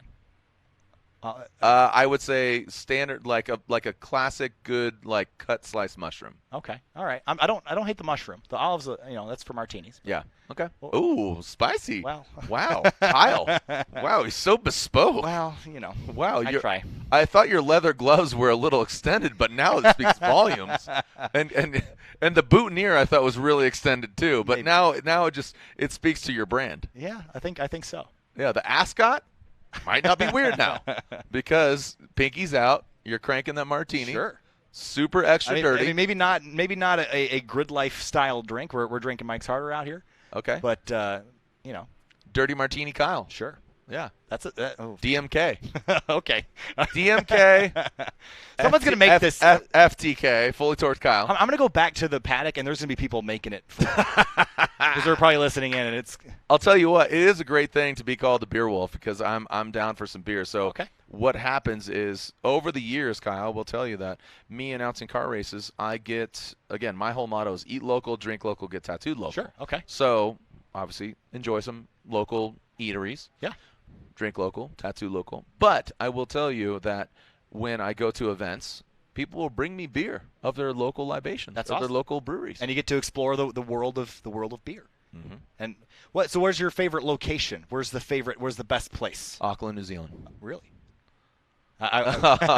We're getting chimed in here with our live stream crew. I would assume that's Magic Matt, yep, aka Magic Matt. Rally Matt, Magic Matt, whatever you want to call him. Matt, Grand Rapids. Yes. He says Grand Rapids is the place. best craft brew place spot to go. All right. You think Auckland, New Zealand, though? The key. No. As far as brewing and breweries, no. The one in my hand. That's my favorite. Okay. That's my fair favorite enough. beer. Fair enough. Yeah. Yep. Cool. All right. So we're I think we got that car getting towed here off. I think that's over in NASCAR 3-4. So we should get rolling and skidding and shredding here again. I love that you call it skidding every time. I mean, is it wrong? No, it's not. It's not. I mean, I feel not like at you have to have a lot of synonyms for sliding because that's right. what you do. Well, I will tell you, like Ken Block, he's an old friend of mine. I've known him prior to his now infamy of being in the motorsports community. He's always been into cars. But he had reservations of calling Gymkhana drifting, where he slides a car around. He says it's power drift or I slid or this. He didn't use the word drifting. And I had to correct him, say, yeah, man, it's drifting. It's okay that you are using the word drift. It's not exclusive to the sport or the style of driving. It's like hooning, and obviously creating a brand and hoonigan and this and that. But drifting is common vernacular now in motorsports. Yeah, absolutely. And you hear it and you see it, and I love it seeing and being utilized just like the word "send it," where Max Verstappen used like full send. So look at Odie. Speaking of full send, yeah. Dean Carnage Carney. He's the Pope. He's sending it out there. Oh, dude, lick the stamp and send it. USPS all the way from Ireland. The Oracle lining Dodge Viper on Achilles tires. He is full pull right now with Larry Chen. I don't know how he's grabbing that imagery because he is getting blinded with a marshmallow cloud of smoke as laser beams are shooting out of both my eyes as well as Ryan Literal and that Power Stop S14. And here come some of the bros as Jabay shoots Perfect off. aim. Perfect aim. Perfect aim at the twin E46s. And there comes your pie with your dumb green olives, Kyle, in your martini. Oh, man. Hey, purple lasers, man, very on brand here for GRIDLIFE. Purple and blue and the teal and the kind of the, what do they call that? The vaporwave aesthetic. Always about that, and it just creates a super futuristic, like, nightclub feel. But it looks very Art Deco to me. It's awesome. It's very South Beach. Do you know South Beach is? Have you ever been to Florida? I have never been to Florida. I love this. Yeah, no. Kyle, I feel like Aladdin. I can show you the world. Oh, boy. Shining, shimmering, splendid. Kyle, let me tell you. Farthest south I've been was Braselton, Georgia for GRIDLIFE last year. Which is one of the most phenomenal tracks. Great. Love Road Atlanta. Great track. and it has played host to many things, including Petit Le Mans and racing and grid life, of course, South. And I would call that the Monaco, like I said earlier, of Formula Drift. Here we go. Ryan Turk. Speaking of Formula Drift, two fierce competitors. Ryan Turk, never a champion, always a contender. But, we got the Drift Alliance bros. We got Ryan Turk, Chris Forsberg, and is that Chelsea Denofa or is that Vonkin Jr.? That is Chelsea Denofa. Yep. So not a Drift Alliance bro, but two of them leading the pack as Ryan Turk in that Toyota Corolla took a licking but keeps on ticking as Chris Forsberg dives in deep. And look at Chelsea Denofa, the gold nose. Looks like he is about to get a bloody nose, but no, he backs off. Good job with that RTR signature LED light grille. Ryan Turk maintains that angle as Chris Forsberg lights it up. The tire flies keep on spinning as they keep winning. But there's no trophies here, so we're just going to keep on. The trophy grinning. is getting to participate, and we get to watch this. Everybody wins. Everybody wins. The spectators get to win. Yeah. And, right? Again, everyone's been doing a great job down there. Masks and distancing and all that. And I think everyone at home who's enjoying it from the comfort of their couch or their bed at this point, they are getting one heck of a show. You can't get this anywhere else other than right here on Grid Life Live. Dude, TGIF. TGI Grid Life. Absolutely. TGIG? TGIG. Thank God it's Grid Life. Thank goodness it's Grid Life. Okay. I don't like. Fair enough. I'll give you say his name in vain. You know, I'm a. Sure. I'll give it to you. You know, I'm a believer. All right. On board. I mean, lasers, man. Lasers, man. I mean, that's that's the response. I mean, you know, I believe in him. Lasers, man. I mean, is that? I love it. No, it's perfect. That's what you got. There's no words, man. There's just we got lights, we got cars, and we got beer. Yeah. What else do you want? How's your White Rascal? Pretty good. I've had plenty to drink tonight. In terms, I had my Sprite earlier. I gotta make a trip soon, so I gotta make sure. Yeah, I told you I put shrooms in there, so I apologize to your mom and dad. They're gonna be texting you later and seeing what's going on. I don't know. If they're 100% legal. Go to a Dead & Co show out here. I'll show you some things. Look at Ryan Turk, Chris Forsberg digging deep into that pink and blue wall. Looks like again South Beach. Oh, Odie Bakshi's making a presence. Look at him, makes a little cameo there with the bros, as does Jabay. Ryan Turk, these guys are having a blast, man. They are having a blast. This is so refreshing to see them. Ooh wee. Woof. Oh, look at that. That was think of beauty. He's off. Oh, that's Turk. Off. What's so funny? I told Turk. I said, man, those wheels. They look, they look. They're different than what he's had before. He just picked up Rotiform. Rotiform is his wheel sponsor. I said, I don't know if I'm feeling those wheels, to be quite honest. I love the Rotiform dudes, but that wheel setup, he said, it looks more rally car. I said, but that's not a rally car. It's a drift car. It's a wide body Corolla hatchback, and it does have a rally-esque feel. Well, he just proved it. That's a rally car. That went in the dirt and came out, man. And it's good. It's good to see him again having some fun. Again, the wheel choice. Did you see the wheels? They're like I'm mesh. not close up yet, but I'll take a look. Hey, yeah. BTW, do you want to get a ride along? Absolutely. Okay. Yeah, I tomorrow I will get you a ride along. Have you ever ridden in a drift car? Not a actual. I told you I was with Tom in the Drift Civic last year. That doesn't count. Nope. Sorry. Tom's a driver. No disrespect to Tom. Look at Matt. What do you think? Which car should he go in, Matt? As Matt is listening, any of them are going to be satisfactory. Right. So let's do it. I want to get it. Not South. Let's. It's me. You. Okay. I want you to pee a little bit. You got to wear a diaper. We provide the helmets. It's adorable. Sounds good. And look, he's surfing. Kyle, you're going to be surfing the waves, big time, bro. I tried to get in at Road Atlanta, but our schedule is so busy I didn't get a chance. So I'll have to make. I got you. Tomorrow, it is happening. I will happily just lead this show. I know you are. I feel like I'm coming to your house and just kicking it in. I feel like a Beastie Boy. Hey, you're killing it, man. I got a professional with me tonight, which is yeah. I don't know. Don't sell yourself short. I appreciate it. Thanks. My mom thinks I'm the best. Well, mine does too, but we can't all be the best. You know what? We all get participation trophies here. Sure. And that's what's going on here with drifting is it's participation, it's excitement, it's oh my gosh, these laser beam shows. I didn't even know you can make a circle. How do you make a circle with a laser? I don't know, but I'm super stoked on my own GIF. That's I don't know. That's geometry or something. That is laser beams. Where's the sharks? Where are the sharks? I need sharks with laser beams. Sharks with laser beams? Yeah. That's getting out of hand. No. We got to do this in an aquarium next year? It's happening. Oh, that sounds awesome. Yeah, I'm in. Hey, rattle off our sponsors. Anybody that's watching this right now is feeling the flow right now because it's currently 9:50 locally. Rattle them off. Well, we got Falcon Tire. Of course, Falcon Tire, sponsor of GridLife Live. Falcon's RT660 tire offers peak performance inspired by enthusiasts. FCP Euro, every part you buy is guaranteed for life. Think about that. SC Suspension, high-quality suspension kits and components for a reasonable price. Hall-Tech, world leaders in aftermarket ECUs. And at a high altitude, you need to have performance. How about 104 Performance? Feel the difference.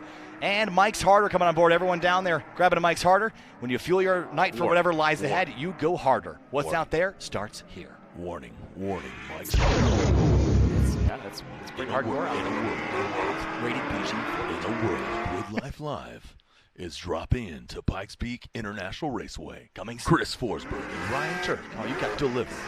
What's going on? Look at the voice, man. Let's crack, drop some lasers, and clutch kick and take some names. Larry Chen sliding in. Yeah, I've been doing it for a little You bit. got to do like you have a podcast. I got to go listen to that podcast. I do have a podcast. Let's do it. Yeah, it's good. Oh, you wanted to be on my podcast? Well, Are you no, inviting yourself? No, now? I'm just saying I need to go listen to it because Oh. your voice is very calming when you go to go low. Whoa! Look at Sparks! Sparks! Sparks! Everybody! Woo! Chris the Force Forsberg. We got disco balls dropping. We got sparks a flying and grid life night drift on the night shift. Oh, so We got you coming on. And I don't think we could play that song. Probably not. Otherwise, we'd get like get shut down. Probably. I will play it. I will play it. It's a great song. I'm trying to think of who sings it. Matt might pop in here because he's all about. I think he likes yacht rock. Oh, the Commodore sing it? Oh my goodness! I had no idea the Commodore sang it. Oh, great! I love the Commodores. Oh, look at that! That's epic. Yep, Chelsea Denofa, Odi Bakshis. Right now, I feel like you need to figure out who you're going to ride with right now. Well, we haven't seen Vaughn out there yet, have we? I don't know what's going on with Vaughn. I think Vaughn is potentially having some issues. Love him dearly. Have not seen Lauren jump his Ultra 4 yet. But you know what? It's all about presence. It's all about being here. Sure. It's all about RTR. Oh, look at the strobe game. Oh, man. Yo, the shark fin is still on fleek right now with that Domino's Pizza shark fin. You said play the Jaws Yeah, well, thing there you earlier. go. Jaws theme, man. My gosh. We're gonna need a bigger boat. Yes. Look at the laser. Look at how lasers, man. Kyle, favorite movie, go. Interstellar. Wow. Yeah. That was a quick draw. I've watched it 1,000 times, and I love that movie. Literally. Well, probably more like 8 times, but it's a 3.5-hour long movie, so that's plenty. I haven't seen it. You need to. I'm a space. Thanks for asking, Fight Club. You're quick with that, man. Yeah. I was getting there. No, you weren't. No, I wasn't. No, You're you right. weren't. You You're literally right. weren't. Okay, I'm on Dang board. it, Kyle. All like, right. you got to give to receive. You know what I mean? Like, we're just having conversation. Sure. No, but so okay. Fight Club. Interstellar. Yeah. Okay. So I'm a space geek. I do some astrophotography in my spare time, and it's cool to like. Well, yeah. You just graduated from college. Yeah, computer engineering, Binghamton University. So that's fun. That's a cool thing. So that makes sense that you're here announcing drifting Yeah. and sitting next to me. I can't do a desk job, man. I got a taste of this, and it's so hard to be like, oh, I got to go do real things now. You No know thanks. what? I love it. no And anybody out there listening that professional in this career, I mean, who's really professional? Not me. I mean, you talked about it earlier and who you really enjoy. Yeah. And you talked about Mike Joy in NASCAR. I talked about Jerry Coleman. Sure. As far as commentating, we're just here to be tour guides of this adventure. Absolutely. And the adventure is Grid Life right now, cracking open into your living room or on your phone. I apologize, but wake Grandma up and tell her that Ryan Literal is firing off out of exhaust. Nice flick by that E46. Again, I will find out who the bros are tomorrow. I apologize, but it has been just an exploratory journey to revisit and experience all my friends back together, masked up. My wife told me, hey, you know what? Take more photos of people with masks on. And I'm literally wearing a mask in the photos. We're being responsible. You got to be. Yeah. Got to be able to be here and have fun. But I think everyone's been doing that so far. We're still here. We're still having a good time. And this case at Mid-Ohio and Gingerman and Audubon all the way through. So we're still here because we're being responsible here at Grid Life. And thanks I like the everybody. classic swipes, by the way. Yeah. Are you seeing those swipes? I am. Matt. Look at Oh, the my stuff. goodness. Whoa. Diamond swipes? Oh, I saw so oval good. swipes. All the swipes. Woo. Okay, let's get retro with these swipes. I'll We got swipe right on lasers. that. Let's do it. Oh, my goodness. We are late night Tindering. Yo, you up? Oh, wow. We're going full Olin Mills right now with the backdrops, lasers, all the feels. There's your shark. There is the shark. They're Skids. skidding. Yeah. Skids, bro. Skids. That's literally it. Treads and skids. I love just skidding. I mean, skid. Night shift skid. What? I mean, night shift skid. I mean, hey, well, let's let it That's roll. happened. That has happened on public television. That has happened. Oh my goodness. That has happened on ESPN. That has happened on multiple things. Night shift skid going on Night right shift skid. Tread some skids, bros. Let's do it. now. Looks like the Matrix on the far side of the Oh, track. that's so cool. I don't even know how you do that. That's basically witchcraft, I like it. Well, it's happening. but like for engineering nerds and optics people. Yeah. But hey, optics people are cool people, man. Look, they're doing all sorts of laser shows and things and lasers. I like it. And laser things. I don't know laser things. I took physics, but like Oh my gosh, you had like a sip of beer, Kyle. Literally a sip of Literally. beer. Hey, I got my white gloves back on. I'll tell you what, this event is tremendous. Obviously, love every event that I do. Love the Formula Drift family. Love what's going on. I will tell you that between Grid Life, Formula Drift, another event that, Kyle, if you ever want to come with me, Goodwood Festival Speed. Oh, I want to go. It is a tremendous event. I've watched it every year. I feel like you would fit right in there. Probably. Yeah. They got NASCAR up there too. They bring some stock cars Yeah. up. Well, they do drifting there. Yeah. Yeah. Let's do it all. I want to do everything. All the things. Give me a list of things, and I'll do all the things. I got you, bro. I will be your tour guide. Cool. I'm happy to be. You didn't ask for it, but I will be your mentor. I'm all down for it, man. I need Okay. a mentor. All right. There you Okay. go. Oh, we're cranking LaCroix. Where's the Mike's Harder out there? Got to find one of them things. Actually, you know where the Mike's Harder is in people's hands. Ah. They're drinking it. Well, they're cranking them and Yeah. throwing them away. Absolutely. And Recycling. Recycling. Thank you. Keep it green. Keep it green. Well, the lights have. Track's cold a little Yeah, bit. it is. Track's cold right now. Yes. We saw some bros out there in the golf cart, the Easy Go. That is not an LS. That is not a 2J. That is not an RB. That is not a VQ. That is not a VR. But Whoa. Was that? Please was- tell me that was a vape cloud. no, that's magic. That's David Blaine just I showed will up. believe you. Made a small cameo here. That is Okay. Puff the Magic Dragon. Okay. Ooh. Yeah. All right. I'm on board. Yeah, dude. Dragon Snoop Tales. Dogg, Wiz Khalifa, cameos. Boom. Cheech and Chong. Boom. Wait, that's the budget that Grid Life has now. Awesome. Yep, just to I blow gotta- smoke. Yeah. Yep. And lasers. Laser beams coming out of my mouth. And sharks. And, And all sharks. of the above. And Stewart, it's And- Jabay. there's Jabay. And then where's oh, Whoa. and there you are Hey, surfing. it's coming out of there the you are, smoke. dude, fully torqued. Absolutely. Up, disco balls, swipes. Where are the swipes?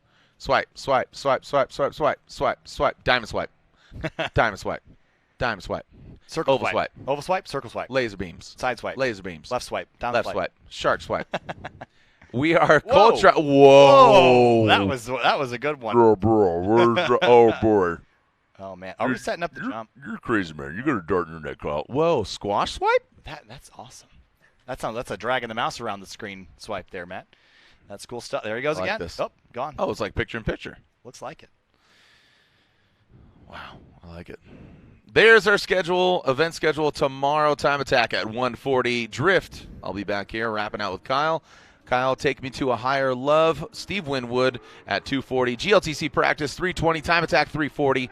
Drift 6 p.m. So that should be a good time. All right, so we're going to wrap things up here tonight, and we'll be back with you at 1:40 Mountain Time tomorrow with Time Attack. Will be the first thing on the schedule tomorrow afternoon. Lots of action. We got, what is that? It's 9-10 hours worth of stuff, so plenty of action here from GRIDLIFE Alpine Horizon. Thanks so much for watching here on the first of the 3-day event, and thanks again to our sponsors, Falcon Tire, FCP Euro, ST Suspension, Haltech 104 Performance, and Mike's Harder.